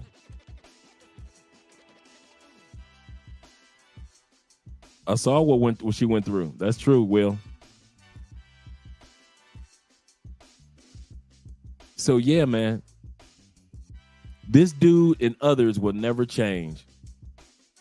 And I'll tell you something, in all sincerity, when this debate went on, and I've seen Anton on a few debates, which have been pretty good. This one, you would have never got me to touch with a 10-foot pole. I wouldn't have touched this debate with a 10-foot freaking pole. Yeah, girlfriend was the B. Taylor, correct. The reason why I wouldn't have touched this with a 10-foot pole, because at the end of the day, nobody wants to change their minds. Women weren't there to learn anything new and say, you know what, that's a good point. They weren't there to learn anything new. The two brothers from the YouTube channel, Harley Initiated, they weren't trying to learn anything. They were just trying to, bring on some guests, get some views, which is cool as a business. Nothing wrong with that. Anton was spitting facts, but sometimes you can spit facts into the black community and it seems like a fairy tale. I'll say this again before we roll out. You can spit facts into the black community, and those facts could seem so far-fetched to most black people that it seems like a fantasy. That's why the brother kept saying, oh, well, Anton, you were raised in a two-parent household. You're not relatable to most of us who weren't raised in a two-parent household. You can't relate to us. Yeah, he can't relate to us. I didn't have a daddy. Neither did I, girl. Neither did I. That's when I went to prison and I came out with the Lord. Because he went to prison too. And he came out different, ready to preach. But Anton, you can't relate to us that lived a hard life because you had your parents. And so he was busy showcasing to differentiate himself in the audience from Anton. So no matter what Anton said, you can't relate to us. That's all what reverberated. It sounds good, Anton, but you can't relate. You don't understand. You're in a happily married relationship and you and your wife have been together since your teenage years. You can't relate to us, Anton. That's why I would have never went on that debate. Hell no. I'm in a happy marriage in another country. You think most American men can relate, or even women can relate to the type of joy that I'm talking about? They can't even point to Colombia on a map. Most Americans still think South America is somewhere on the other side of Africa.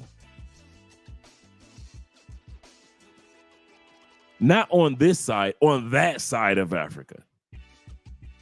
Like they act like South America is on the other, was like right next door to Australia. They think Argentina is actually in Europe.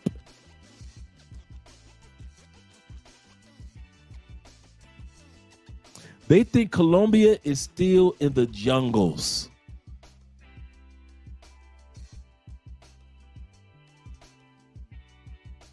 So do you think me going on a panel with an American during an election year that anybody will learn anything? Hell no. Hell no. By the way, when the event was over, the debate was over, they said that the other guy won. You know, they did a call in. All the women said the other guy won. A couple of dudes said the other guy won, and only one person said Anton won.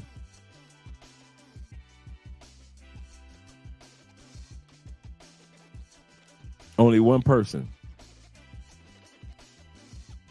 Black community does not want to hear facts. They want to hear fantasy. I'll say that again. The black community as a whole, fantasy sells. Facts are nice. Fantasy sells. Facts are nice. We'll sell each other fantasy all day long. Make money selling fantasies to each other. Facts are nice. Yep. Good point, WT. That hurricane mindset.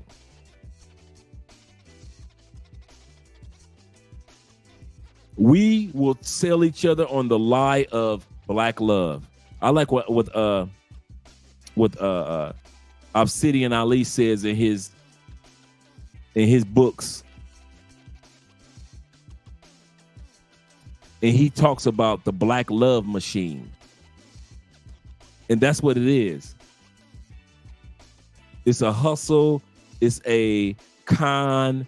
There has never been a time in human history where black people were kumbaya. Did you know that if black people were kumbaya like we say it, the fantasy that we have in our mind about Africa, you know there wouldn't have been any slavery, right? Why? Because that kumbaya Africa would have fought to the death before they sold us, our ancestors to another country. They'd have been like, listen, we will enslave our own people before we sell our people to the Europeans. If black love existed, there would not have been slavery, black slavery. I'll say that again. If black love ever existed, black people would not have sold black people to Europeans. There is no such thing as the black love machine. The black love machine is the fantasy that we sell each other that someday we're going to come together. There is no such thing as all one culture. Name one culture that 100% comes together. The Jewish community. No, they don't. They've got beefs and disagreements in the Jewish community, just like we think about Jewish and we always think about money. We're not talking about money. We're talking about in general. We're talking about just average, everyday people. Average, everyday Jewish people aren't 100% in agreement with each other. Just like every average, everyday black people and Asian people aren't in agreement with each other. Nobody is in agreement with each other every day. It's this kumbaya, oneness, utopia. No culture has a utopia. But only black people sell utopia. Whites don't sell utopia to whites. It's going to be a perfect world of white people. You know when they do that? You know what it's called when whites sell a perfect white world to whites? You know what that's called? The Klan. I want to say that again. The only group of whites that sell perfect white world to whites, it's called the Klan. It's called white nationalists. That's the only time that they do that. And we look at that as crazy. Well, the black love machine, we do the same thing. Love for self, love for oneness, and someday it's going to all be this superpower of black people. White people think the same thing, yet the Klan think the same thing. Not all white people, but the Klan thinks the same thing, that someday is going to be a utopia with nothing but back to slavery.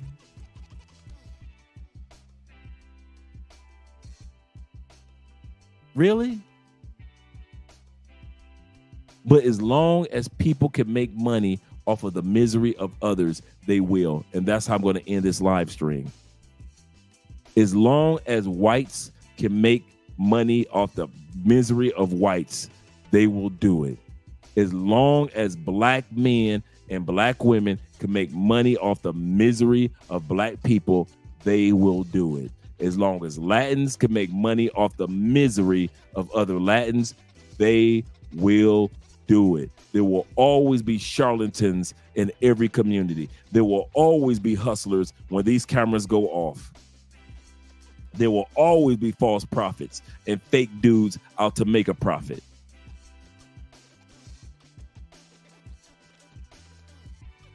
But let me let you guys enjoy the rest of the evening. Say in the comments, the men and Anton, the men said, yeah, the men, most of the men did say that. Most of the men said Anton won, and the women said yada yada yada won. Yep, I did notice that too. White supremacy was intended to fool white people, not black. Absolutely. Absolutely. 100%. I got a book back here called The Sum of Us.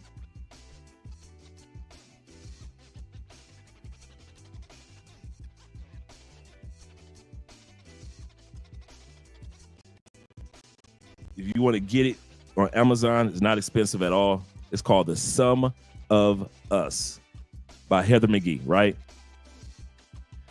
It is a historical analysis of how racism economically hurt everyone in the United States. I want to say this again. It is an economist point of view of racism, how racism economically hurt everyone in the United States. And there's a portion in here in the beginning that I highlighted.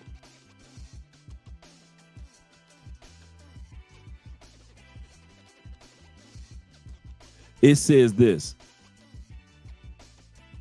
Let me make sure. Okay, here we go. When it comes to racism in economics, it turns out that the average white person views racism as a zero-sum game. Now, this is from an economist. If things are getting better for black people, then it must be getting worse for white people. Racism in the United States and in many parts of the world, white people have been programmed to believe if other races are doing better, that must mean our white race is doing worse. That's if you ever wonder what when white people see when they think about racism and project racism with words, action, behavior, laws, so forth and so forth, this is what they see. We must keep black people down to keep them from progressing. That means we'll lose something. They don't believe that this is enough for everybody. They've been programmed to believe there's not enough. Now, on the other hand, she said, but that is not the way that black people see racism. And he says, the economist that she was interviewing, he says exactly, for black respondents, better outcomes for themselves don't necessarily mean worse outcomes for white people. It is not a zero sum. So black people believe that there is enough for everybody. This is why we fight the way that we fight, for fairness, because we believe that we don't want to take what white people have. We want to have our own alongside with whites and blacks and Asians and other cultures. We don't believe that if we take from one, then somebody's got to lose. Black people never think like that. We never say, I'm going to take all the white man's money. We don't act like that. We don't think like that. We weren't raised like that. We believe that the playing field is even and fair. We all can progress. We all will succeed. Whites believe that if blacks or Latins or others become in power, that means that they are less in power, less economically strapped or stable, less than, don't have, blacks are taking over. Look at what's happening, blah, blah, blah, blah. We can't let those blacks take over, so forth and so forth. That's how whites have been programmed. And because of that, it has hit the United States economically. We already talk often about racism from a social point of view or from the legal point of view, but we never talk about racism from the straight economic, how it has impacted the United States. United States thinks it's rich. We are rich. We should be richer if it wasn't for racism. If it wasn't for racism. The funny part is, I was looking up. Let me pull this up. I pulled this up earlier today before I let you guys go.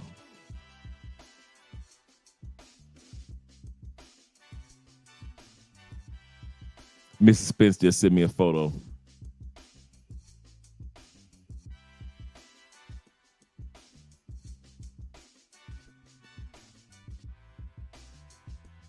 Let me respond to her real quick.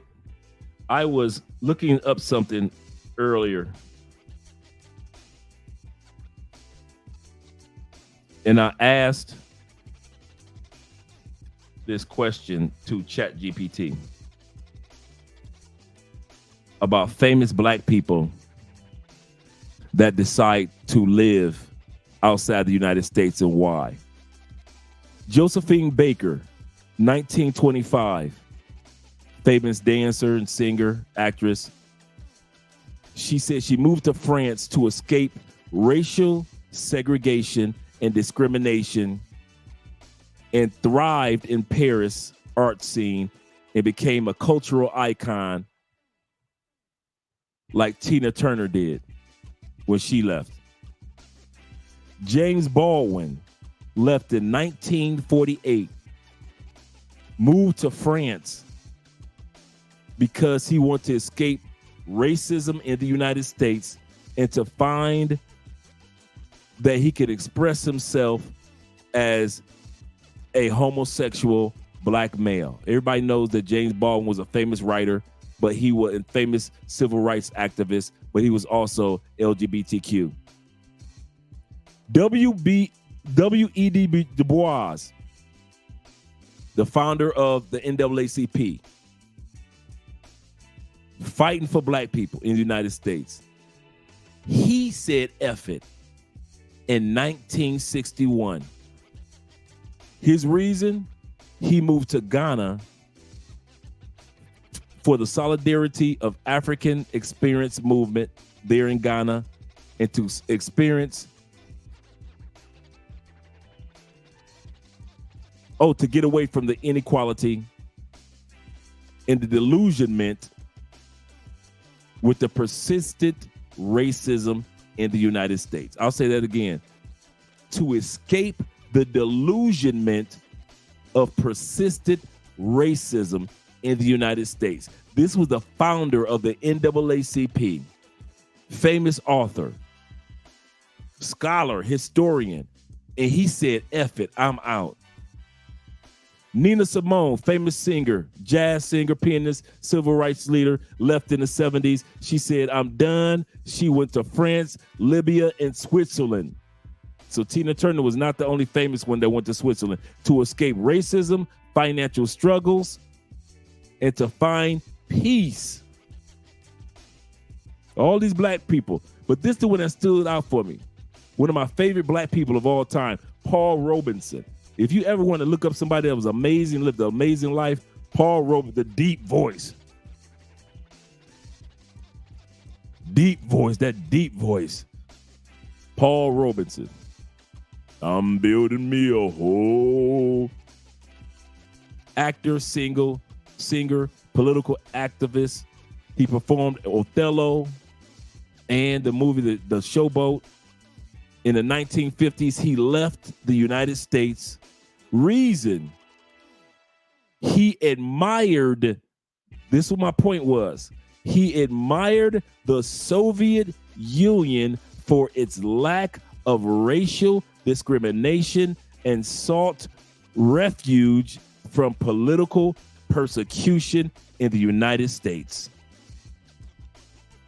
And I had heard and had watched headlines of very famous blacks that left the United States, and average blacks that in the military after World War II didn't go back to the United States, stayed in Russia. And so before I let you guys go, check it out. So I'm studying this and I came across a cartoon, modern. This wasn't like a old cartoon. This cartoon was like in the last 10 years, 5 years. It was a little clip. It was a white girl. She turned to another white girl.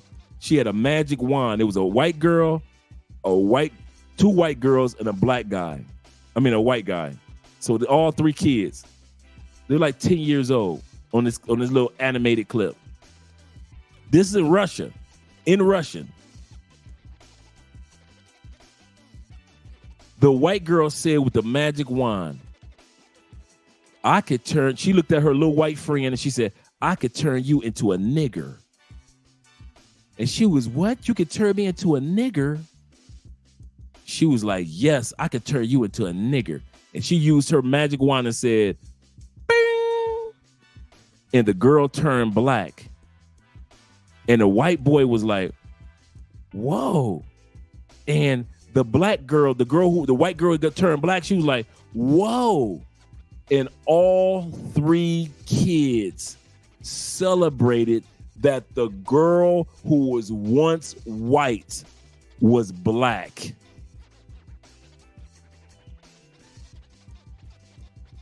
I didn't see that coming at all. I'm thinking like with American eyes, like, nigger, what the, how she gonna say a cartoon? These kids are corrupt. See, they're messing up the kids' mind. I'm thinking from American mindset. And the Russian this cartoon is, I mean, this animated was a YouTube clip. It wasn't even like 4 or 5 years old. I kid you not.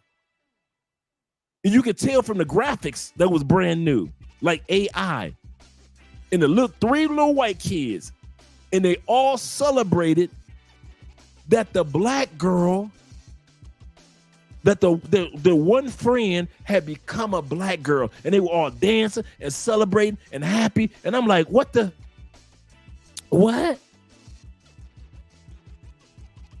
And then I looked it up and I found out that the most famous movie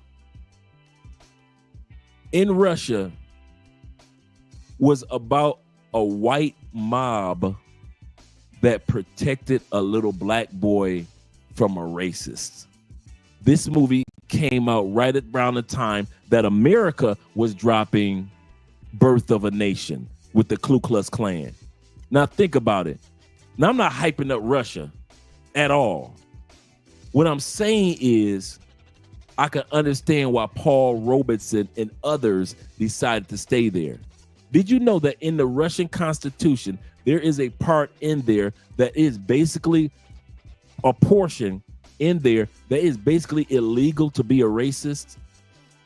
You could be a nationalist, you could be a bigot in regards to other things, but as far as just on skin, it's not legal according to the Constitution in Russia. What? But they told us in the United States, do your homework. Once again, I'm not saying I'm hyping up Russia, but what I am saying, we haven't been told the whole story, black folks. And did you know this? that they interviewed a Russian prime minister after World War II about black people coming to Russia. Do you know what he said? I'm disappointed. I've never heard this before. Not even within Africa continent, the continent of Africa. This Russian leader said this: I am disappointed. And the interviewer said, sir, why are you so disappointed in regards to black people? He said, because I am surprised not more of them stayed and more of them came. They stayed to fight for civil rights in the United States. Nothing wrong with that. But I'm surprised that we didn't get more black people coming to Russia, and you didn't have to you didn't have to go through that.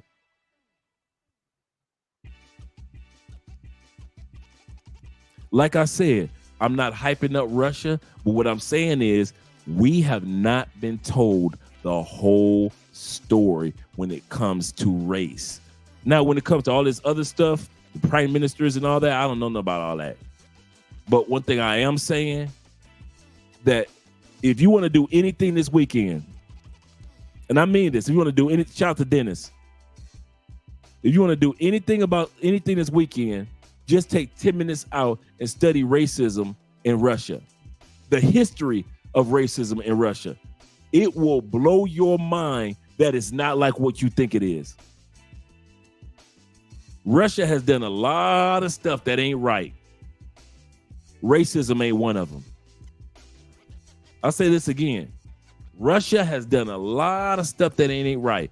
And in Russia, yeah, there are people out there that may be racist. But for the most part, as a nation, no. I never knew that. I never knew that it was in their constitution. I never knew none of that. You know how I am, T.I.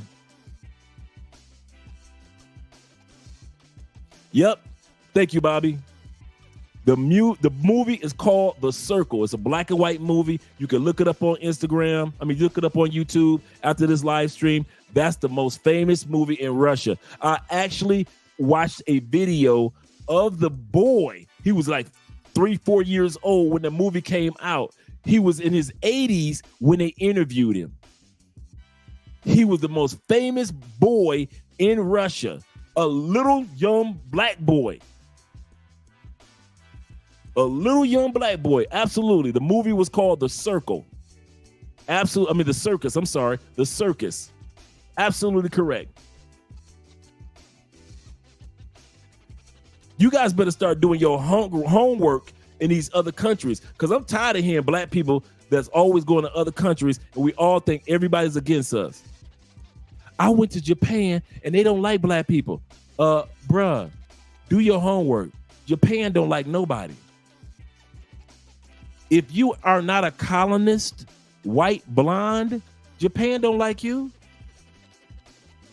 Japan don't even like Japanese. They got a statistic where Japanese aren't even having sex at all. Their percentage of people is dying off.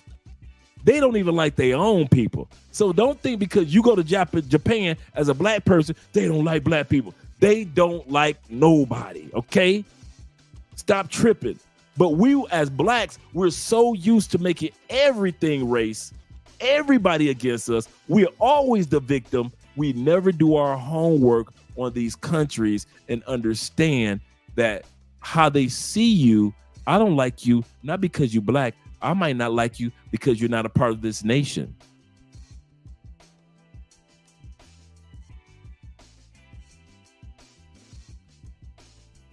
And you got to realize in certain parts of Japan and China, these people think that if you're whiter, you're better. I mean, pale white, because white people have programmed them to where they haven't programmed us. Not most of us.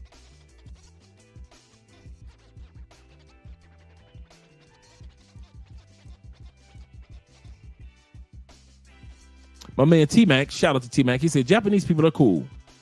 He said they mind their own business. And my ex-wife is Japanese and lives and lived there. So there we go. So it's not about hating on you. You got to realize also look at Japanese people like this, and correct me if I'm wrong, T-Mac. You got to realize these people live on an island. Sometimes we fail to realize that Japan is not a continent. It's an island. It's all of by itself. So any cultural experiences they have that they learn, good or bad, they might be 10, 15, technology-wise, they may be ahead of everybody. But culturally, because they're not around so many people, they don't get a chance to develop those, that growth, that maturity of being around different cultures like we do in the United States as well as other countries. It's an island. So I don't trip on the Japanese for not knowing or not understanding. Hey, they racist. Well, that's their culture. It is what it is. He said, they say in Singapore, our people are treated like white celebrities. Could be true. Could be true. GJ says this. He said, when the United States are the same way. Yeah, for real. We want to criticize, but the same way. He said, look at how they treated Jesse Owens in Germany. Facts. Facts. He said, do you realize the original people in Korea and Japan were, I did hear about that. Just recently, I just heard about that. It wasn't like I always do, but it's like within the last week or two. We're black, and that's well documented. I can agree with that. He said they don't cater to other people, put Japanese first. I now realize that. That's exactly how I look at it. I'm glad that you said it like that, because that's exactly how I look at it. I don't look at it like, oh man, they tripping. No. You got to look out for, think about it, man. These people have survived earthquakes with nobody else's help. They've survived the bombing of Hiroshima and Nagasaki by themselves. I'm not saying other countries didn't give them money. What I'm saying, at the end of the day, they had to go through the emotional ups and downs of reestablishing their country by themselves. So now all of a sudden we go over there and we expect them to just embrace us, and we haven't been through any of the pains and turmoils that Japanese people have gone through by themselves. Come on, man. We can't be tripping on people like that.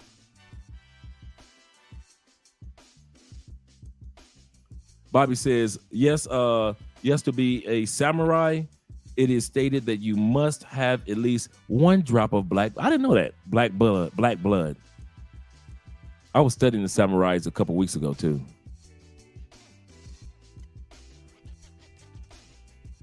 And before anyone tells me that it's not true, that it is something that white folks made up, it's said very, it's very true that you can, if my friend and his family have samurai lineage. And his grandfather told me. That's what's up. Thank you very much for that, man. I love good trivia. It is, in most countries in Asia, have never seen black people, so they are treated like famous people. This is true. I've seen Iron Marwa go to different Asian nations, and I kid you not, it is amazing how they treat him. All right, gentlemen, let's get ready to wrap this one up. Looking at 6 hours, 7 minutes. Let's wrap it up. You guys have a great evening. I got work to do. Mrs. Spence just texted me while she's out hanging out with her girl. She's always, that's the funny part. Andre will go out on girls' night, but yet she'll spend a lot of the time texting me. So let me text her back. But before I do, let's do the outros. I'm gonna do a few outros. Let's do the throwbacks. Let's go back to the beginning where we all started. Baby, tan lejos y tan cerca, como enero y diciembre. Es que parcha teniendo la misma mente. Tu bebé ponte bien suelta, que sé cómo tú te sientes, con las ganas de ser mala y decente. En la madrugada te encanta, cuando el bebé tuyo a ti te canta. En la madrugada te encanta, eres exótica como Fanta. En la madrugada conmigo baby toda la noche. Sé que estás traga, yo también espero que se note. Yeah, baby, presiento que tú eres lo llamado felicidad, que hasta la cama la ponemos a temblar. Tus padres hablan, pero no saben nada más. Lo que tú sientes conmigo, la adrenalina baby dándote casico. Yeah, y pues baby pa' que sigo, si no escuchan lo que digo. Nosotros saber cómo va, mi amor, tocándonos y se nos da. La madrugada te encanta, cuando el bebé tuyo a ti te canta. En la madrugada te encanta, eres exótica como Fanta. En la madrugada conmigo baby toda la noche.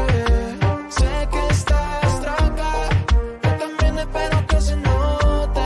Yeah. Y espero que se note, vale mucho más que los lingotes. Somos la bichote y el bichote, tu reggaetón puro, perreamos duro y down. Se nota que estoy tragado. Lo vi venir, por ir más o menos a las 12. Hay que vivir, hay que sentir, que tú me revives con tu roce. Yeah, baby, cada noche, yeah, al amanecer. Yeah, baby, cada noche, baby, tan lejos y tan cerca, como enero y diciembre. Es que parcha teniendo la misma mente. Tu bebé ponte bien suelta, que sé cómo tú te sientes, con las ganas de ser mala y decente. En la madrugada te encanta, cuando el bebé tuyo a ti te canta. En la madrugada te encanta, eres exótica como Fanta. En la madrugada conmigo baby toda la noche. Sé que estás traga, yo también espero que se note. Yeah, Ricky Baker.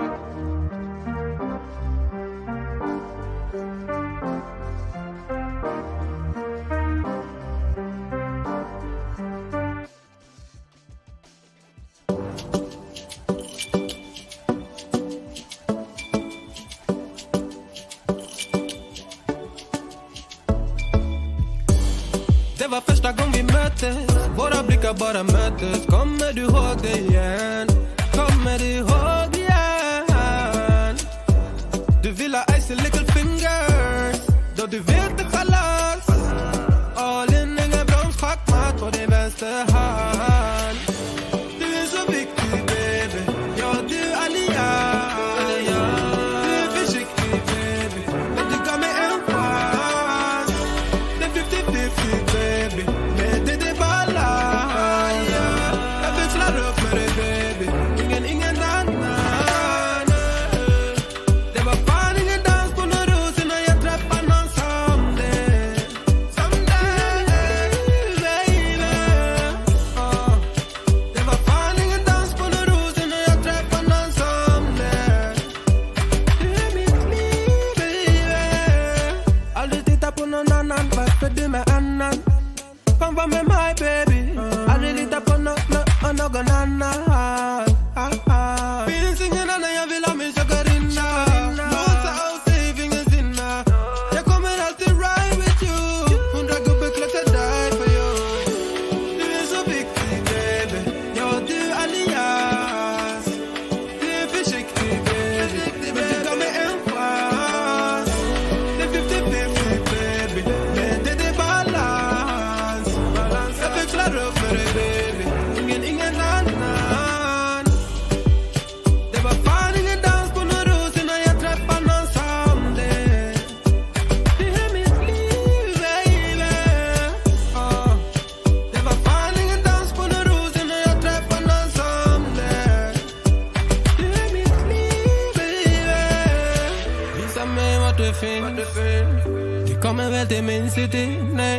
jag vet att det finns. Kom det blir bra lives and all nights, yeah.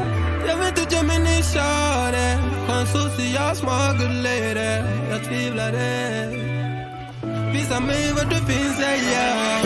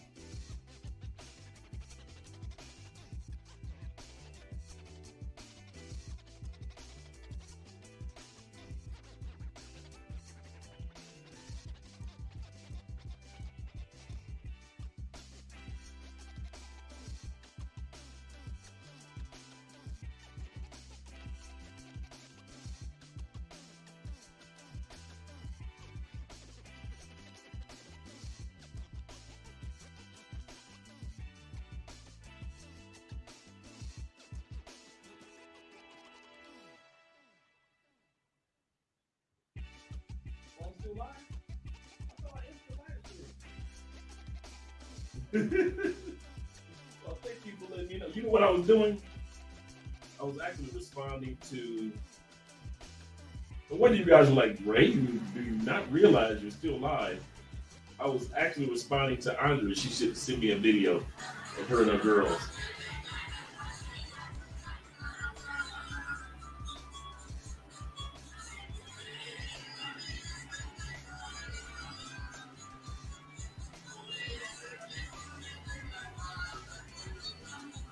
So they enjoying their drinks.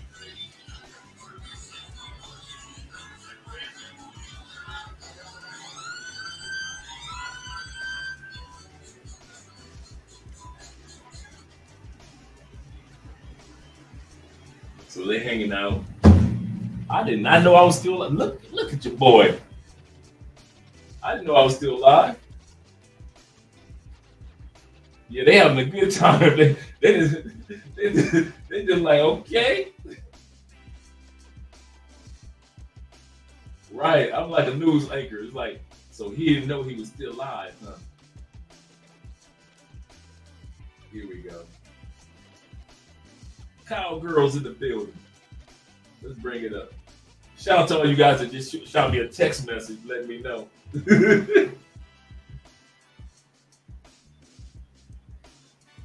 Does this man not realize that he's still alive?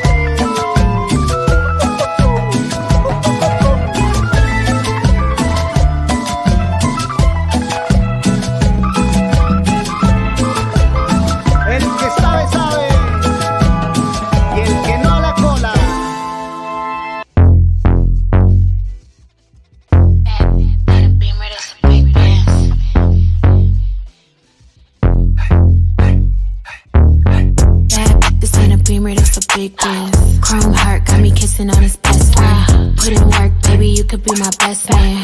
Sending cash to my account, he investing. Dark shades on when I'm off the Migos. He tryna cuff me like a in a Rico. Moving through this like GTA with a cheat code. He claimed that he love me, but before not a freak. I just wanna dance all night. Can't nobody do it just like I. Boy, you got just what I like. Come on, baby, let's kiss, don't fight. What you wanna do? Tell me what you like. What you wanna do? Tell me what you like. What you wanna do? Tell me what you like. Just say the word, baby, I'ma get you right. What you wanna do? Tell me what you like. What you wanna do? Tell me what you like. What you wanna do? Tell me what you like. Ain't gotta say it, I know I'm the one you like. Ooh, damn, so the DJ turn the beat up. Got a white boy who be singing like a Beatle. Claim she getting bread, but I heard she doing keto. I don't do drugs, I'ma smoke a little weed up. I can't chase a man for no paper. I just think it's sweet, I'ma show him now or later. I be getting money on the wake up. He a broke boy, tell that thing get his cake up. Only with dope boys, they the ones who spinning paper, get your weight up. Told him send an Addy and to stay up. She's out here mad, told him assalamu alaikum. Who that 5'5", she don't even need no makeup. What you wanna do? Tell me what you like. What you wanna do? Tell me what you like. What you wanna do? Tell me what you like. Just say the word, baby, I'ma get you right. What you wanna do? Tell me what you like. What you wanna do? Tell me what you like. What you wanna do? Tell me what you like. Ain't gotta say it, I know I'm the one you like.